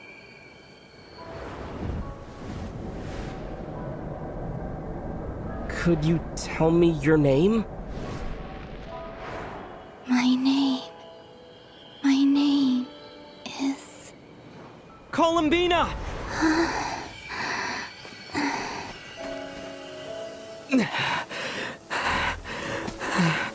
Columbina! Are you here? Columbina! That's the name you gave when we first met. And it's what I've called you ever since. Columbina. It's a fine name. I have many fond memories of Columbina, and so do all of your friends.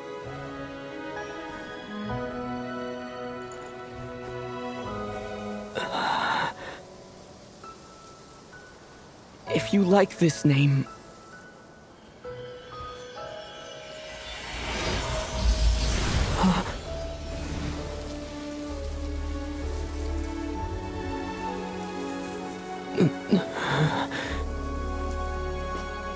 Looking for me?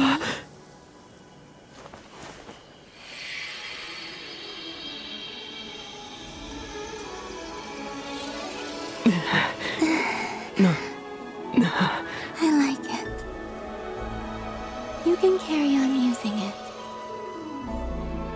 My name is Columbina Hyposelenia. What is hyposelenia? Columbina Hyposelenia. That's a wonderful name. I never thought that Columbina would become my real name. But after I met you and my other friends, the things that this name stood for slowly began to change. It went from being a Fatui code name to something my friends call me.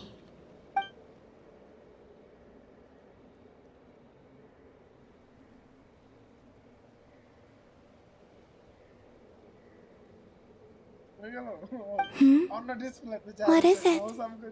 Why aren't you saying anything? I'm just so happy for you. Thank you. So, where's everyone else? We can go and meet them very soon. Everyone went to different places to try calling your name. Great. I'd like to thank them as well. Everyone's done so much for me. Searching for my name, entering those ancient ruins. Huh? Wait, so you were... Yes, I was there. Not physically, but my consciousness was still holding on. I followed you the whole way. Starting from when? You turned around and called out my name while you were in Nasha Town. Do you remember?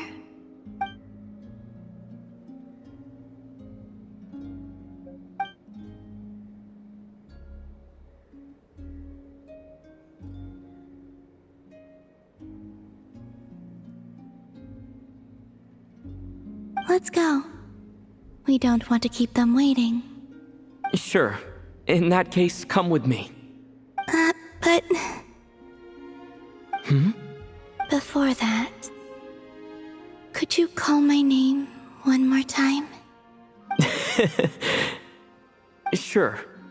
Come with me, Columbina Hyposelenia.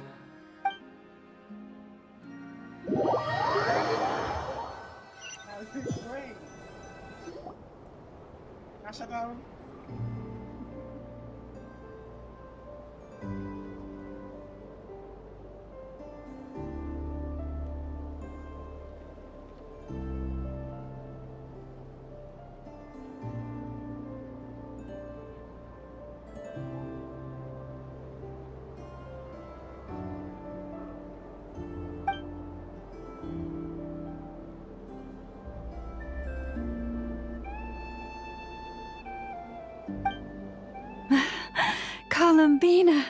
Oh, this truly is wonderful.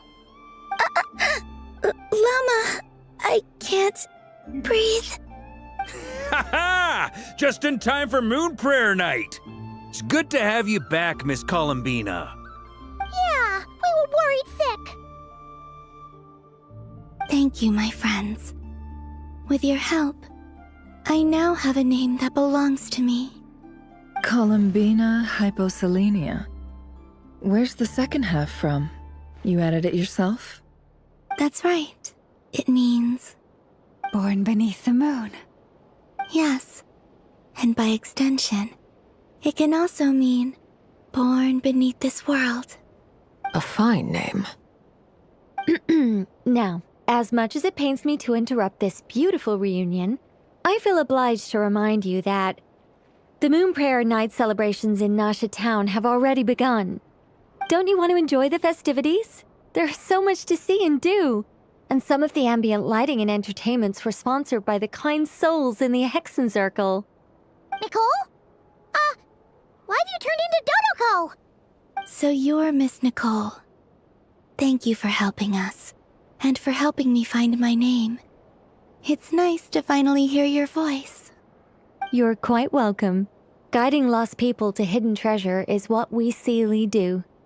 And if you ask me, spiritual treasures are far more precious than material ones. Chests are all well and good, but this was what it's all about. Ah, so satisfying. Anyway, I had to go help Alice. It seems like she ran into some trouble. That's why I couldn't be here in person. But don't worry, we're with you in spirit. We'll be celebrating right along with you. Keep an eye out for the Hexen Circle's festive stalls in Nasha Town. I think you'll like what we came up with. Alice said she even managed to rope B in this time. The Frost Moon Scions have also prepared various attractions. I believe Aino, Ineffa, and their crew are setting things up as we speak. On that note, Nefer, about that request I made. It's all in hand. Yehoda is on site to ensure that everything goes off without a hitch. Wonderful. In that case, Traveler? Huh? Come on, Columbina. It's time to celebrate the best moon prayer night ever.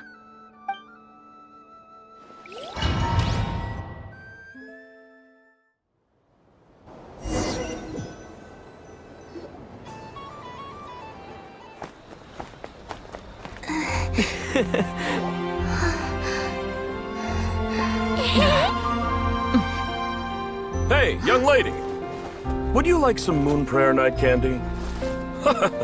Happy moon prayer night. Oh, yeah. I almost forgot to say. Welcome home, moon goddess.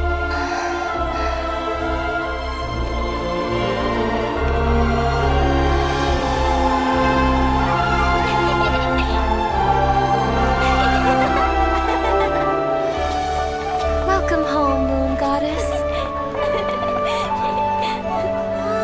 Welcome home, moon goddess. Welcome home, moon goddess. Turning Nashatown into her home is a festive gift. A rather brilliant idea. Perhaps this is what Krai, Columbina's home, should have been like all along.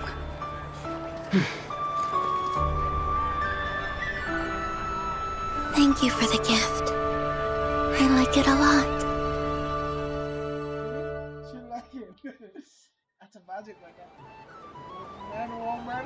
This feels like the surprise of my life. I do. I never imagined I'd ever get to enjoy Moon Prayer Night with everyone so freely. But not the shoes. If you're happy, we're happy. Quite a strategy you came up with. Hide the tree in the forest. It's not your usual style, Lauma. Is there something about Moon Prayer Night that enhances what's in your head as well as the antlers on top? Apparently so. It even inspired a perennial penny pincher to use their resources for a greater cause.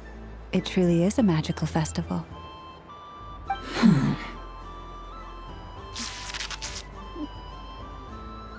I see it now. This bickering is actually a sign of a strong relationship. Huh? What's everyone doing here? Oh, Miss Columbina, you're back. Yes, I'm fine now. Thanks for your concern. How's your progress with Alice's assignment? Very well indeed. I've never heard her sound so excited. Not like this. This time, her excitement seems more serious. Seems like she's had a major breakthrough. She said she'll contact us once she knows more. In the meantime, we're free to relax and have some fun. Enjoy the time off while it lasts. I have a feeling that our next task won't be so simple.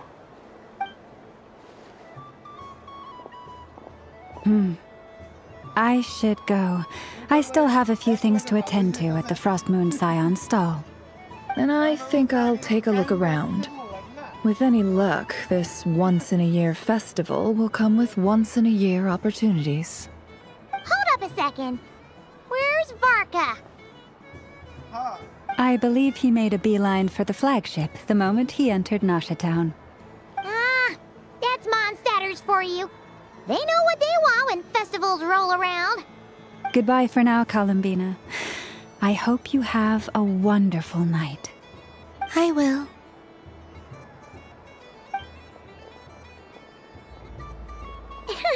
Well, in that case, don't just stand there.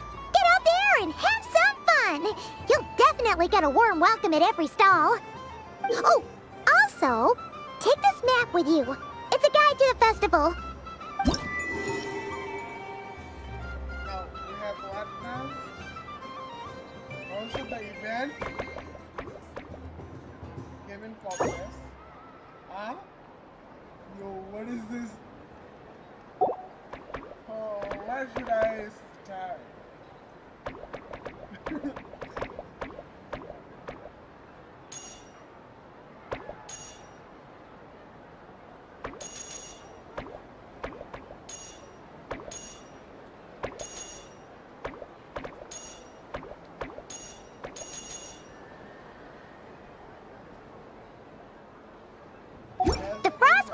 Nashitown stall is over here.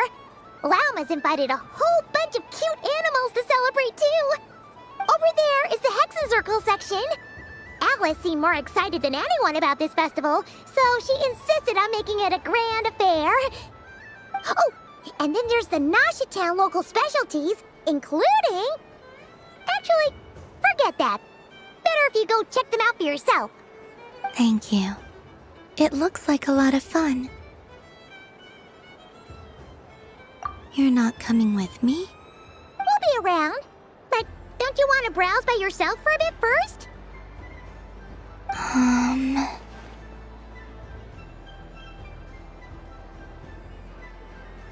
Yep. If you find something you like and want to try it out together, just give us a shout. We'll be right with you. Otherwise, just relax and enjoy yourself. There's so much on offer, so try to experience as much as you can. And don't forget to stuff yourself with all the delicious festival food.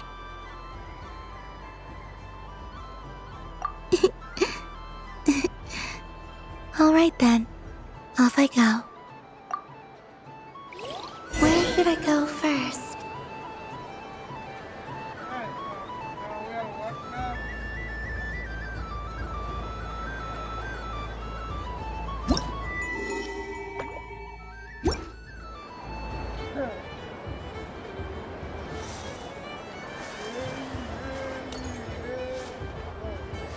This must be the mage's stall.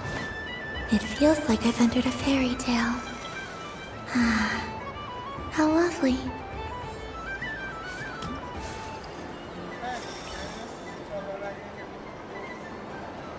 But I was aiming right at it. Aw, what a pity. I saw it with my own eyes. You were so close. So very close.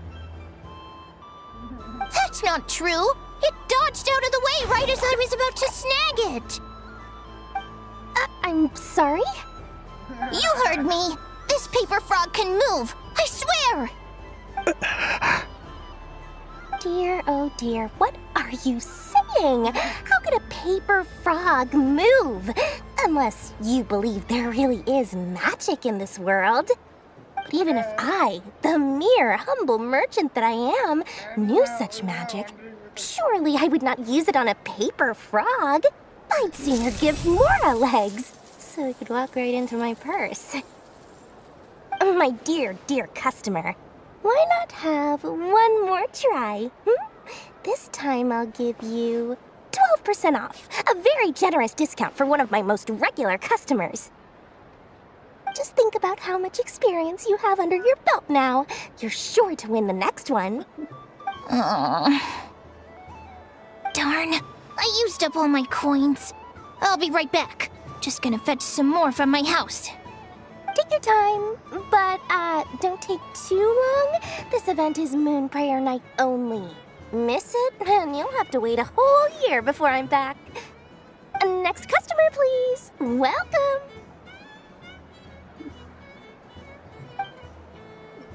Hello. Whoa! What's this big one doing over here? How do I tell my employees not to go running around this time? Shooting them a glance won't work. I haven't known them long enough. Dory? Why, hello there, Miss Columbina. Would you like to play my ring toss game? The rules are very simple, and it's easy to get the hang of. How much for a round?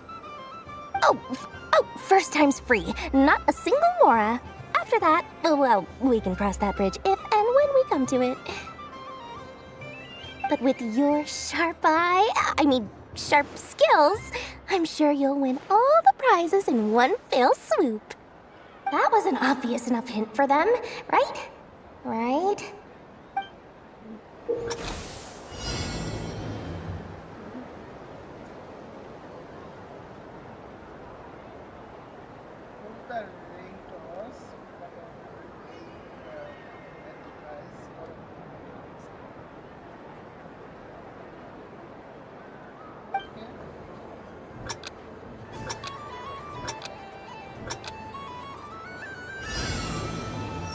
Here comes the ring! Oh, Peanuts.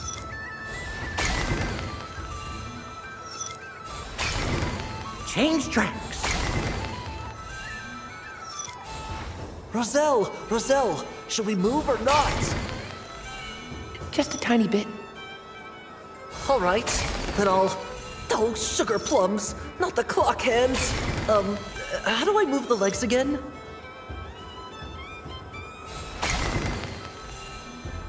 Stop it! Stop it! Stop dodging!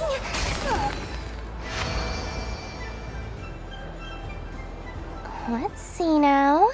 Let's see. Wow, very good. That's the highest score we've had all night. And here's your prize. Now, how about another round? As for the cost... Happy Moon Prayer Night, Miss Columbina.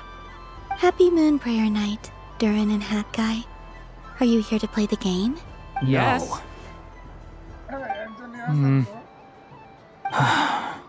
You said we were just coming here to say hello. I did, but then I recognized a few more people as I got closer. Do my eyes deceive me? Is that... It's our little dragon! He's all grown up! Someone's popular. Well now, since you came all this way, why don't you try out this lovely game we have going? First try is free! He'll have a go. I'll pass.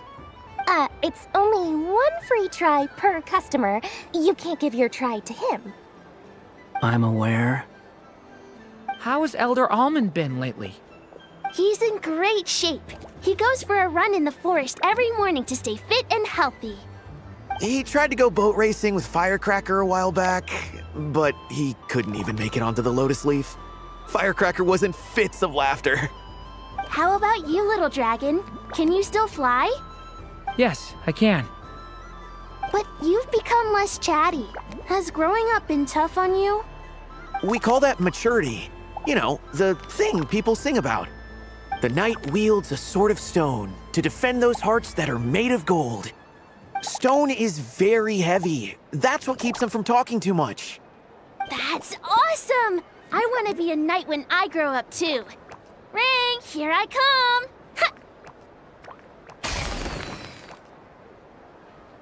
Oh, the hat-wearing man. I never thought I'd see you again. You seem more determined than when I saw you last on the train. If you say so. Oh, I do say so. The people you once helped see it clearly. It's because you are once again on the right track. May the engine in our hearts propel us to the station of our dreams. I can move! I can move now, Roselle! What are you doing, running into the rings like that? You got them all so quickly! I have never seen anything like this in all my travels! Is this guy actually an old friend of theirs? But how? They're origami animals and clockwork people from a fairy tale! Getting to know them would be quite an arduous task, unless they share a hometown? I have to get to the bottom of this. Next time I see the Great Mage Alice, I shall demand answers. Thank you, Dory. I had a lot of fun. Now for your prize. Where did I put it? Give me a moment to dig it out. Oh, sweet grand prize. How I wish I didn't have to let you go. Good thing I've already turned a profit from the customers earlier in the night. Otherwise, I'd have wasted all my hard work. Okay, I'm back. What? I leave for 2 seconds and someone's already claimed the grand prize? Oh, well, these things happen, you know? Perhaps you'd be interested in one of the other prizes instead. We've got all kinds of wonderful goodies here. Is this the thing you wanted? Here, you can have it. Huh? But... Don't worry about it. It will be happier with you. Oh, thanks so much, miss. Moon Goddess. Goodness gracious, Columbina. Give me strength. How am I supposed to make any more money from this child at this rate? Daddy, look! That's the game I was telling you about! Forget it. She is the moon goddess after all. I'll think of some other way to swing this. Maybe I can try to hook this new kid. Huh? Oh, someone already won the grand prize. You can take mine if you want. What? Why? Why are all these bleeding hearts coming here to ruin my business?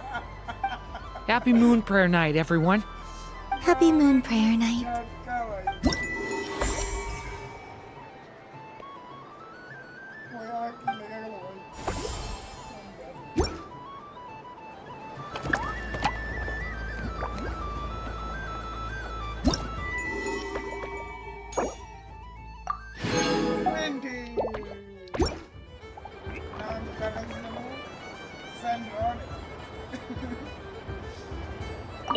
If all the prizes are gone, I might as well close up shop for the day. But you haven't had your fill of fun yet, right? So the next time a customer shows up, you're going to have to run faster, all right? And remember, run out of the rings, not into them.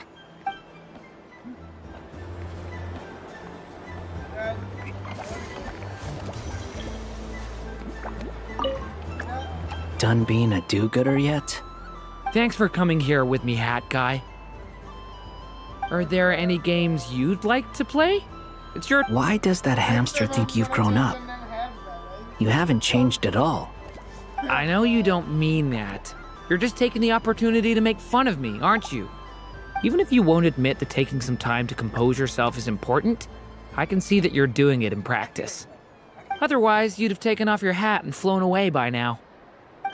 Looks like Albedo's socialization program has been far more useful to you than all those Vahumana textbooks.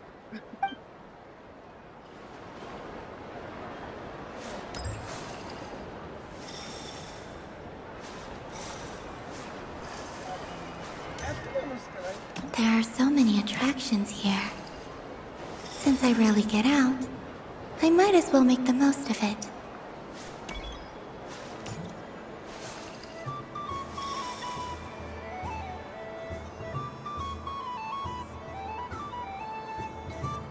Well, look who it is. I heard someone went and disappeared on us the moment we let her out of our sight. They looked all over for you. Frankly, I didn't think you'd be back for Moon Prayer Night. Were you worried about me, Sandrone? You would like that, wouldn't you? Do you even hear what you're saying? It seems to me like you disguised yourself with festive headgear, just so that you could come see me on Moon Prayer Night and make sure I'm okay. You didn't even bring Polonia with you. You? I thought you couldn't see. I cannot. But I sense the confusion of those around us rippling through the Kuvaki currents. Based on what I know about you, let me guess what you're wearing. Is it cat ears? Shut up! I'm only here to protect the Fatui's interest in this territory. Running into you was pure bad luck. Really? But you were the one who asked Arlecchino to help everyone find my name. Columbina! Ugh! Just one more word, and I'll unscrew your vocal cords. It's Columbina Hyposelenia now. Tell someone who cares. I've missed you, Sandrone. The whole time I was gone, I was thinking. I hope I get a chance to say some ugly words to you. Is that supposed to be a joke? Anyway, let's go play that game.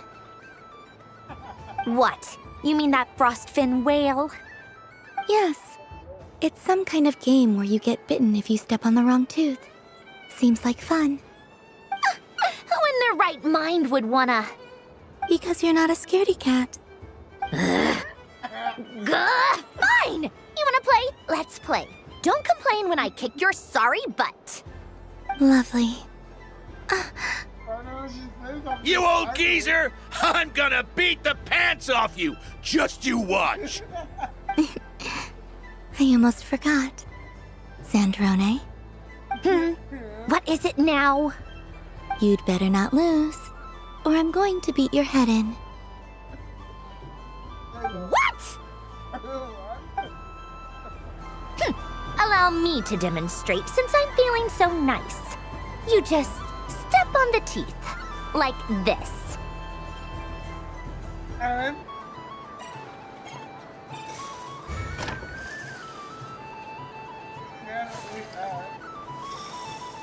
Which should I pick? I'm getting a bad feeling from this one. Sensing Kuvaki doesn't count as cheating. Your turn, Sandrone.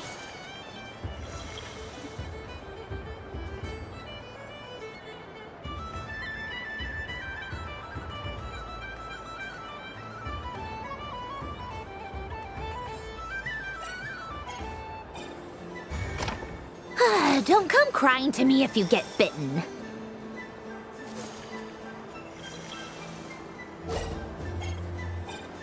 There are less and less teeth remaining.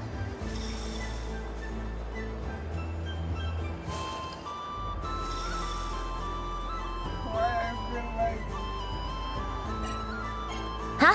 What's that noise?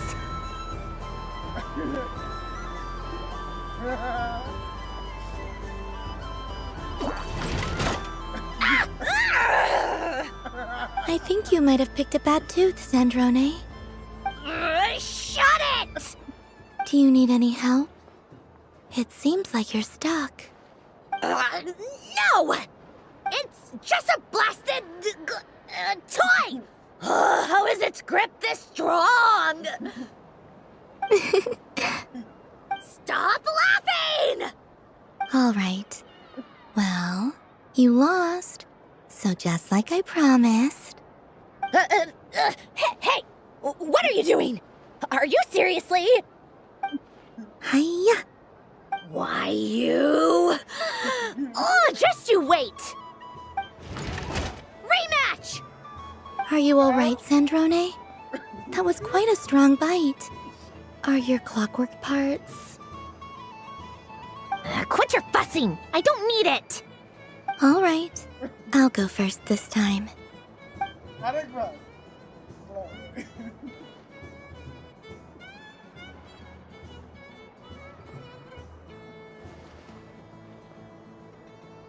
I see it now. She can sense which teeth are rigged. So I just need to avoid the same ones that she does.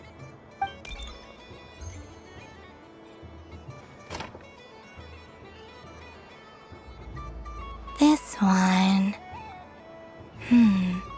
Seems fine. She avoided that one then? Now I've got you. All right, my turn.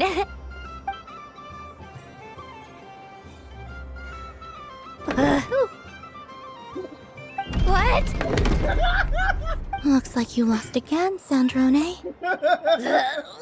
Wait! There's more than one bad tooth! Bump.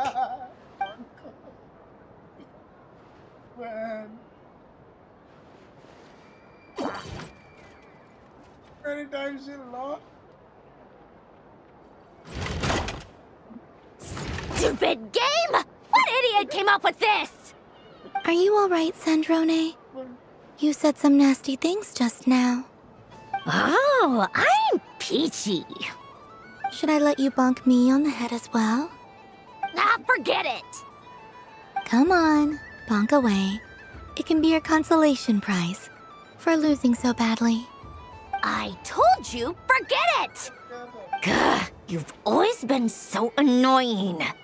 Singing right outside my door, inviting yourself to my tea parties, going AWOL. And now you're off to the moon or something.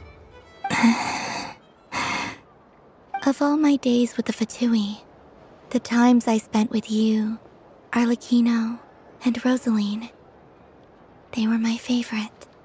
I will not forget them. Just as I shall not forget this moment.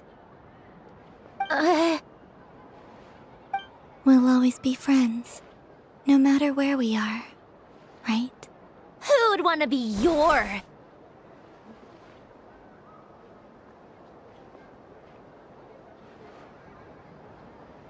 I'll miss you, Sandrone.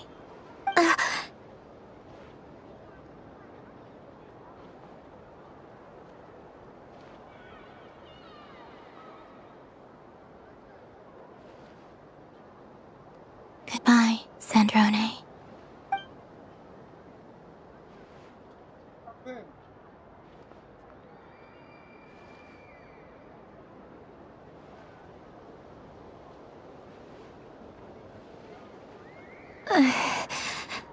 I'll miss you too, Columbina. Sorry, what was that? Ah! Yeesh! No need to freak out. What's wrong? We've been looking everywhere for you. What do you want? Oh, nice ears.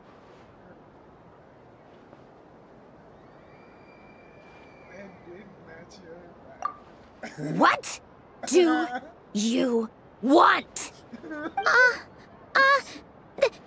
This. Huh? It's your turn to draw something. You're one of her friends too, aren't you?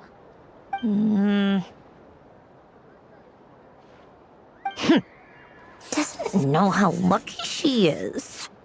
Sorry? Nothing. I'm done. Take it. Oh, that was fast. Oh, and one more thing. Last time we spoke, you mentioned you were interested in the Narcissan Kreuz Ordo's research, remember? There were too many people when we last met, so we didn't get the chance to do this. What are you talking about?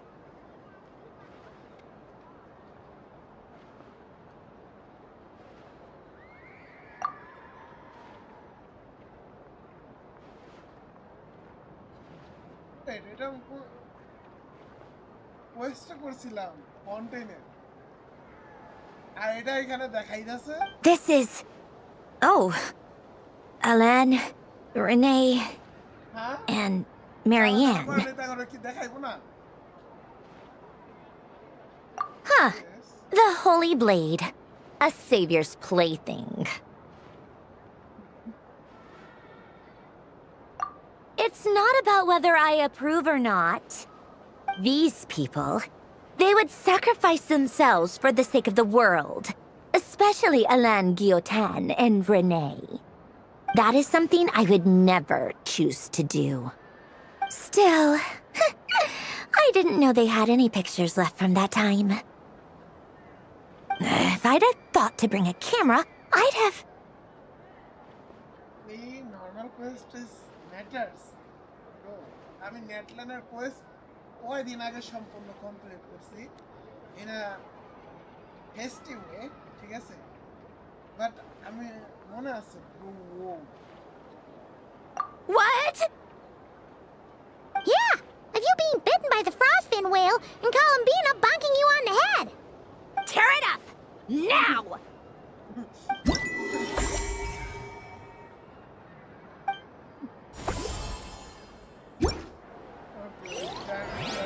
Hey! We're done with that prize. Prize.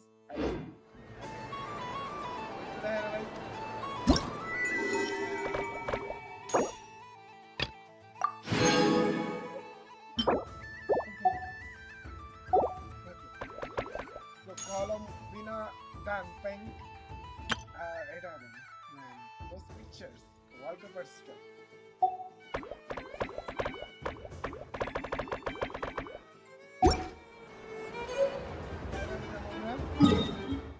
আমি চাই আইনো আর ইয়ার কাছে আমি লেটে যাব ডোরি already complete Barkha রাড়াড়া আইনো কাছে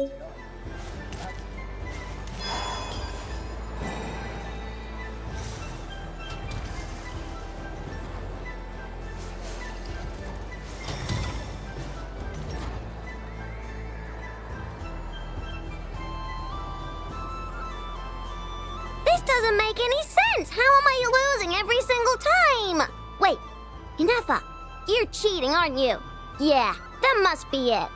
I am not cheating, Aino. Uh-oh, sounds like Inepa's turning into a big baloney bot. I think it's time for some serious maintenance. Moon Goddess, help me. Miss Columbina, Aino is attempting to cheat. What? What the? I'm not the cheater. You're the cheater. How dare you throw it back at me?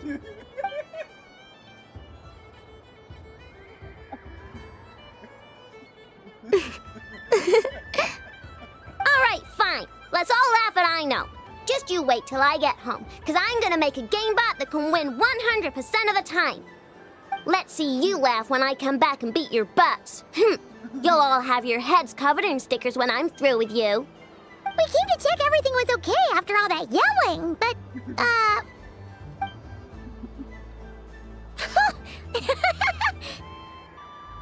Whatever it is, it sounds like cheating is allowed. Kuhenki concentration. Each player starts with differently colored kuhenki. Each round, they draw one kuhenki from their opponent. When a player has two kuhenki of the same color, they make a pair and can be discarded. Any that can't form a pair must be kept. The round ends when a player can't form any more kuhenki pairs, and that player gets a sticker.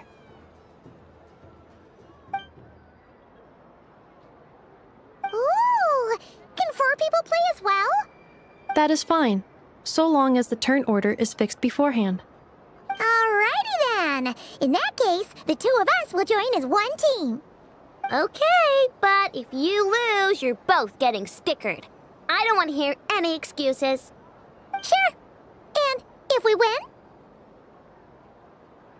If you win, only one of you gets to sticker someone else. I have taken to calling this. I know logic. Hey, lay off me, all right? Okay, so we're starting the game from scratch again, which means all my stickers so far don't count. Looks like Luonatar is the Kuhenki of honor for this game. Anyway, let's go clockwise, starting from Inepa.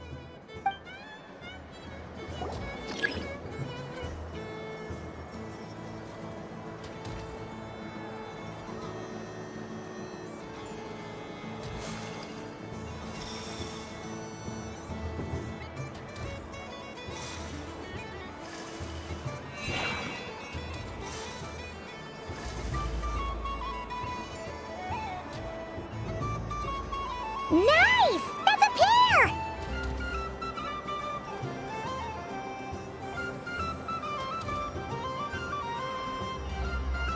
Go, go, fly!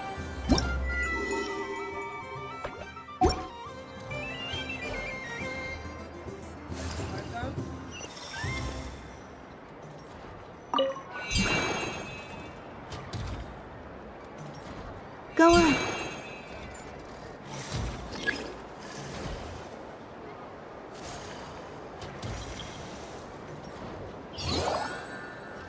I have a pair.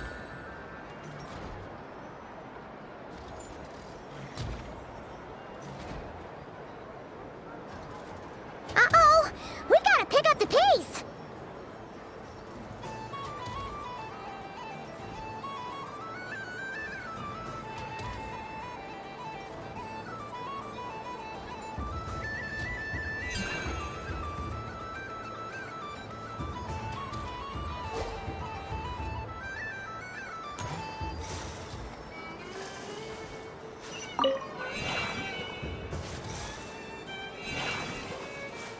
I win.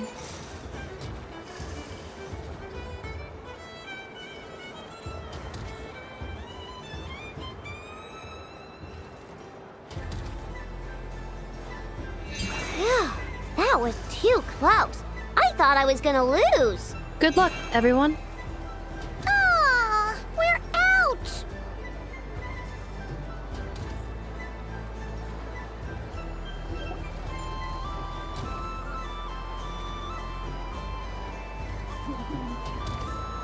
Let me pick a good one.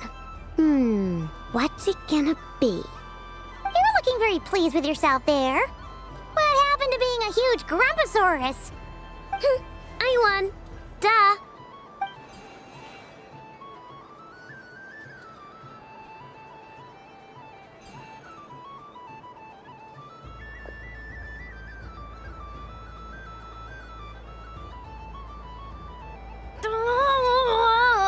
Me again? Don't fidget too much, Aino, or the sticker's going to fall off. I don't care. If it falls off, it falls off. If a pair of Kuhengi get discarded, why not a pair of stickers? Huh? Huh?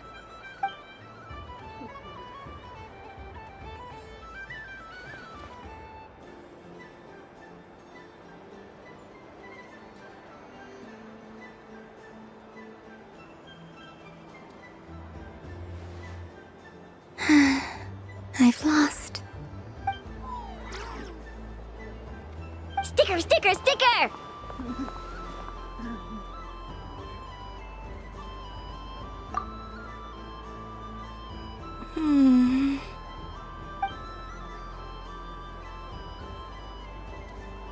Cute! You think so? Shame. I can't see it for myself.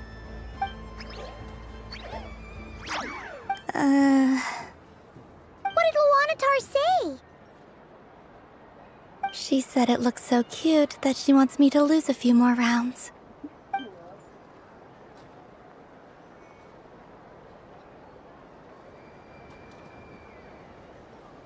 Who put these stickers on Paimon's eyebrows?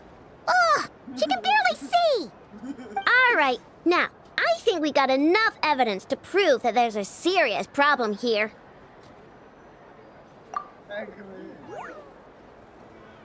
Yes, I agree as well.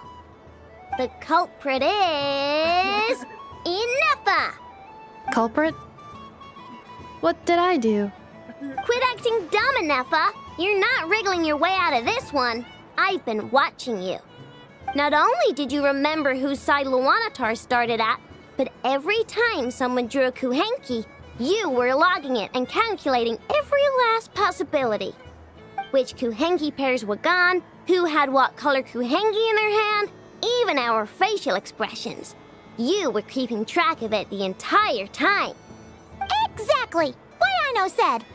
Putting aside the fact that running calculations is not against the game rules, do you have any evidence to support your allegations?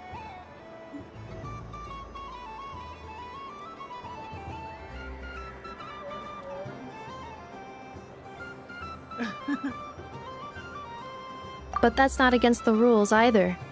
So she admits it. She certainly does. Alright, everyone grab a sticker. It's time to get Inefa back. But... Take that!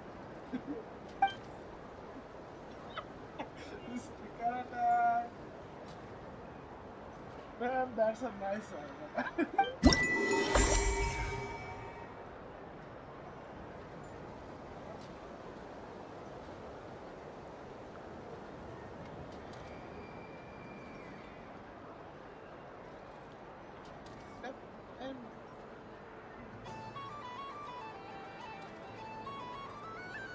Like Donna.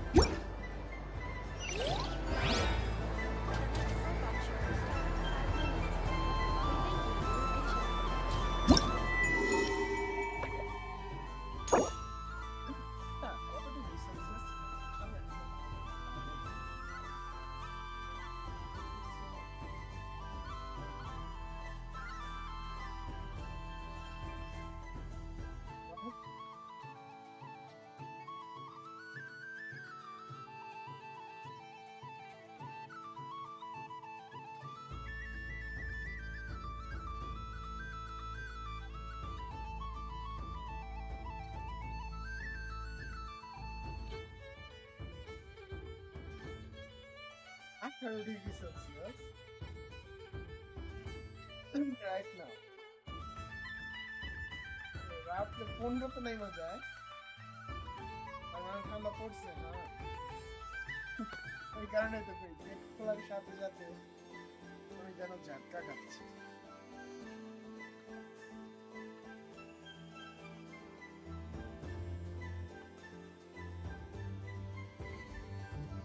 Let me claim it.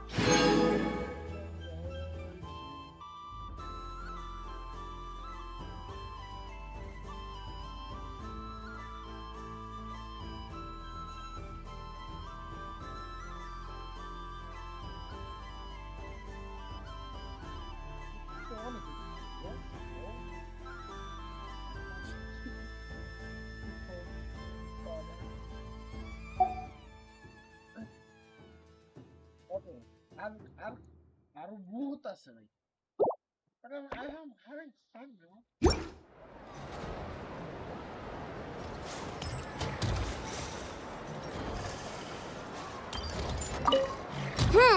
I'm never playing games with you ever again, Anafa.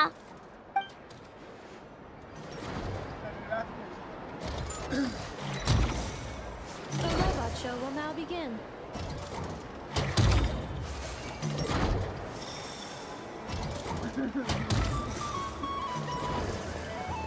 Please welcome to the stage, Cool Your Jets Ducky.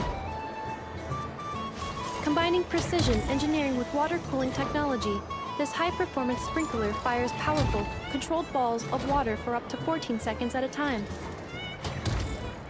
as well as providing accurate plant watering at range. It can also be used to clean those tough-to-reach areas of the house that Aino cannot get to, no matter how high she jumps. Show us what you can do, Cool Your Jets Ducky. Now that's what I call true power. What a demonstration.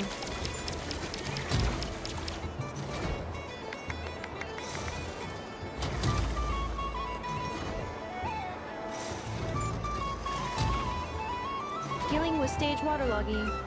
Task complete.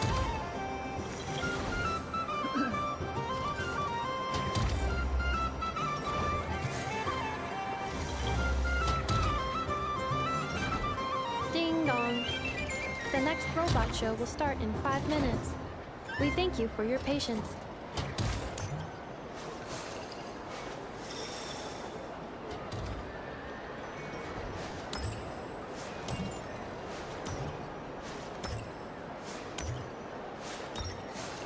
Man, that water droplet sound.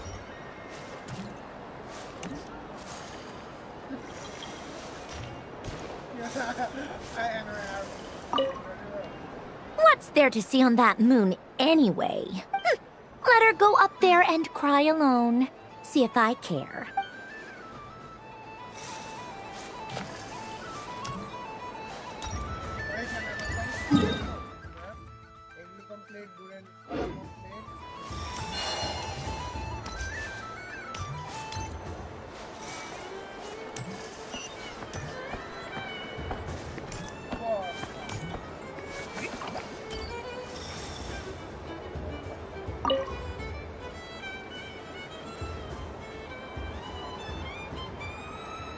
I wouldn't say it's unfair, exactly.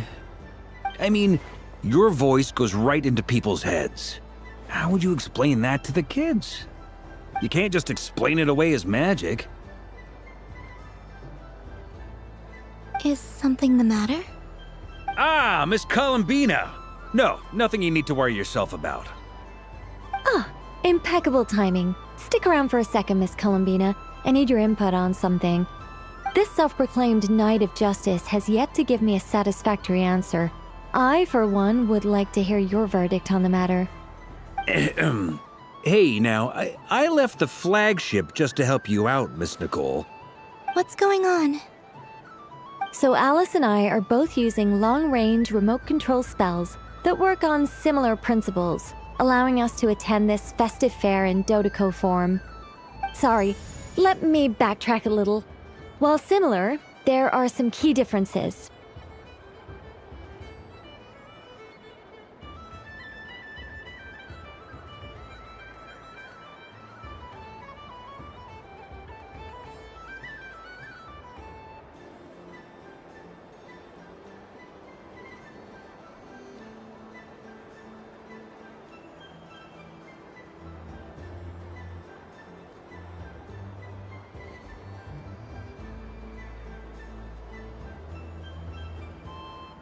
Alice, being a great mage, wanted her Dodeko to reflect something of her own charm and mystique. So she adjusted the way its tail moves when it spins around. An entirely gratuitous move, in my opinion. I hardly see how anyone is going to notice that. If anything, I'd say that anyone who stares intently enough at a Dodeko's tail to notice such a small detail is someone we ought to be highly concerned about. I only say this to emphasize that my question has nothing to do with tails. Now that we're clear on that, why is Alice's Dodeko permitted to interact directly with the children celebrating Moon Prayer Night, while mine is not? Your voice speaks directly into people's minds. See? Exactly what I said.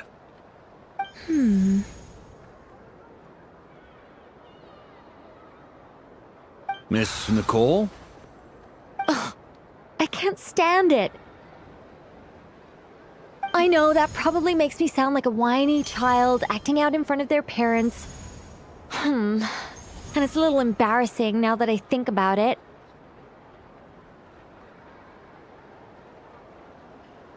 But hey, I said it now, I can't take it back. That would be even more embarrassing. Also, don't go reading too much into that analogy. It was off the top of my head. I'm actually an awful lot older than either of you. Miss Nicole, are you saying that you'd like someone to play the game you've prepared? I'm not so invested in that. It's just something cobbled together using items I borrowed from Alice. She probably didn't even make them herself. The point is, I want to know everyone's thoughts after they receive their prizes. But as you've said, I can't just ask. I've been biting my lip for so long, and I've had no one to vent my frustrations on. I thought this was going to be a nice, straightforward festival where I'd get the chance to guide people to treasure. Well, can I play? I can't guarantee that I'll win a prize, but... You will? I'd like to try. Then what are we waiting for? Let the game begin! It's like they forgot I was ever here.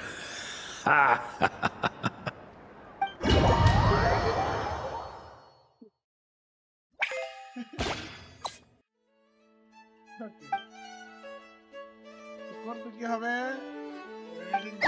¿Qué para? Oh, I already have.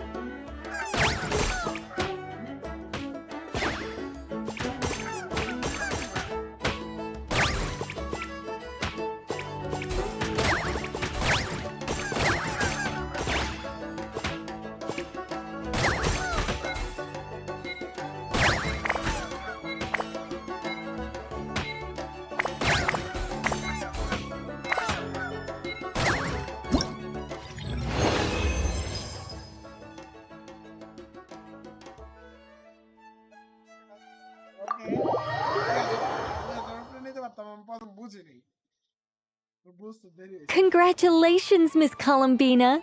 With your great wisdom, you have overcome every obstacle in your path and conquered the great challenge posed to you by fate. Fate? Well, something to that effect. If you'd prefer something more poetic, it could be the icy winds or the dawn. Anything you like, really. You could even go with the challenge posed to you by Dodeko, if that's what you're into. Anyway, you can take or leave my suggestions. Moving on. All my hopes are now resting on this. Can I open it now? Stop teasing me. Please, I'm begging you. No more talk. Just open it. Wow. What a lovely sculpture. Classic and cute at the same time. Thank you, Miss Nicole. I'll always treasure it. Ah, there we go. Music to my ears. You have my sincerest gratitude, Miss Columbina. Thank you for sharing your precious time with me and fulfilling my wish. Don't mention it. You've all done much to help me. And still, I'm the one receiving all these gifts.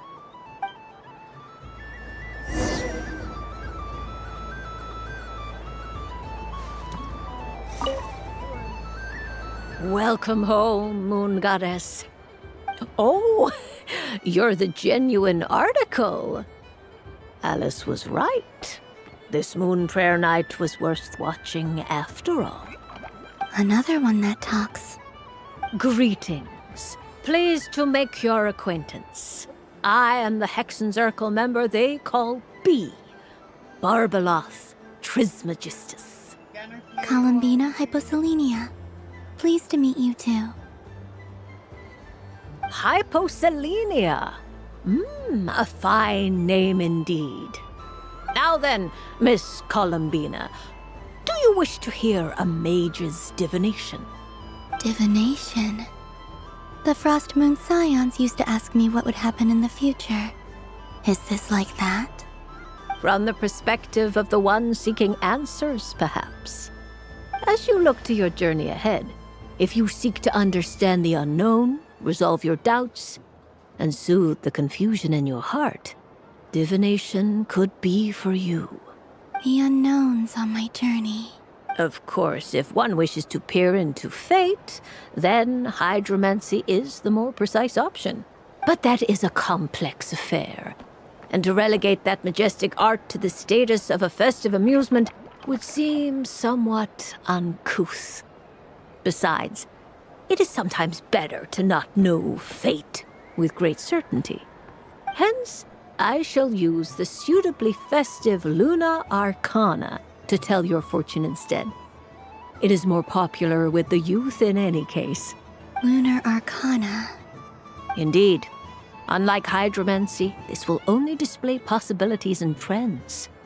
People like to think of themselves as creatures of agency and free will.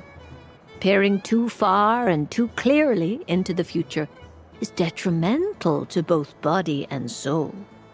I'd like to give it a try. Of course you may. Come then, take a seat, Miss Columbina. Before we begin, are there any specific questions you would like to ask? Let's stick to general possibilities and trends, like you suggested. Ah, very well. Then I shall use the basic Lunar Arcana deck. Now, try to relax.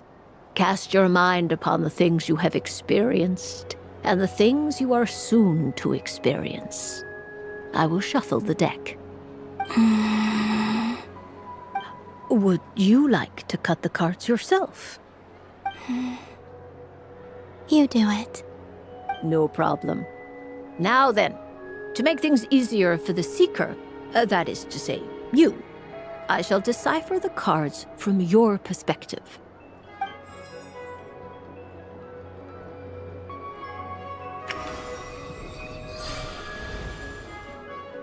Please, draw the first Lunar Arcana. This represents destiny and is the foundation for the divination as a whole.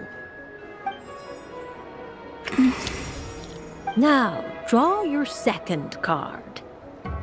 This will stand for the past, the sum of all your experiences that have come before. And now the third Arcana. This is the present, your interpretation of the current moment. Finally, the last card. This shall speak of the future, which... Oh. Kuvaki Pulse? Fascinating. I've never encountered this before in my role as a diviner. Something has exerted an influence upon this card, causing it to leave its designated position. What do you make of this, Miss Columbina? Perhaps this is the guiding hand of fate in action. Of course, if you wish, you can choose to deny the validity of this card and draw the future for yourself. No, it's fine. Let's go with this one. A bold decision. I must say I'm looking forward to the results. Well then, let us flip the Lunar Arcana in sequence and see what emerges. Sure.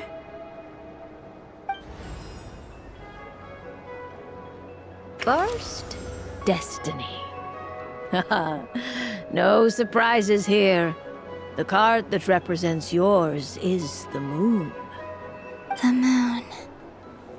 Indeed. The moon can represent the truth at some times, but deception at others. False peace, destructive calamity, and the world-changing power that lies within. When the moon is placed on the destiny tile, it indicates that your destiny is not what it may appear on the surface. Instead, it may yet have a hidden side. It symbolizes a journey through the fog, fraught with uncertainty and deception, where one must face inner challenges head-on. I don't understand. Patience, my dear. This is but the first card, which serves as a basis for the interpretations that follow. Our divination will only grow clearer from here on out. Now then, flip the second card, the one that speaks for the past.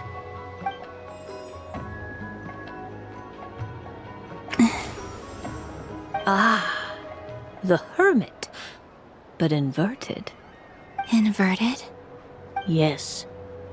The Hermit symbolizes solitude, introspection, and the pursuit of truth. When inverted, it represents isolation, truth out of reach, and a path that leads one astray.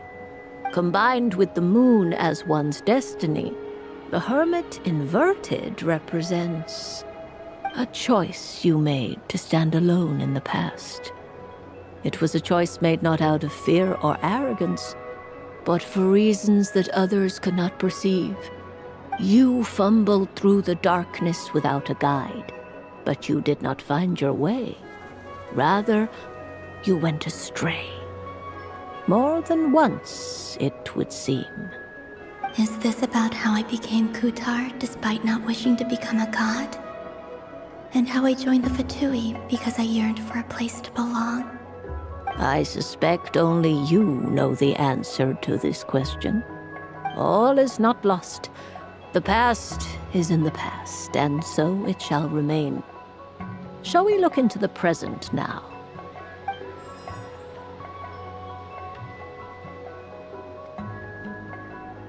Oh my. The Lovers. One of the most interesting Luna Arcana. What does this one mean? This means that you have had an unprecedented emotional experience. The joy of finding your soul becoming intertwined with that of another. A precious and wonderful thing indeed. It's true. I've made a lot of friends recently, and they are very good to me. I like them a lot. That sounds lovely. I am most delighted for you. The Lovers can also represent important decisions, perhaps related to a parting of ways. Now, if I were to guess... Yes. My return to the moon. I understand. Parting with friends is never easy, Columbina. But rest assured, this is not the end of your journey. There is always another story waiting to be told. The future always lies ahead. The future. Well now, it's finally time to flip this most mysterious of cards. Why did it appear? And what does it wish to tell you? I'm ready. Very well. Flip this card and see what lies on the other side.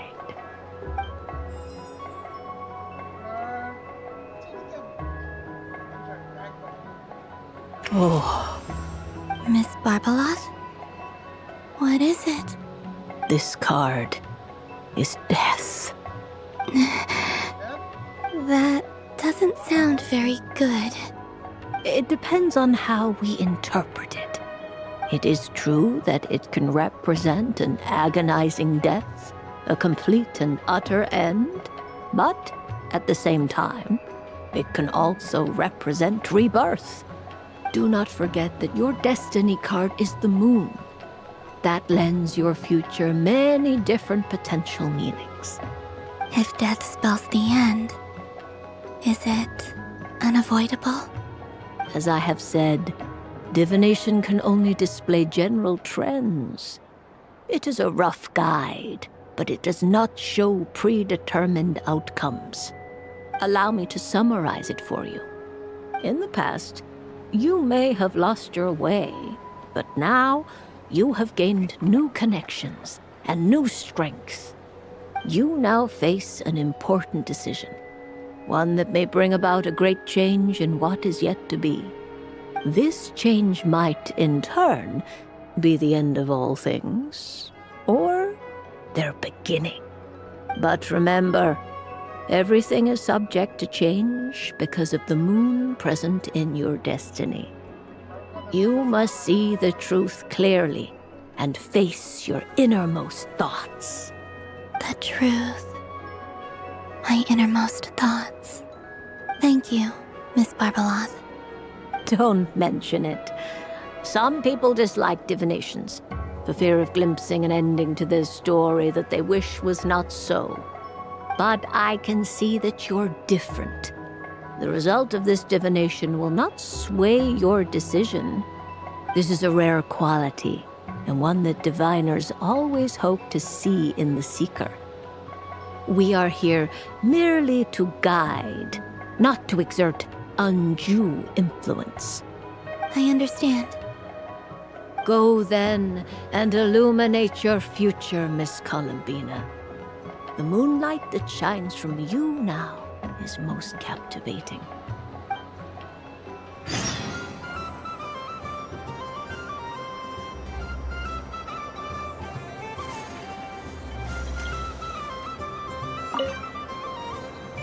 A soft and furry creature that bounces and jumps. Welcome home, Moon Goddess. This one talks, too. Allow me to introduce myself. I am a Dodoco from a distant archipelago, the most mischievous of all my Dodo brothers and Dodo sisters. When the going got tough, I powered through, and when I met obstacles, I boomed them away. That sounds like a lot of fun. Doesn't it just? Oh, but then the trouble started. Recently, I found a lovely beach, the same beautiful jelly color as my hometown, and so I dove in to have a look, only to find it overgrown with seagrass and nasty little spiky fish everywhere, looking to turn me into a Dodoco kebab. I made it back to shore by the skin of my teeth, but my tail was sorely hurt. Couldn't you just boom them away? Oh, I wanted to, believe me. But I've heard that you, Moon Goddess, can understand animal speech. The last thing I wanted was to cause a gigantic fuss and get taken to court by a school of spiky fish. I'd be driven out of these waters for good, and my winter holiday would be ruined. And so, dear Moon Goddess, I was wondering if you might lend me your allegiance. Are you roping me into a crime? Oh, let's call it a once-in-a-lifetime every adventure. Does that sound better? All the festival goers tonight are dressed up as the moon goddess. But there's nothing to say that the moon goddess can't disguise herself as a Dodoko, is there? Besides, this is your home. You should be free to be whoever you wish. I'm afraid I'm not well acquainted with Dodokos, Madam Mage. Oh, that's quite all right. We Dodokos are innocent, happy creatures with a free-spirited nature. Many, like myself, are mischievous troublemakers. Others are lazy souls who like nothing better than to lie down on a nice rock and take a nap. In our eyes, every creature who yearns for happiness and freedom is a Dodoko. But perhaps in yours, we Dodoko are a fluffier and more mischievous breed of Kuhenki? Yes, that is a much easier image to follow. Oh, wonderful! Then let's play! Grab onto my tail and follow me into the sea! Time to settle some scores with the bad guys!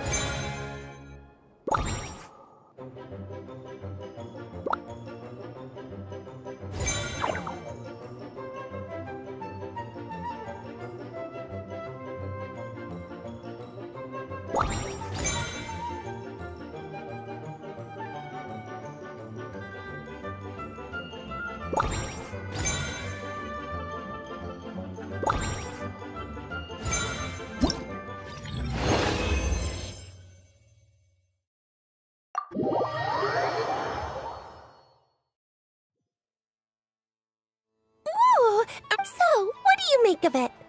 The use of Jumpy Dumpties doesn't come as naturally to me as Kuvaki, but their unpredictability makes it fun. I think they call this novelty. Indeed! And how did it feel blowing those pesky nuisances away? Not bad. Any guilt? What do you mean? Oh, wonderful! Lovely answers to all 3 questions.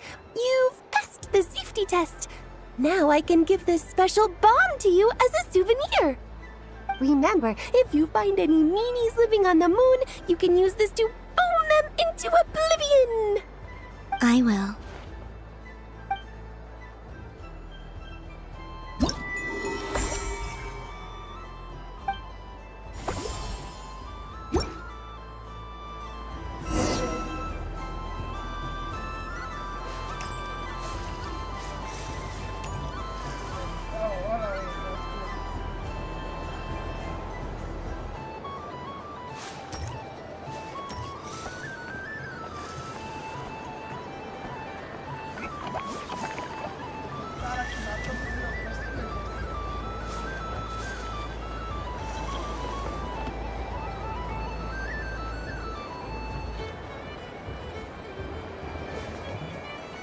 So this is the Frost Moon Scions area. It feels very familiar. But everyone looks much happier than usual.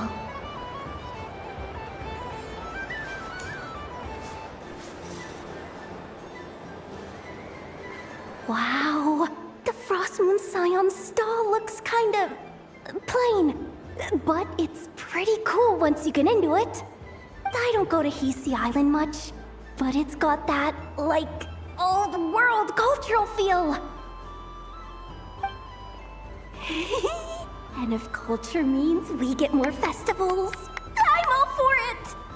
Hello, Yehoda. Ah! Columbine...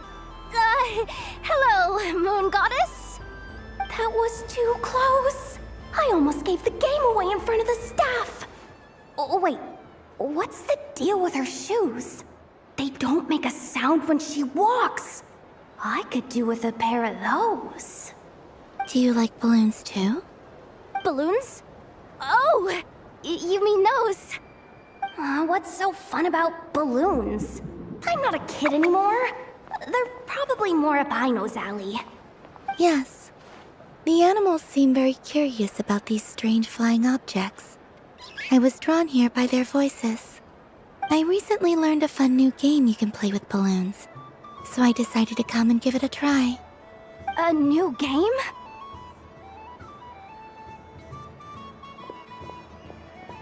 Hello. Welcome home, Moon Goddess. Here to buy some balloons? Yes. Could you give me a few that haven't been inflated yet? Are you sure? I guess it's not a problem, but... Yes, please. Thank you. Uninflated balloons? But those are just little rubber pouches. What does she want with those? Would you like to play the balloon game, Yehoda? Huh? Sure. I guess. How do you play it? Wait here a moment.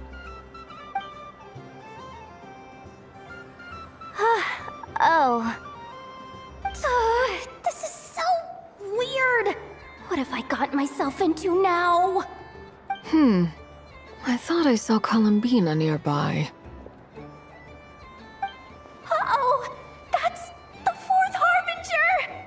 Although she's helped us out quite a bit, she's good people, right? Is she looking for Columbina? Oh, guess that's my ticket out of here. I'm not sure my heart can take being sandwiched between two Harbingers.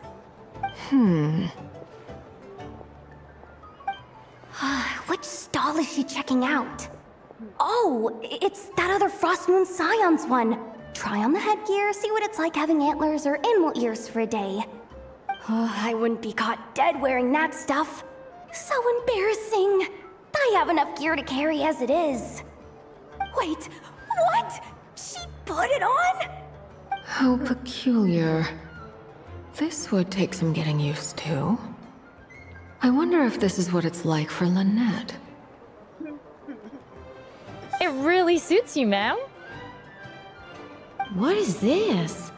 She was so intimidating a moment ago, but now, dang, she's really rocking those ears. How does she make them look so cool?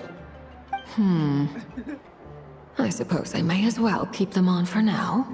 All part of the festive experience. She's coming this way. How do you do, Miss Yehoda? Oh, jeez. Don't talk to me while wearing that thing. Where am I supposed to look? Oh, hey there. I'm looking for Columbina. Have you seen her? She just... Huh?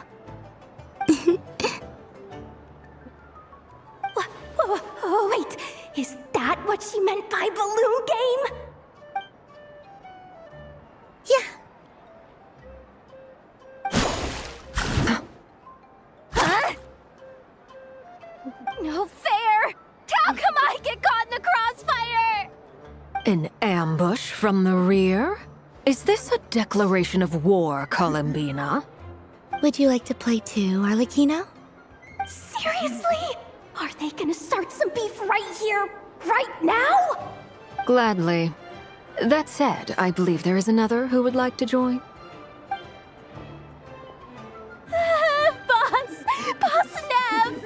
Thank goodness! You've gotta get me out of here! Things are kicking off big time! Hello there. I'd like 10...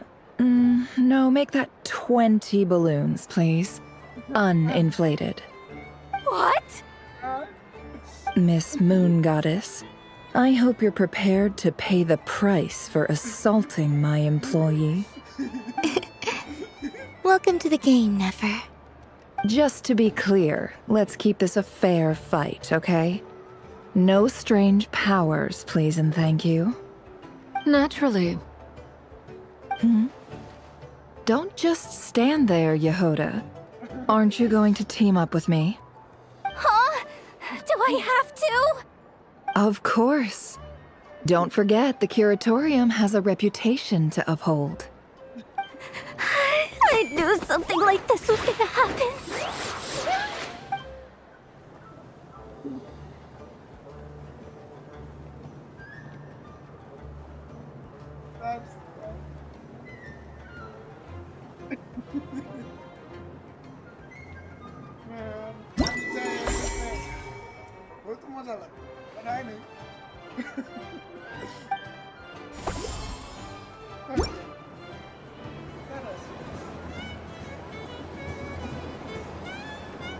I like you know it, yes. Ang pwede na extra ka shonen, bro. May game today ko edible pa rin. Even that day. Shoes, lemon, mother. I've seen Lenny and the other children play this game before. It would seem that it's not a bad way to relax, once in a while.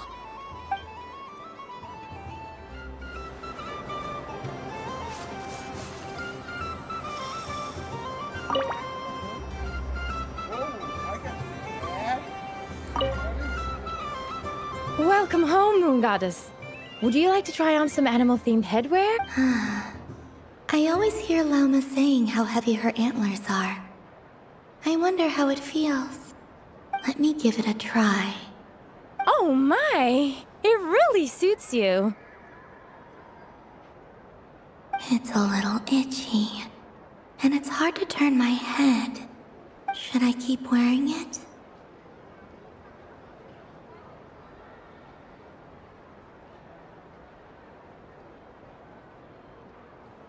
How does this look?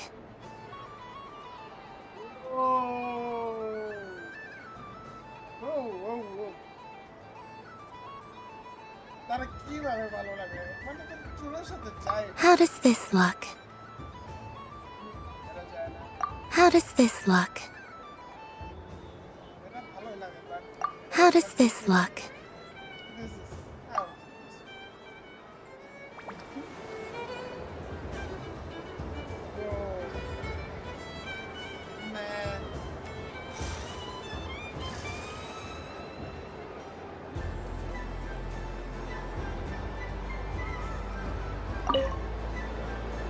Welcome home, Moon Goddess. Would you like to try on some animal-themed headwear? Which one should I try?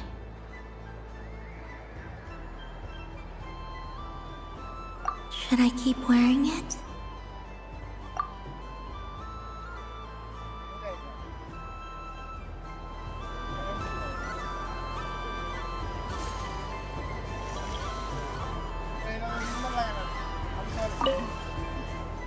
Welcome home, Moon Goddess. Would you like to try on some animal-themed headwear? Which one should I try? Should I keep wearing it?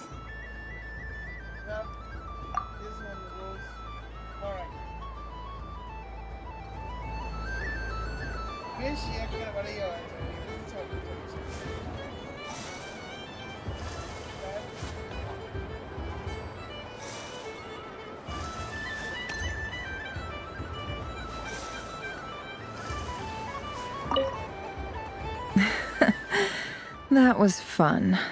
It's a shame Ashru doesn't like playing with water. Alright, I've roped him in as well.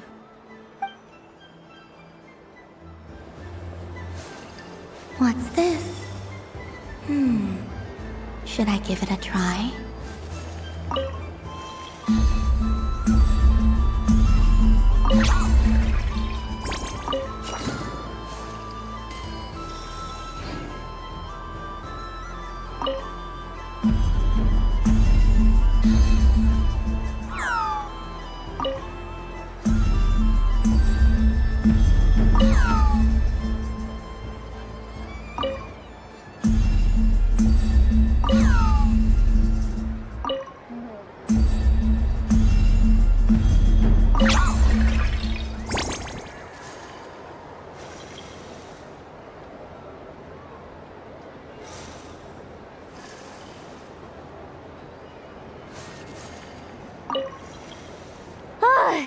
I just had a water fight with 2 Fatui Harbingers.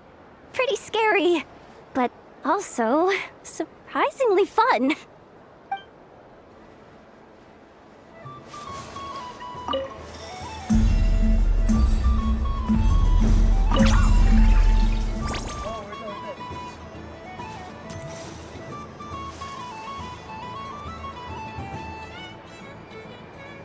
I wish for a never-ending supply of laka berries.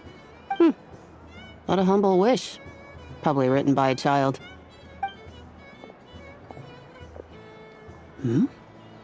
Is that Lama the Moon Chanter?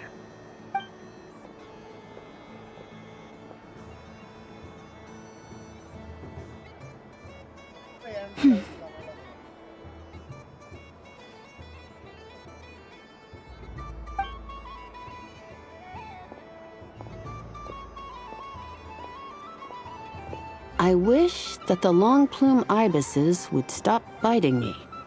Oh dear, poor Lauma. All right, I'll write that one down for you. I got it.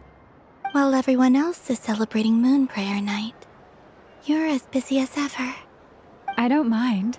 It's rewarding work. A good kind of busy. My antlers are at their heaviest tonight, and the Kuvaki waves are especially strong. But as I help these dear friends hang their wishes up, I feel a great peace within myself that is hard to describe.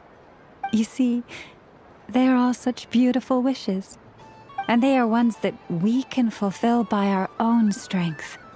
Do you blame me, Lama? I want to hear your honest answer. It is by the help of so many people that I can return to the moon. But I feel as though I've hardly done anything in return. You've done plenty, Columbina. I say this in earnest, both as someone who knows your history, and also as a friend who has seen what you've been through. What about as a moon chanter? I feel proud to honor our moon goddess's wish. And I'm sure any moon chanter in history would have felt the same way. Thank you for your kind words, Lama. But... Since you asked for my honesty, I won't lie to you. My feelings are mixed right now. Besides pride, I also feel... I suppose it's a reluctance to let go. Once you return to the moon, we will be far apart and separated by a false sky. I'm sure those of us left behind will gaze up at that sky, yearning for the moon once in a while, just as you used to do. I will miss you, Lama. I will miss you all.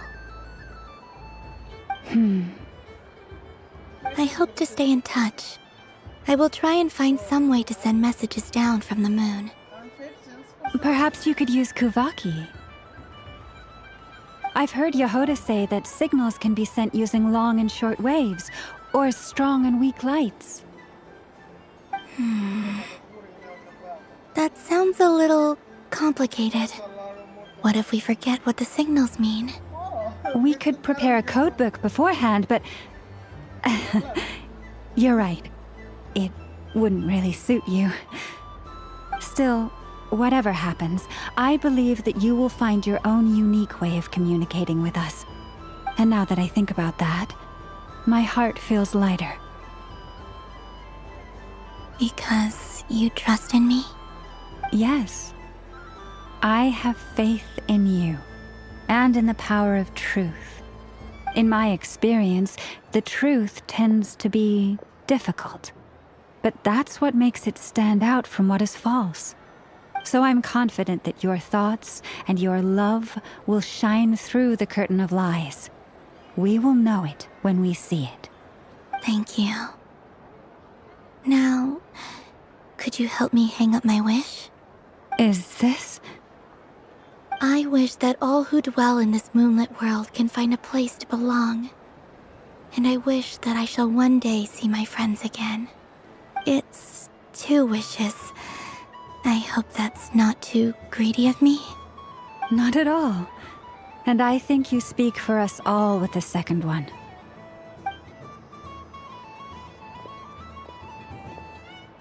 I shall continue to pray until the day that all of these wishes come true.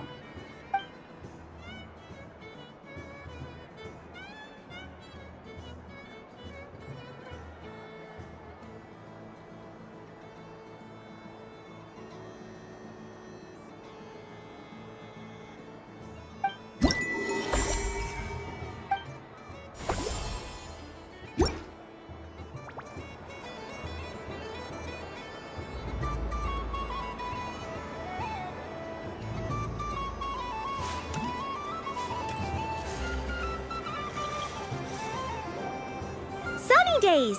I prefer sunny days. Ah, well, you are as warm as the sun itself, Moon God. Very well. I believe your spirit animal has to be this most adorable chic badger. Wow! Thank you, Mr. Talking Magic Lamp. Have a very happy festival, Moon Goddess. Flint's? That's you, isn't it? Shh. It's our little secret, my dear traveler in Paimon. Okay, sure, but why are you here selling sugar sculptures? Everyone celebrates in their own way. After gazing into the abyss and spending time around gravestones all year, what better way to relax than to see sunny smiles on the faces of the living? Besides that, I like to think of myself as a fair judge of character. I dare say matching personalities to confection suits me rather well. That's not what Paimon was talking about. Aren't you afraid that your true identity might be exposed? Should I be? There is all manner of magic in the air this moon prayer night, thanks to the work of the great mages. I see Miss Columbina is hiding in plain sight. Why should I not do the same? Why miss this rare opportunity to enjoy a special evening in my true form? Fair enough. You got a point there. People who don't know you will probably think you're just a talking lantern. Well, now that we see eye to eye, what brings you here? Not a search for your spirit animal, I presume? Ah, well, actually... Here, see for yourself. Oh, this is... How wonderful. A beautiful idea. Yeah, we just met Barca, and he said that having everyone draw their own section was kind of boring. So, he did your bit for you. Ah, Varka. Ever the maverick. I see his artistic skills are truly one of a kind. In that case, I shall paint something on Mr. Albedo's behalf in a short while. What? Why not now? Ahem. Welcome home, Moon Goddess. Phew, that was close. Hello, Flins. She recognized you right away! What keen eyes you have, Miss Columbina. Especially considering they are shut. I did not see you. Rather, I sensed you. I can sense the fluctuations in Kuvaki all around me. One would expect no less of the moon goddess. Might I interest you in some candy? Yes, please. Excellent. I shall make some for you right away. Hmm? Something the matter, Miss Columbina? What about my spirit animal? All the other children carrying sugar sculptures are talking about it. Wait, is she taking the test seriously? Ah, my apologies. How could I neglect that? You are quite right, Miss Columbina. Every one of us has a magical creature living in their heart. Would you permit me to help you find yours? Yes, please. Do you prefer the day or the night? Night. Which of the 4 seasons is your favorite? Winter. Think of a perfect day. What is the weather like? Sunny, rainy, or perhaps cloudy? Rainy in the morning, sunny at night. What kind of answer is that? Forests, lakes, and open seas. Which do you prefer of these? I like them all. Imagine you opened your very own shop. What would you sell there? Moonlight, I think. Wow! Paimon would totally shop there.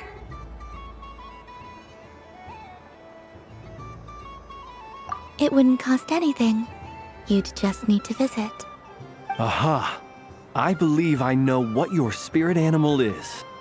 Here, for you. Oh, it's a Kohenki! Indeed. A free-spirited being with a deep love for all things here in Nodkrai, who selflessly lends her aid to as many people as she can reach. It is the perfect fit for you, Miss Columbina. Thank you.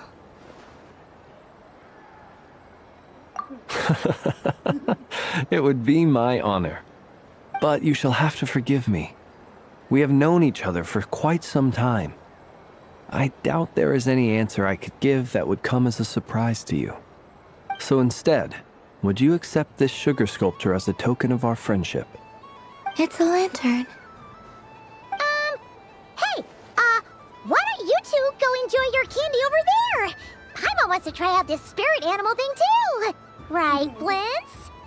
Come on, play ball. I get this drawing done. But I want to hear Paimon's answers. But it'll probably take ages. Paimon's a complex soul. And we don't want your candy to melt while you wait, huh? Oh. Okay then.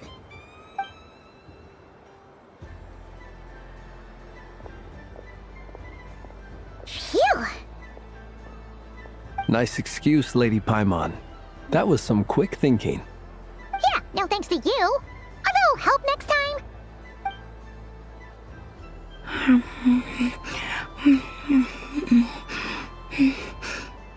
It's sweet. Is that Lockaberry? I wonder what flavor the traveler got. This way, this way! It's the candy-selling lantern! I'm coming! Of course. Traveler, maybe we can share? Yes. I found out recently that people share their food sometimes, so I'd like to try it. Or is that a no?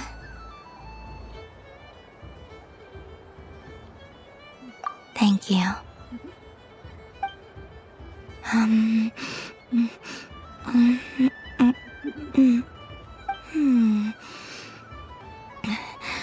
Yours is a little more sour than mine. Here, you try it.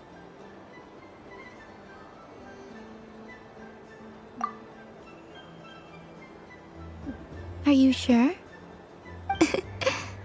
Amazing. My sugar sculpture has shrunk, yet my heart is filled with feelings of sweetness. I will remember this feeling.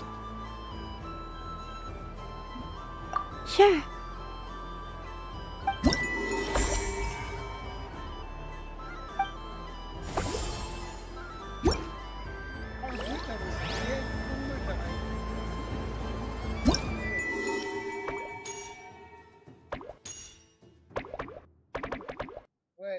gift time.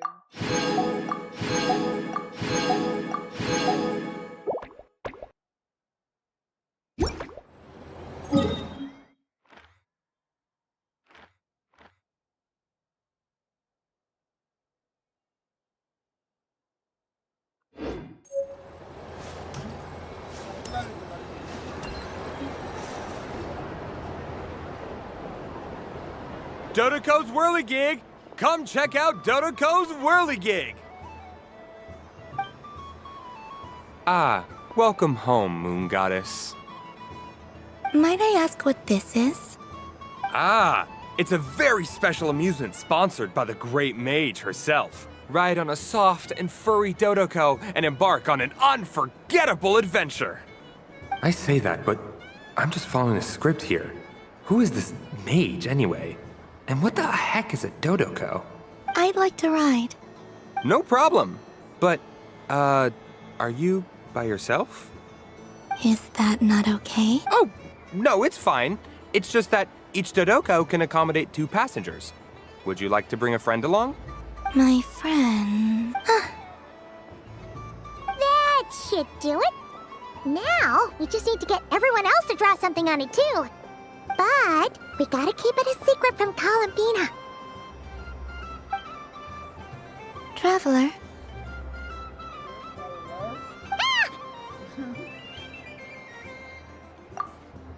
I want to go on that ride. Will you join me?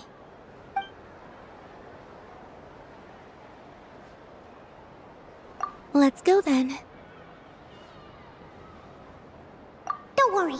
Paimon will do the rounds. You go have fun.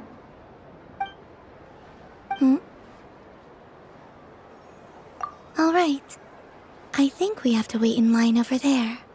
Please take your seats. For safety reasons, you mustn't try to leave the ride before it comes to a complete stop. All right, you're all set. I wish you both a wonderful journey.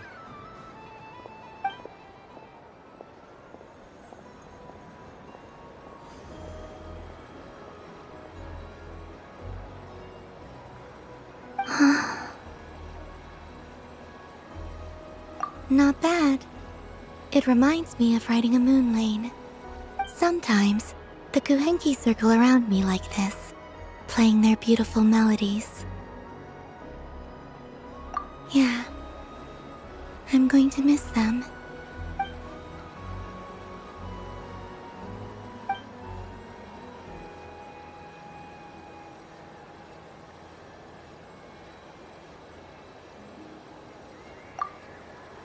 It does. I've felt scared in the past, too. But this is a little different. You know something? I got to see a lot of fascinating things during my disappearance. I saw how the Frost Moon Scions act around their families. So different than how they used to act in my presence. And I also saw how they interact with their friends. It made me curious at first.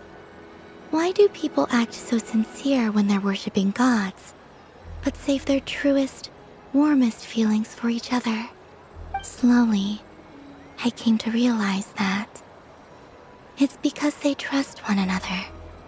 They know, deep down, that they'll be accepted for who they are. All of it. The good and the bad.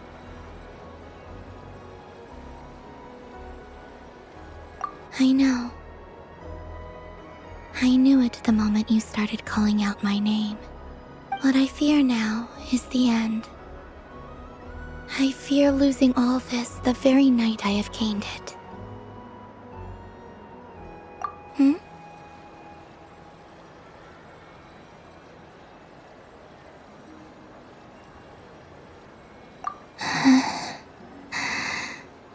Thank you for this conversation.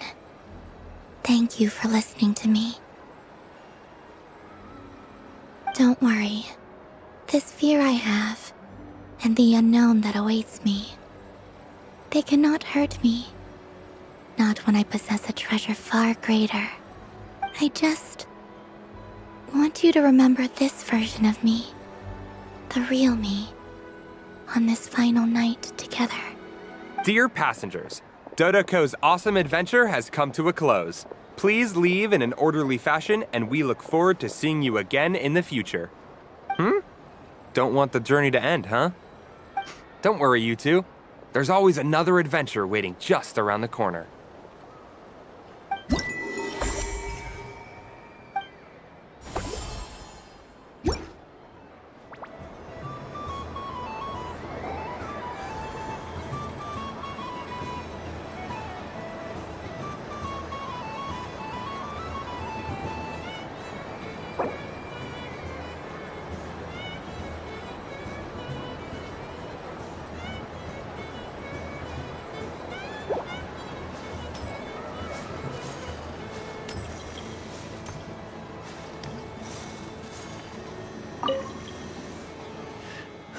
It'd be rude to just leave without saying anything.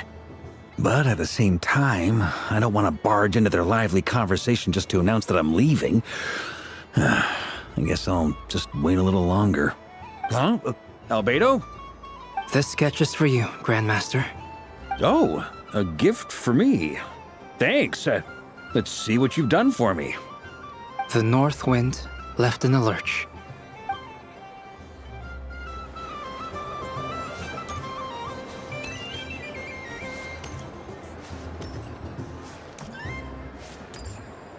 What's this? Should I give it a try?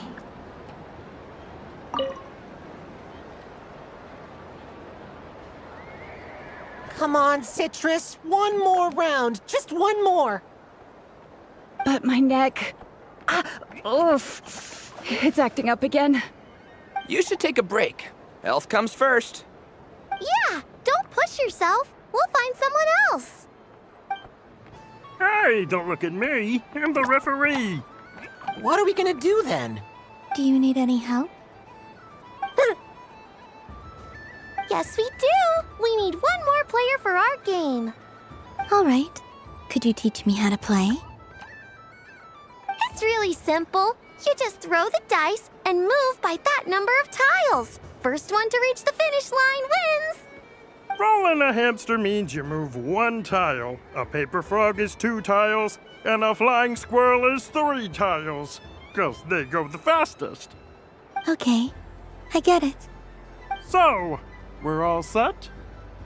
In that case, please take your places and let the game begin!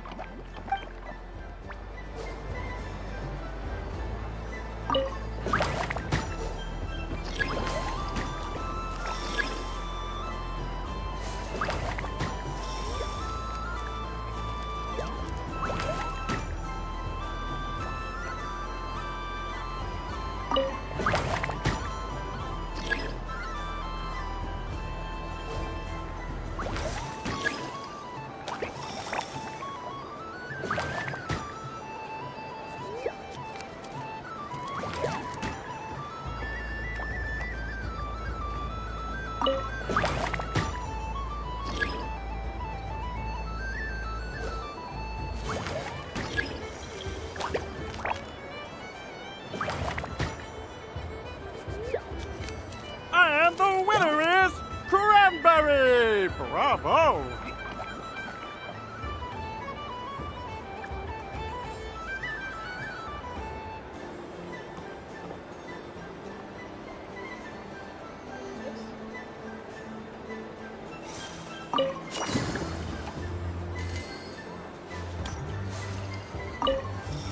It's a pity that my good friend Faro Bear is busy working on a training program for Princess. If he could have been here,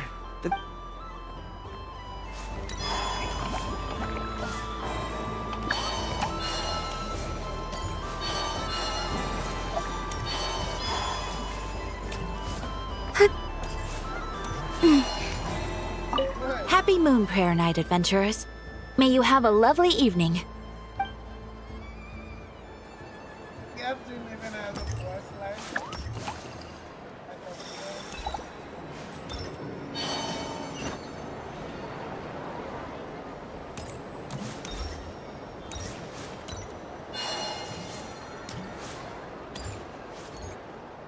Moon Prayer Candy! Beautiful, tasty Moon Prayer Candy!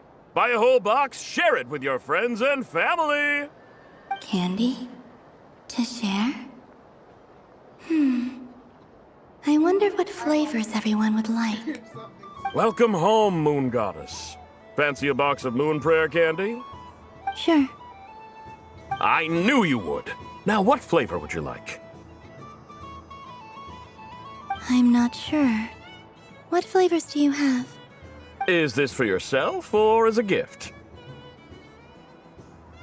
A gift for my friends. Ah, I see.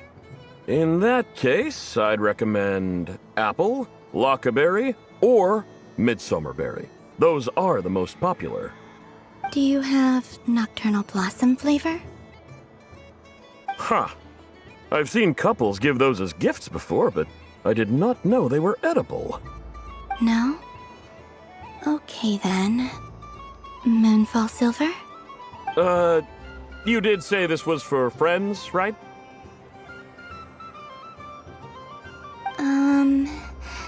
Maybe smetana then. Hey, now that's a creative idea! I've never tried it before, but if you're happy to wait, I can see about whipping up a batch on the spot. While we're at it, you got any other ideas?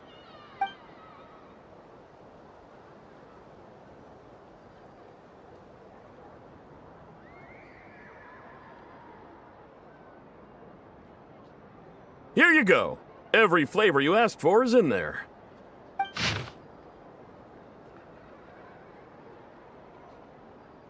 Thank you. I should be the one thanking you! You brought me a whole bunch of new business. It's like a genuine blessing from the Moon Goddess. I hope you and your friends have a lovely night.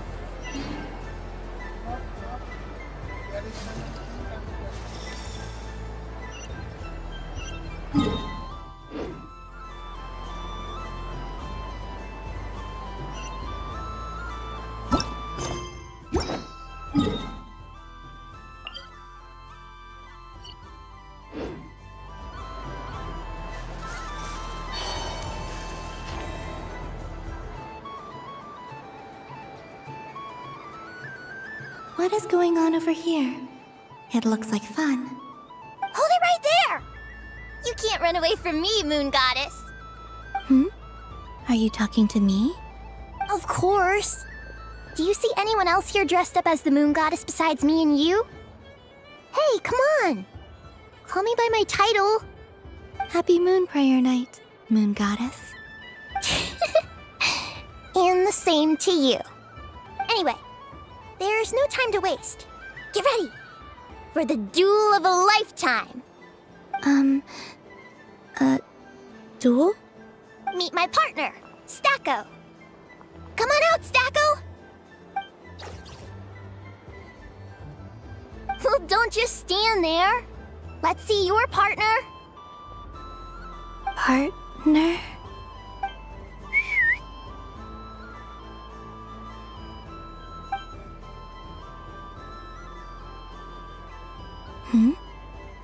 So I need to select a partner and command them in battle. Partner. I need a partner.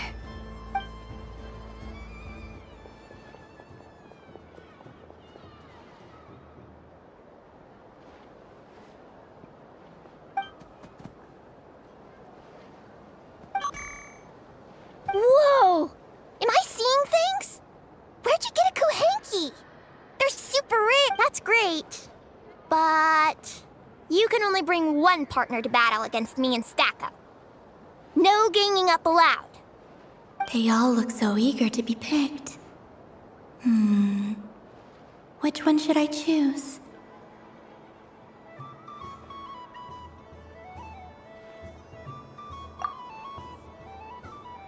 This one usually lives in Nasha Town. She likes falling asleep to the sound of striking hammers. And I bet she's quite familiar with robots' weak spots.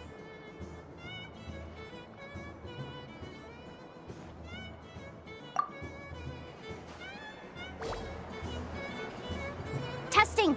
Testing! Oh, this is an emergency broadcast! An exciting battle is about to take place right here at the Nasha Town Special Arena!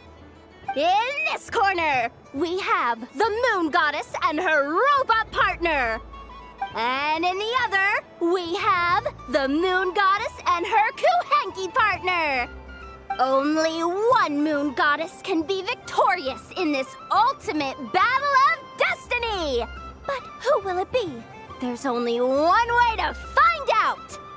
Now, without further ado, let the Battle of the Moons begin!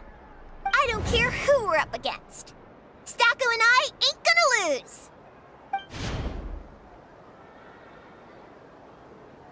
Let's strike first. Stacko, formation shift. Ho ho ho! The robot has kicked things off with a change of formation. But how will this affect the battle? Nobody knows!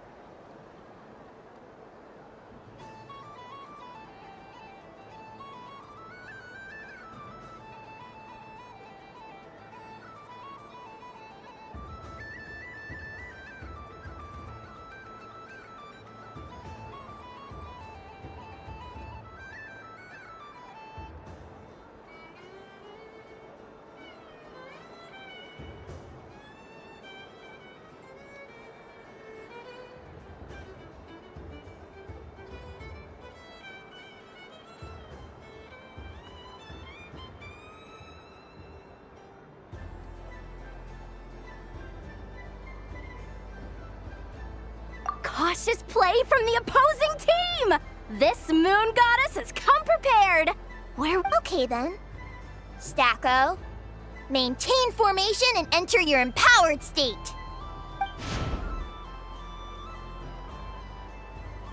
Empowered state! There we go! Now we're talking! Absorbing the immense Kuvaki present on Moon Prayer Night! This lean, mean machine has great good choice! Buffs count for nothing if you... Oh, it's a hit! The battle is heating up fast! I'm about to start... Go for it, Stacko! Set Kuvaki to maximum! Can their opponents withstand this blow? And... Don't be afraid. Fight however you wish. Hits! It's a moon lane! A deft use of a moon lane allows the Kuhanki to dodge the blow! And one loop, two loops! The robot's screen is bugging out! It's getting dizzy! Stacko! Oh, Stacko is down for the count! Our winner is the Moon Goddess! The slightly taller one, I mean. You did your best, Stacko. I'll take you to Ainos for a checkup right away, don't you worry. Well, you beat me fair and square, I guess. Honestly, I underestimated you. Won't make that mistake again. I think my partner deserves most of the credit. Just you wait. When I'm a little bit older, I'm gonna come back a whole lot stronger. Be ready for a rematch.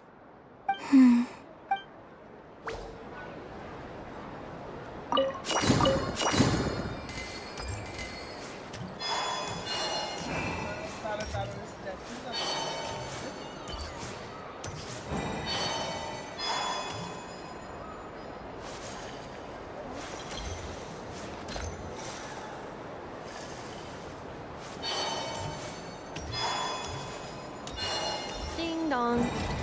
The next robot show will start in 5 minutes. We thank you for your patience.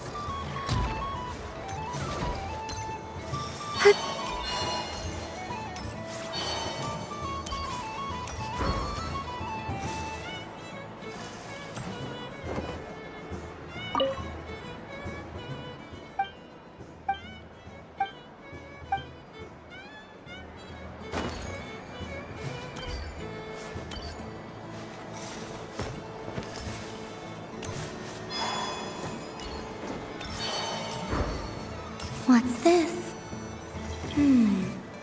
Should I give it a try?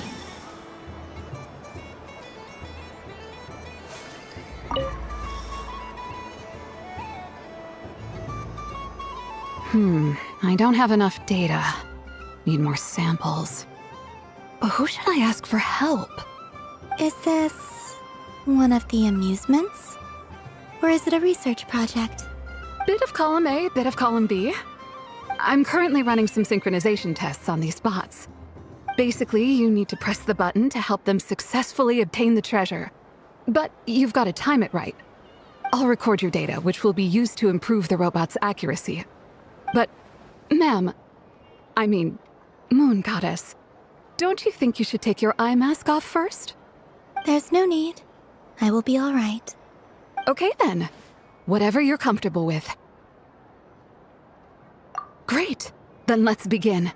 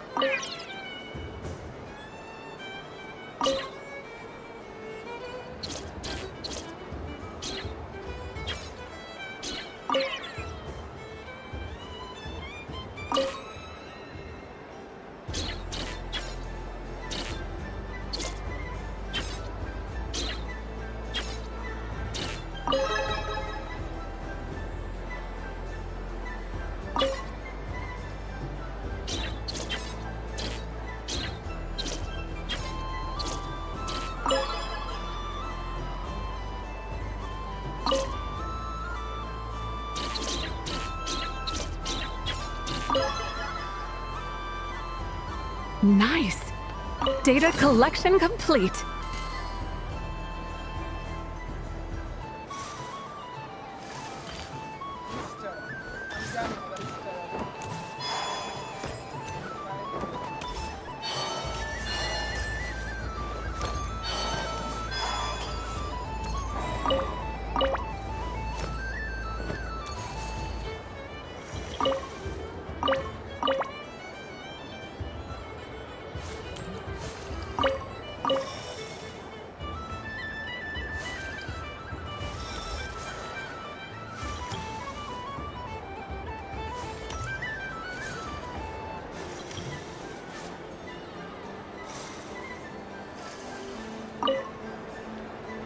If this were any other day, I'm sure it would make for a great photo opportunity. But Moon Prayer Night has rendered my antlers uncomfortably large. Doesn't it look like this rhyme-horned deer has 2 sets of antlers?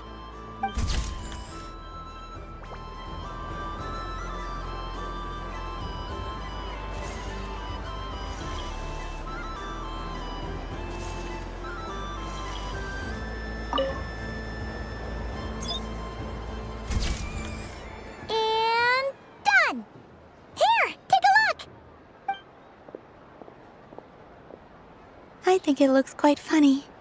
Well, Paimon thinks it's super cute. It looks like a silly chic badger and a rhyme-horned deer that's about to fall asleep. Maybe I'll stand on the chic badger's side instead. It looks like we've attracted the attention of quite a few animals.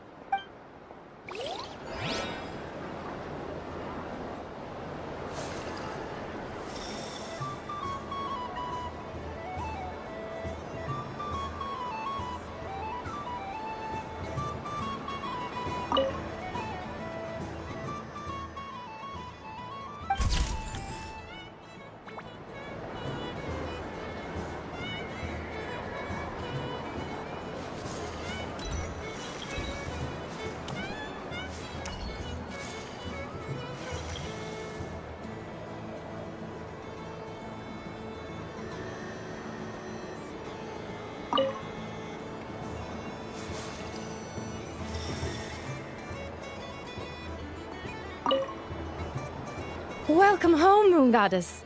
Would you like to try on some animal-themed headwear? Which one should I try?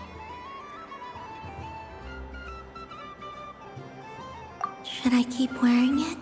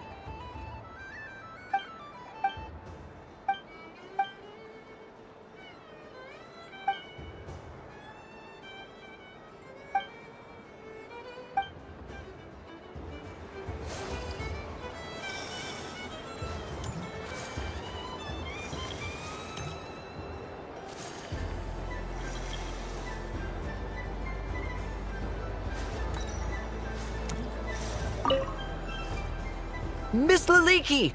A kitten's been following you all this time. Oh, so it has. Hello there, little kitty. May the moon light your path. Did Lady Llama send you? Or was there something you needed? You'd like some moon prayer candies? No? I believe it wants that box. The one with the moon prayer candies in it. Oh, I see. Here, kitty. Come on.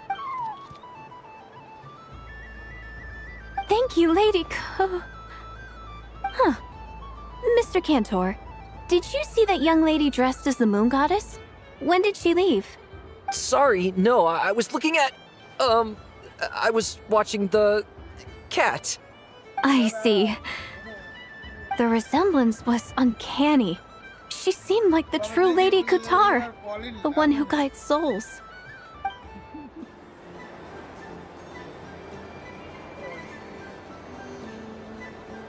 Oh, they are too cute. In the corner. What is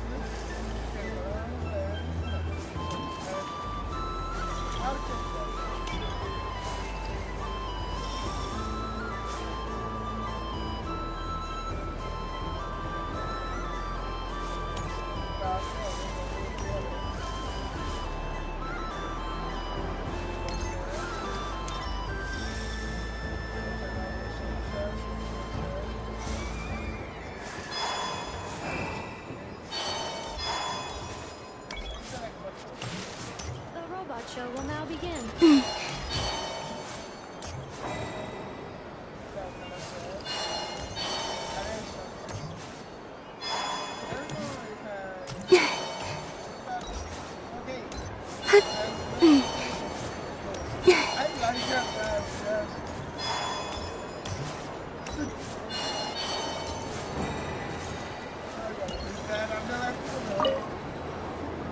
Traveler. Hey there, Colomina! Are you done checking out the festive amusements already? Are you sure you don't want to look around some more? You might not get another opportunity like this for a while. Right now, what I'd like to do is...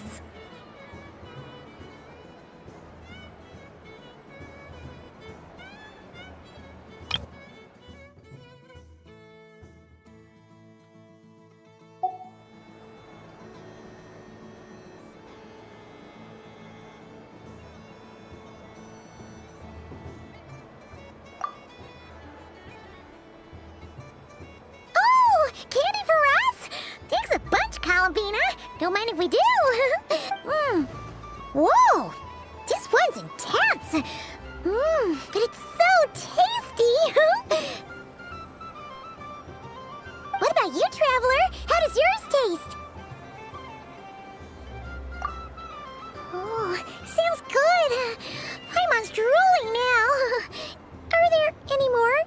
the candies in the box?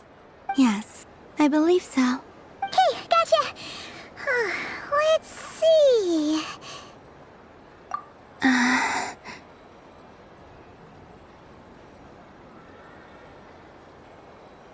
Sure. This one, and yep, this one looks right too. Okay, that's 3. Here we go. 1 per person. It's so sweet.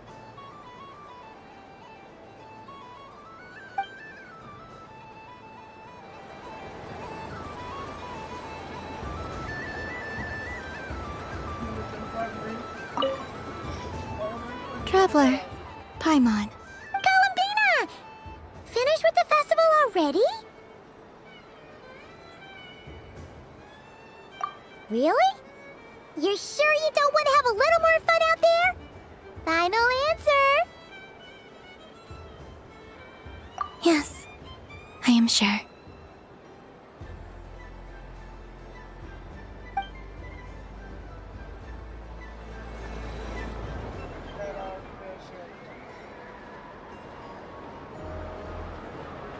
This was the most fun I've ever had on a moon prayer night.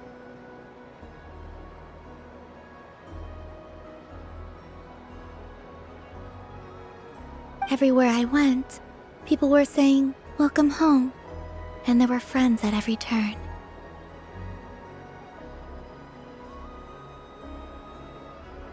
I only wish it could last longer than one night.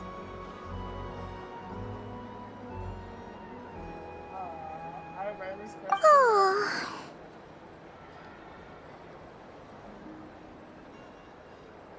Yes, you're right. The moon prayer blossoms. Ooh, look! Look! Moon prayer night has come.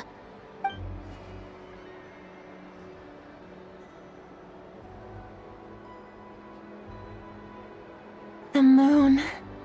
It's so beautiful. Happy Moon Prayer Night, dear. Happy Moon Prayer Night!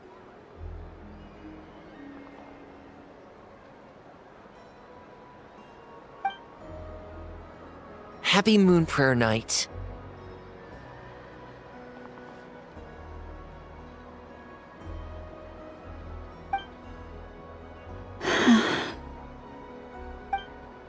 Aww.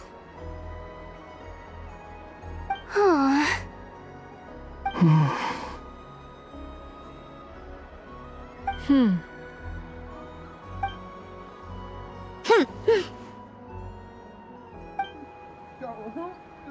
Time flies when you're having fun.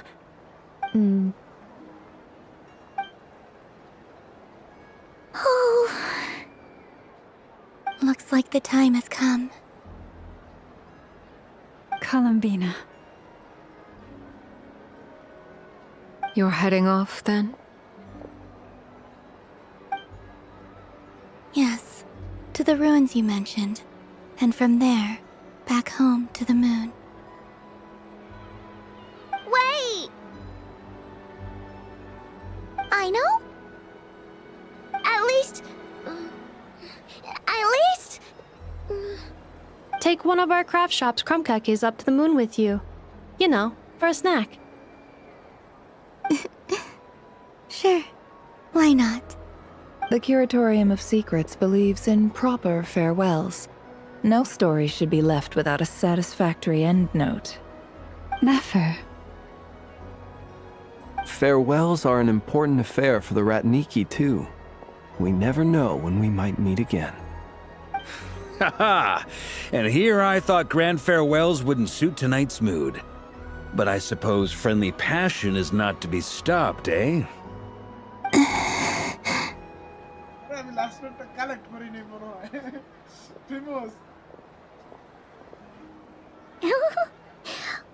made a little something for you, Columbina. Ta-da! What is it? A Moon Prayer Night greeting card with drawings by all of your friends. You did mention that you'd like a portrait done, so I took the liberty of creating one for you. I, meanwhile, did the portrait of Mr. Albedo. And Mr. Varka did the same for me. I mean, I think my work was pretty true to life, don't you think? The picture of Ashru was my doing. The two of you seem to get along rather well. Wait, was I the only one who did a full body picture? That's so embarrassing. I did pictures of me and Anefa. I did my own portrait and one for Hat Guy. Plus, there's the two mages, Arlecchino and Sandrone. So, if you ever miss us, just flip the card open and we'll all be right there with you. I don't know what to say. Thank you so much, everyone. This whole moon prayer night was more than I could have ever asked for. It is the greatest gift I have ever received. Lauma, I figured it out. Figured what out? Remember how the Frost Moon Scions used to use milk as invisible ink to write hidden messages? That was a very long time ago. Oh, are you saying? Yes. When I miss you all, I shall use moonlight in the same way, to write words that only you can see upon the moon itself. Wow, that sounds lovely. Quite. But how will we see them? Simply open your windows on nights when the moon shines bright, and the moonlight will naturally flow towards the words I have written. That sounds most fitting indeed. Very true to form. I'll try to write them in places that won't disturb your sleep. I, for one, would sleep all the better for having read one of your messages before settling down for the night. Exactly! So don't worry about disturbing anyone's sleep. Just promise you'll write to let us know you're okay, alright? Alright. I promise.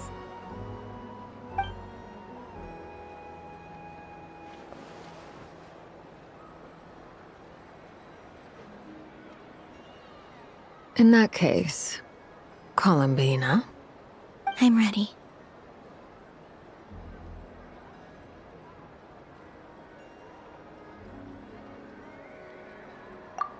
Very well. Let's go.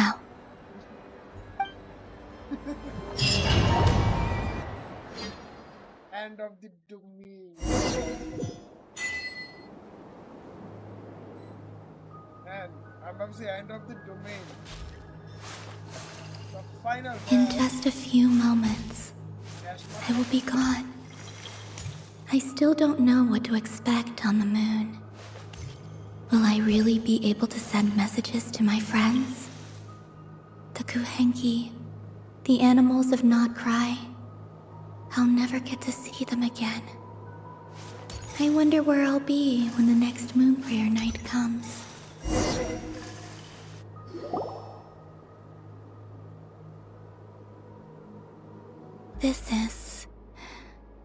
This is where the people of Hyperborea used to communicate with the moons.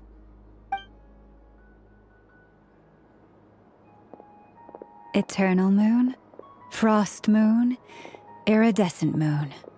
When the power of all three converge, the gate to the moons shall open. Moon marrow preparations are complete. Only the final step remains. I'm sure Nasha Town is livelier than ever at this moment. Yeah, it's a shame you couldn't be there for it, but it's now or never, right? It's fine. I'm more than happy with this. My last piece of luggage. My only piece of luggage.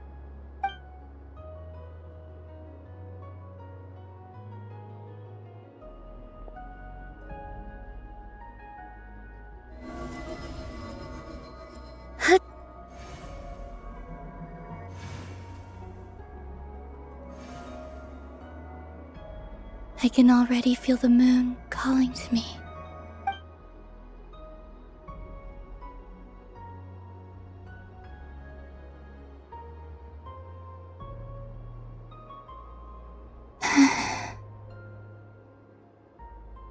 Your home lies on the far side of this light, Columbina.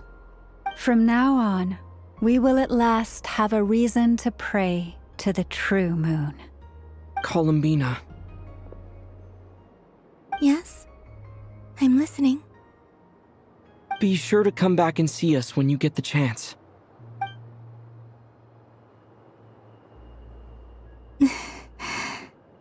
Of course. But if that chance doesn't come, then remember that you have friends on this planet. People who will miss Columbina. Yes, I will. Thank you for everything you've done for me.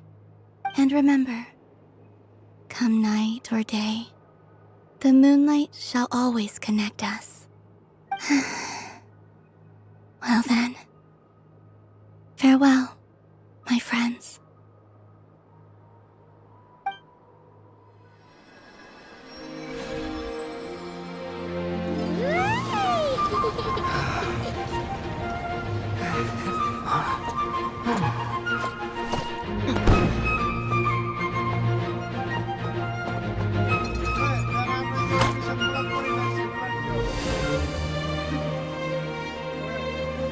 Thank you. This was my happiest night in Tevat. Farewell, Columbina.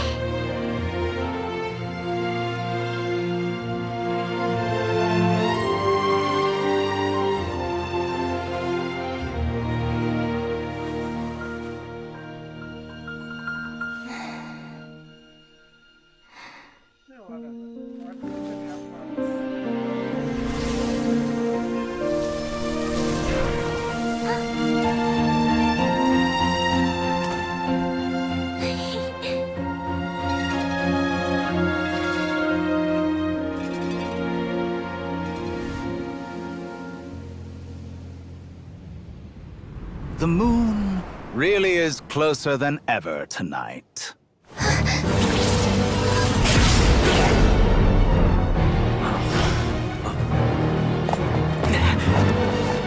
Columbina. All 3 moons in one place.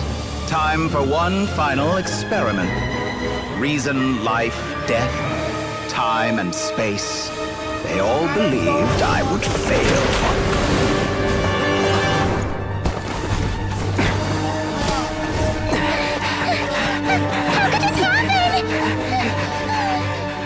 But Tevat's primordial power never did belong to the throne of heaven. And now, they are mine.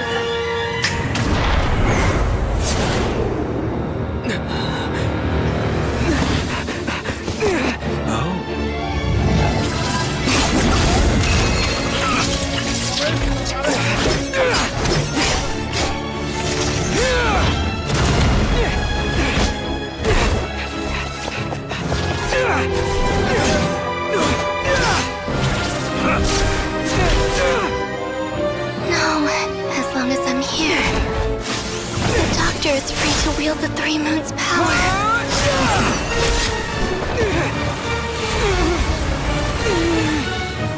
It's the only way.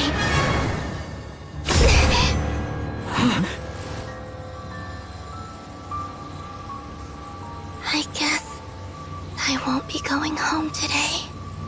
Columbina! No!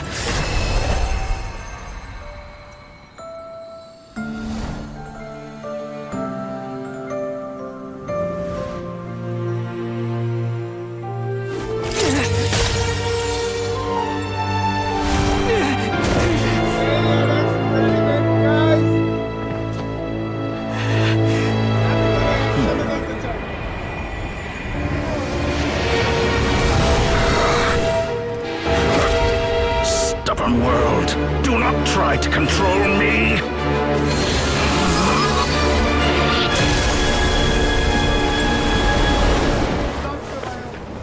Columbina. Traveler, bro. Yo, that's a lot to take in. But yeah, the peaceful thing here. Wait, traveler কি নাই?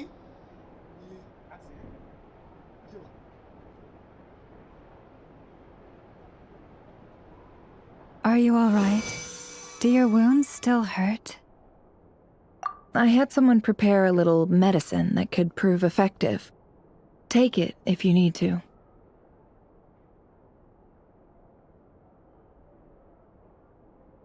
In that case, let me relate the contents of the call we made to Alice after the incident occurred. That Dottore is a crafty one. He distracted the Hexenzirkel by creating a huge fuss at Tevat's borders. I'd assumed that the cause was an abyssal intrusion from the outside world, which in fairness is a rather common occurrence. But after learning that you managed to influence the phantoms in Nordkrai, I realized that perhaps this interference could have come from within Tevat instead. But we weren't able to change their fates. True, you couldn't change how their stories ended, but you did build some variables around yourself. Variables?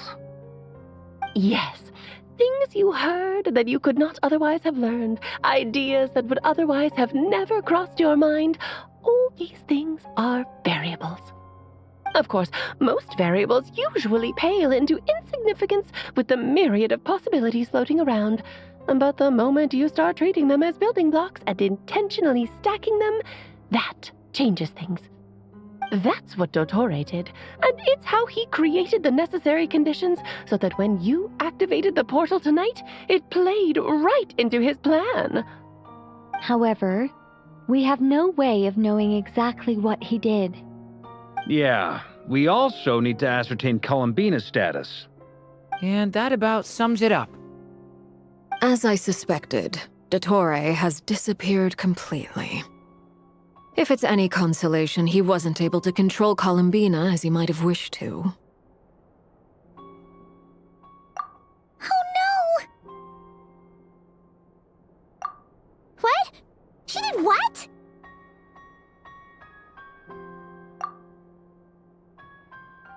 All we saw was Dottore appeared and used some kind of power. The next thing we knew, he and Columbina were gone and you were falling into the sea.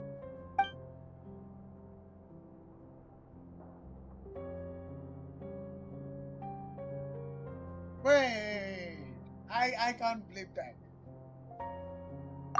Boss, I can't believe that. মানে যে time on আমরা game pause করলে সালি লড়তে থাকে ওই কইতাছে why are you acting? Ash মারে আমি ওর আগে থেকে কই অ্যাশ মারে এখন ওই গেম বহুত প্রমাণ দিছে ওই অ্যাশ মারে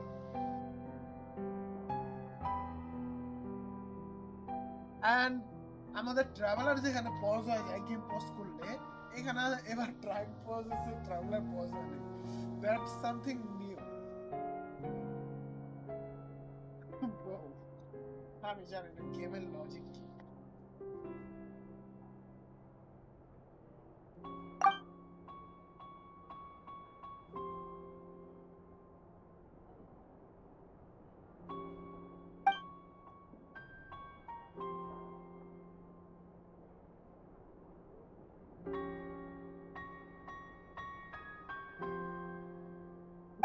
So, Columbina intentionally opened the moon gate and escaped into the same mysterious world as Rerir and Thalindis.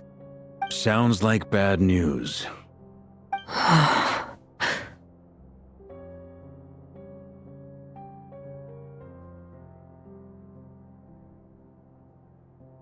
Seen in that way, the trilunar syzygy and Rerir's emergence, Dottore might have been pulling the strings in both cases. According to Miss Alice, he is attempting to transcend his destiny and finish an experiment that only a god might complete. An utter lunatic. Wait a sec, where's Hat Guy? Seems like he'd want to be here for this. He took off with a Dodo communication device after we spoke to Alice. He said he had a hunch that he wanted to investigate by himself. The look on his face was terrifying. I've never seen him like that before.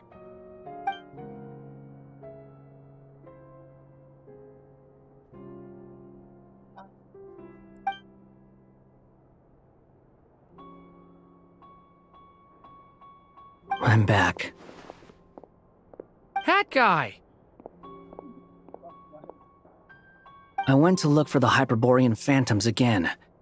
I think I've gotten to the bottom of it. I got them to talk to Nicole on the other end of the communications line. Turns out, the history they describe is different from how Nicole remembers it. Really? But how? Surely Nicole can't have been wrong. Because the phantoms are the ones who are deceived. They speak of a savior who appeared in their history.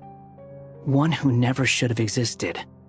This savior promised to create a new moon within the false sky, and even bring back their moon goddesses. Foolishly, they believed in him, and told him everything he wanted to know about the moons. It's obvious that this was Dottore doing. Now you mention it, the first time we entered the Hyperborean ruins, we heard the phantoms discussing their history, and I remember Nicole commenting that something sounded a little strange. But Dottore shouldn't have been able to get in there in the first place. He didn't. Nicole said that this was an anomalous state triggered by disruptions in the causal connections between phantoms from the same era. The variables that Dottore put in place were substantial enough that they even affected phantoms that he never met. So it's not that their memories were unclear. They'd been tampered with. That's exactly the possibility Dottore was trying to manufacture. He turned these variables into knowledge and engineered the situation so all that knowledge would fall into his hands. Then, he harnessed that knowledge on Moon Prayer Night to truly create a false moon.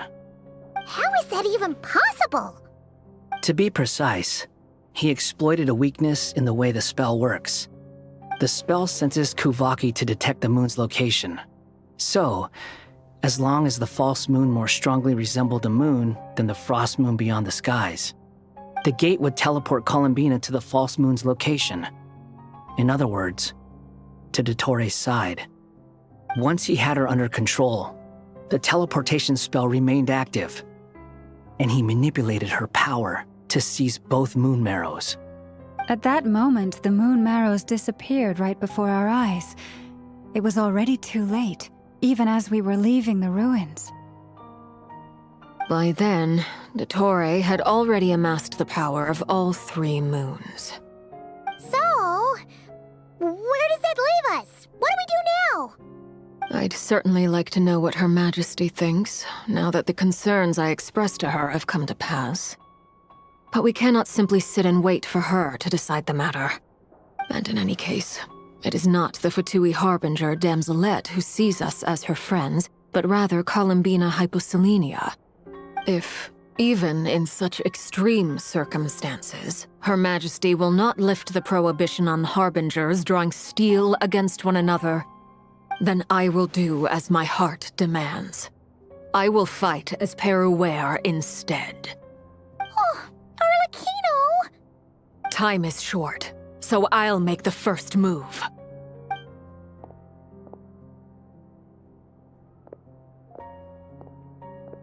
Whew. Even Arlecchino seems to be losing her cool now.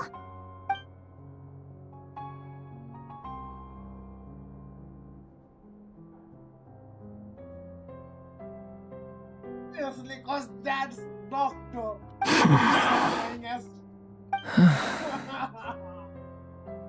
That doctor is annoying as fuck. All right. Lose those dejected looks for a moment and let me get a word in. It looks bad, I won't lie. Very bad, in fact. So Dottore's pulled some real dirty tricks to gain the upper hand. For now. And yeah, it's to the point where even the mages say that his variables have affected destiny. I'm not so sure, though. Many have told me that Tevat's destiny is fixed, and that does appear to be the case. Well, what makes Dottore so sure he'll be the exception? And since he was able to stack these variables up, who's to say we can't do the same? You of all people should not be discouraged, traveler from afar. This isn't over yet.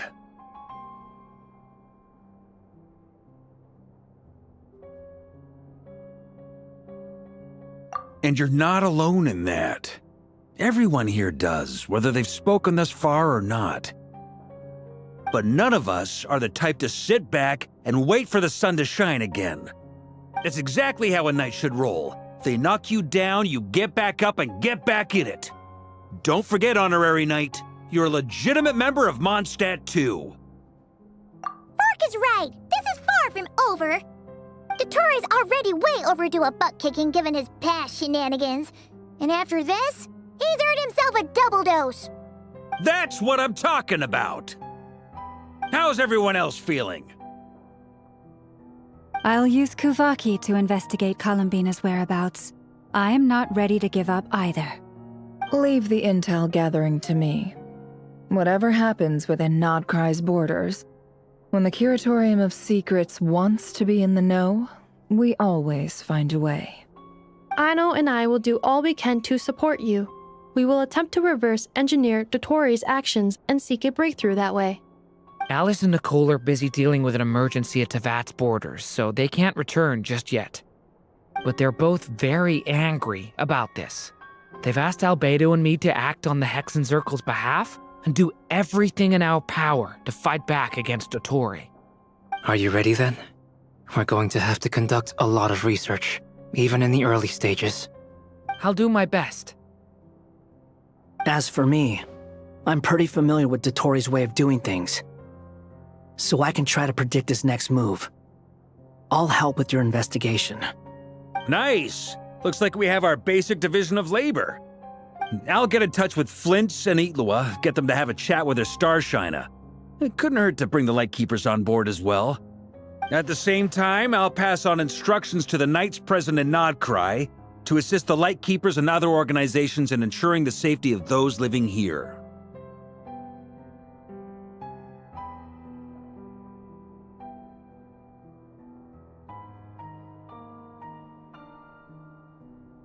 Yeah! We'll show him! That's it then. Good luck, everyone.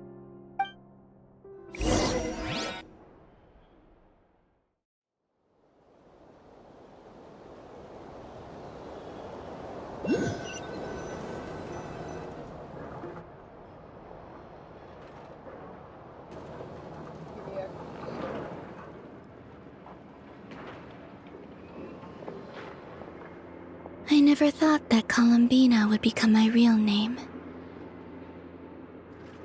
It went from being a Fatui code name to something my friends call me.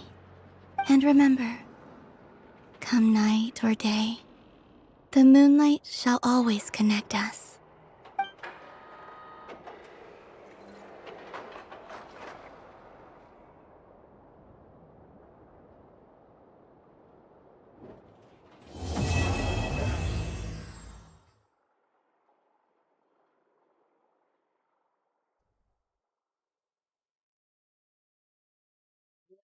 That's a nice world of ugly. It's not a nice anymore. It's just an empty void space.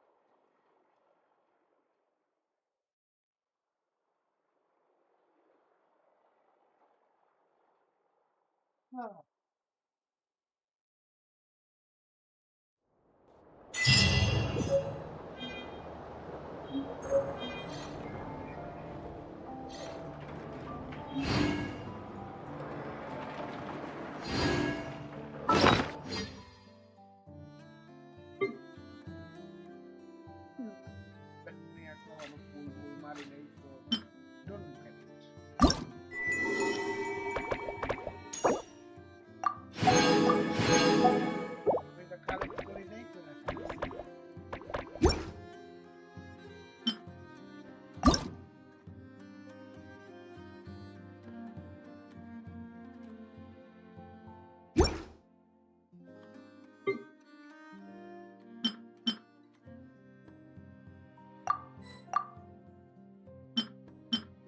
Sa atas,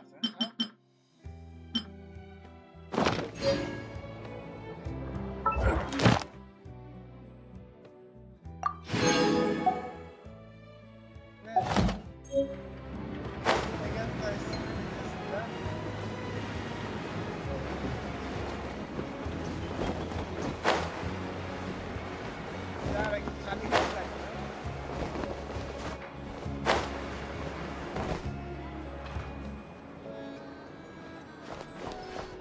had asked... Thank you for completing today's commissions. Here is your reward.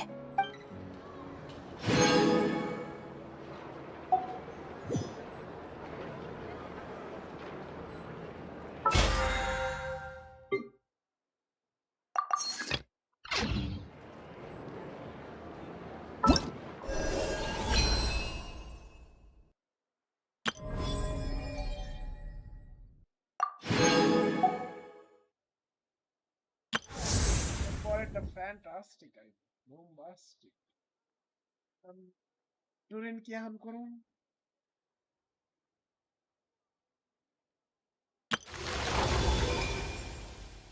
जाता से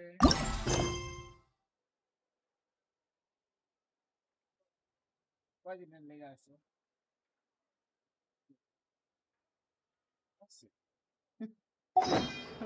An important part of cooking is making sure the ingredients absorb the flavors in the dish. To that...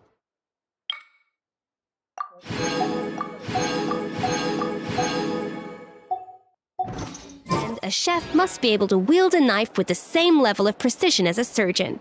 Practice makes perfect. Try and stop me!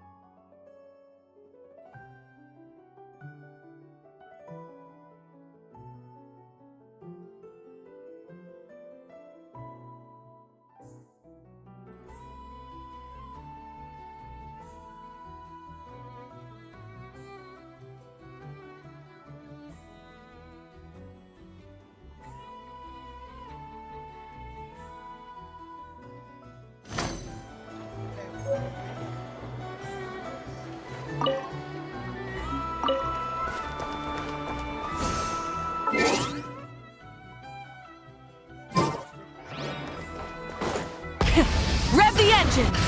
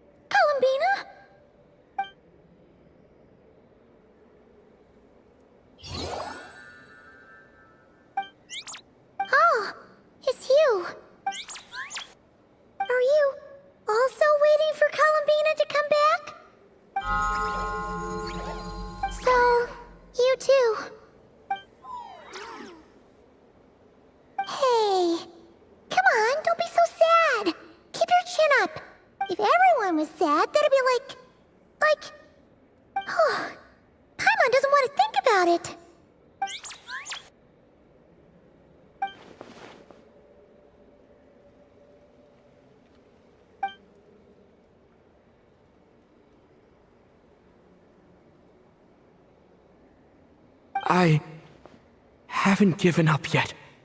Columbina, all of her friends, none of them would ever just give up like this. Give us a little more time. I can't promise anything, but I'll do everything I can.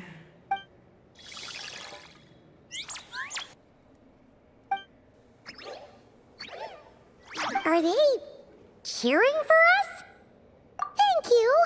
Do you need us to help you with something?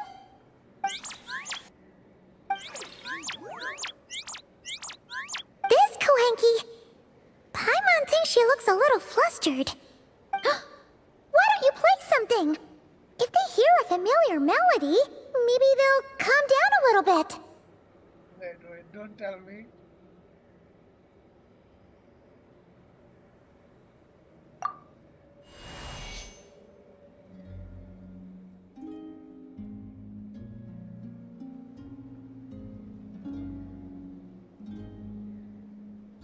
Empty or something.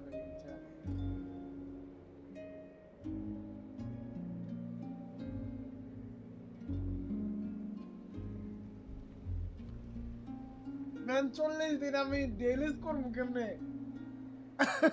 আমি কেন mission করছি of করে রেখে দিতাম and whatsoever man whatever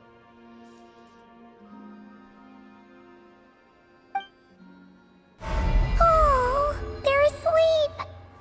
Looks like they haven't had a good rest in a long time. Shh, let's leave.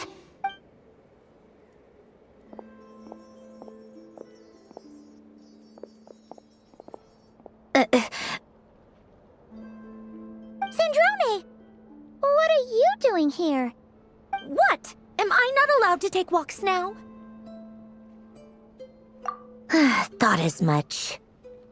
No such thing as a free miracle, you know. Hey, which way are you headed? Paimon means we don't see much of each other. Maybe we could join you for a bit. Let's not.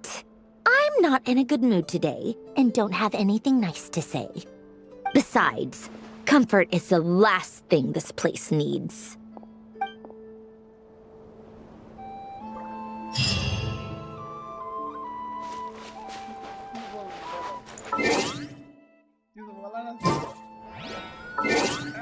A little bit extra.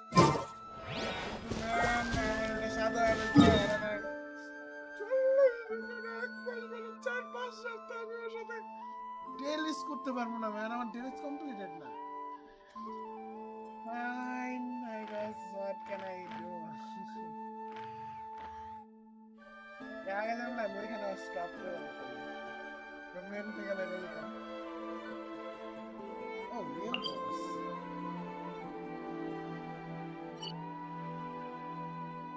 Boss stuff unlock করবো আমি আগে এই এরিয়াগুলো করতে চাই কিন্তু আমার সামনে exam so forget it আর এটা আমি এখন করবো না যেমনটা উইশ করছিলাম আর কোন করে শেষ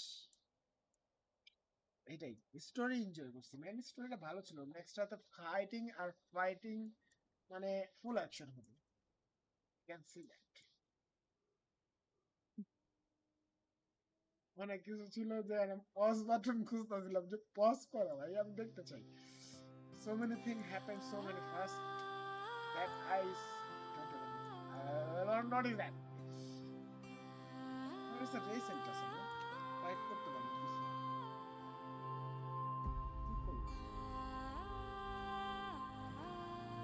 কমেন্ট ফাইট করবো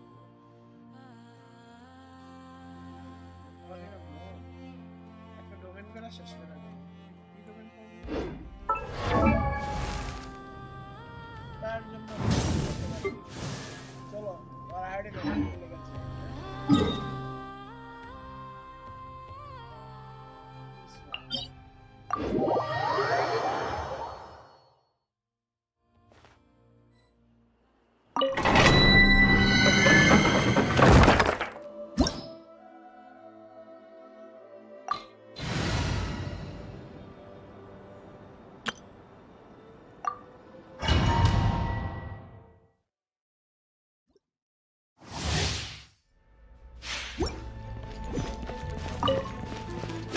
Outlines your fate. Oh, my sword! Witness the path. Off to the freezer! At first, the flavor! Fate is upon you! Annihilate! Mine to wield.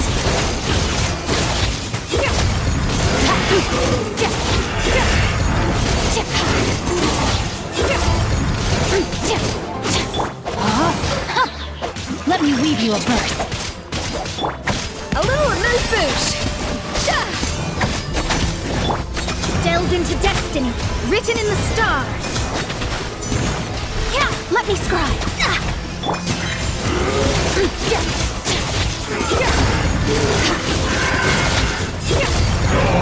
Mine to wield.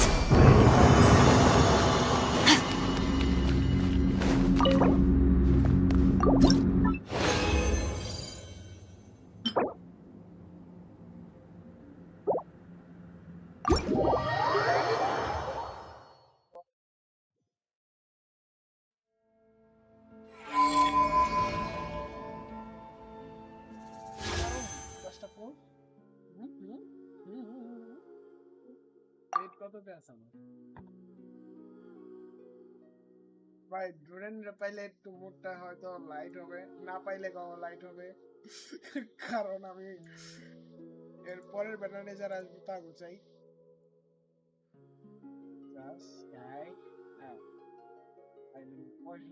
পঞ্চান্ন না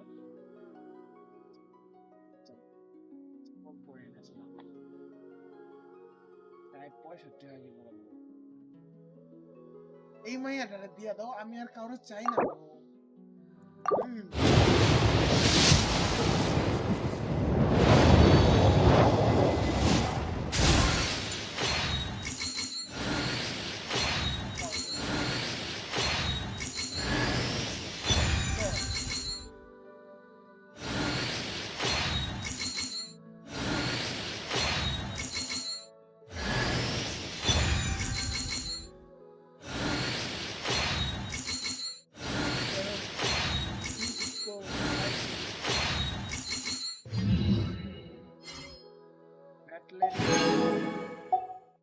P1, I guess.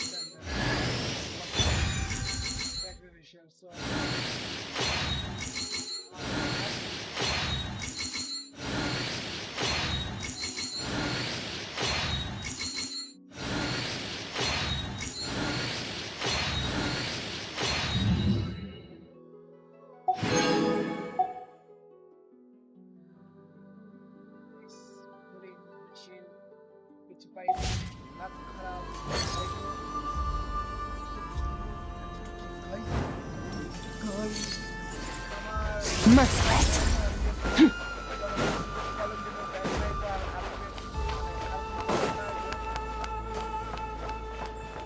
Fearless.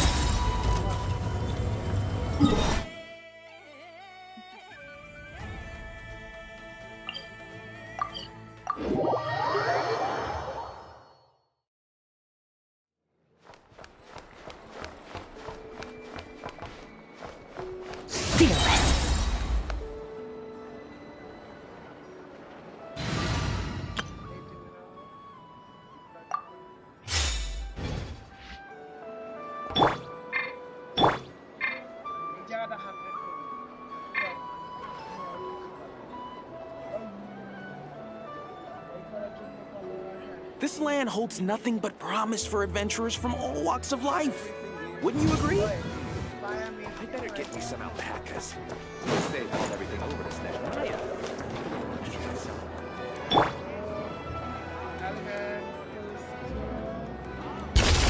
Into the void!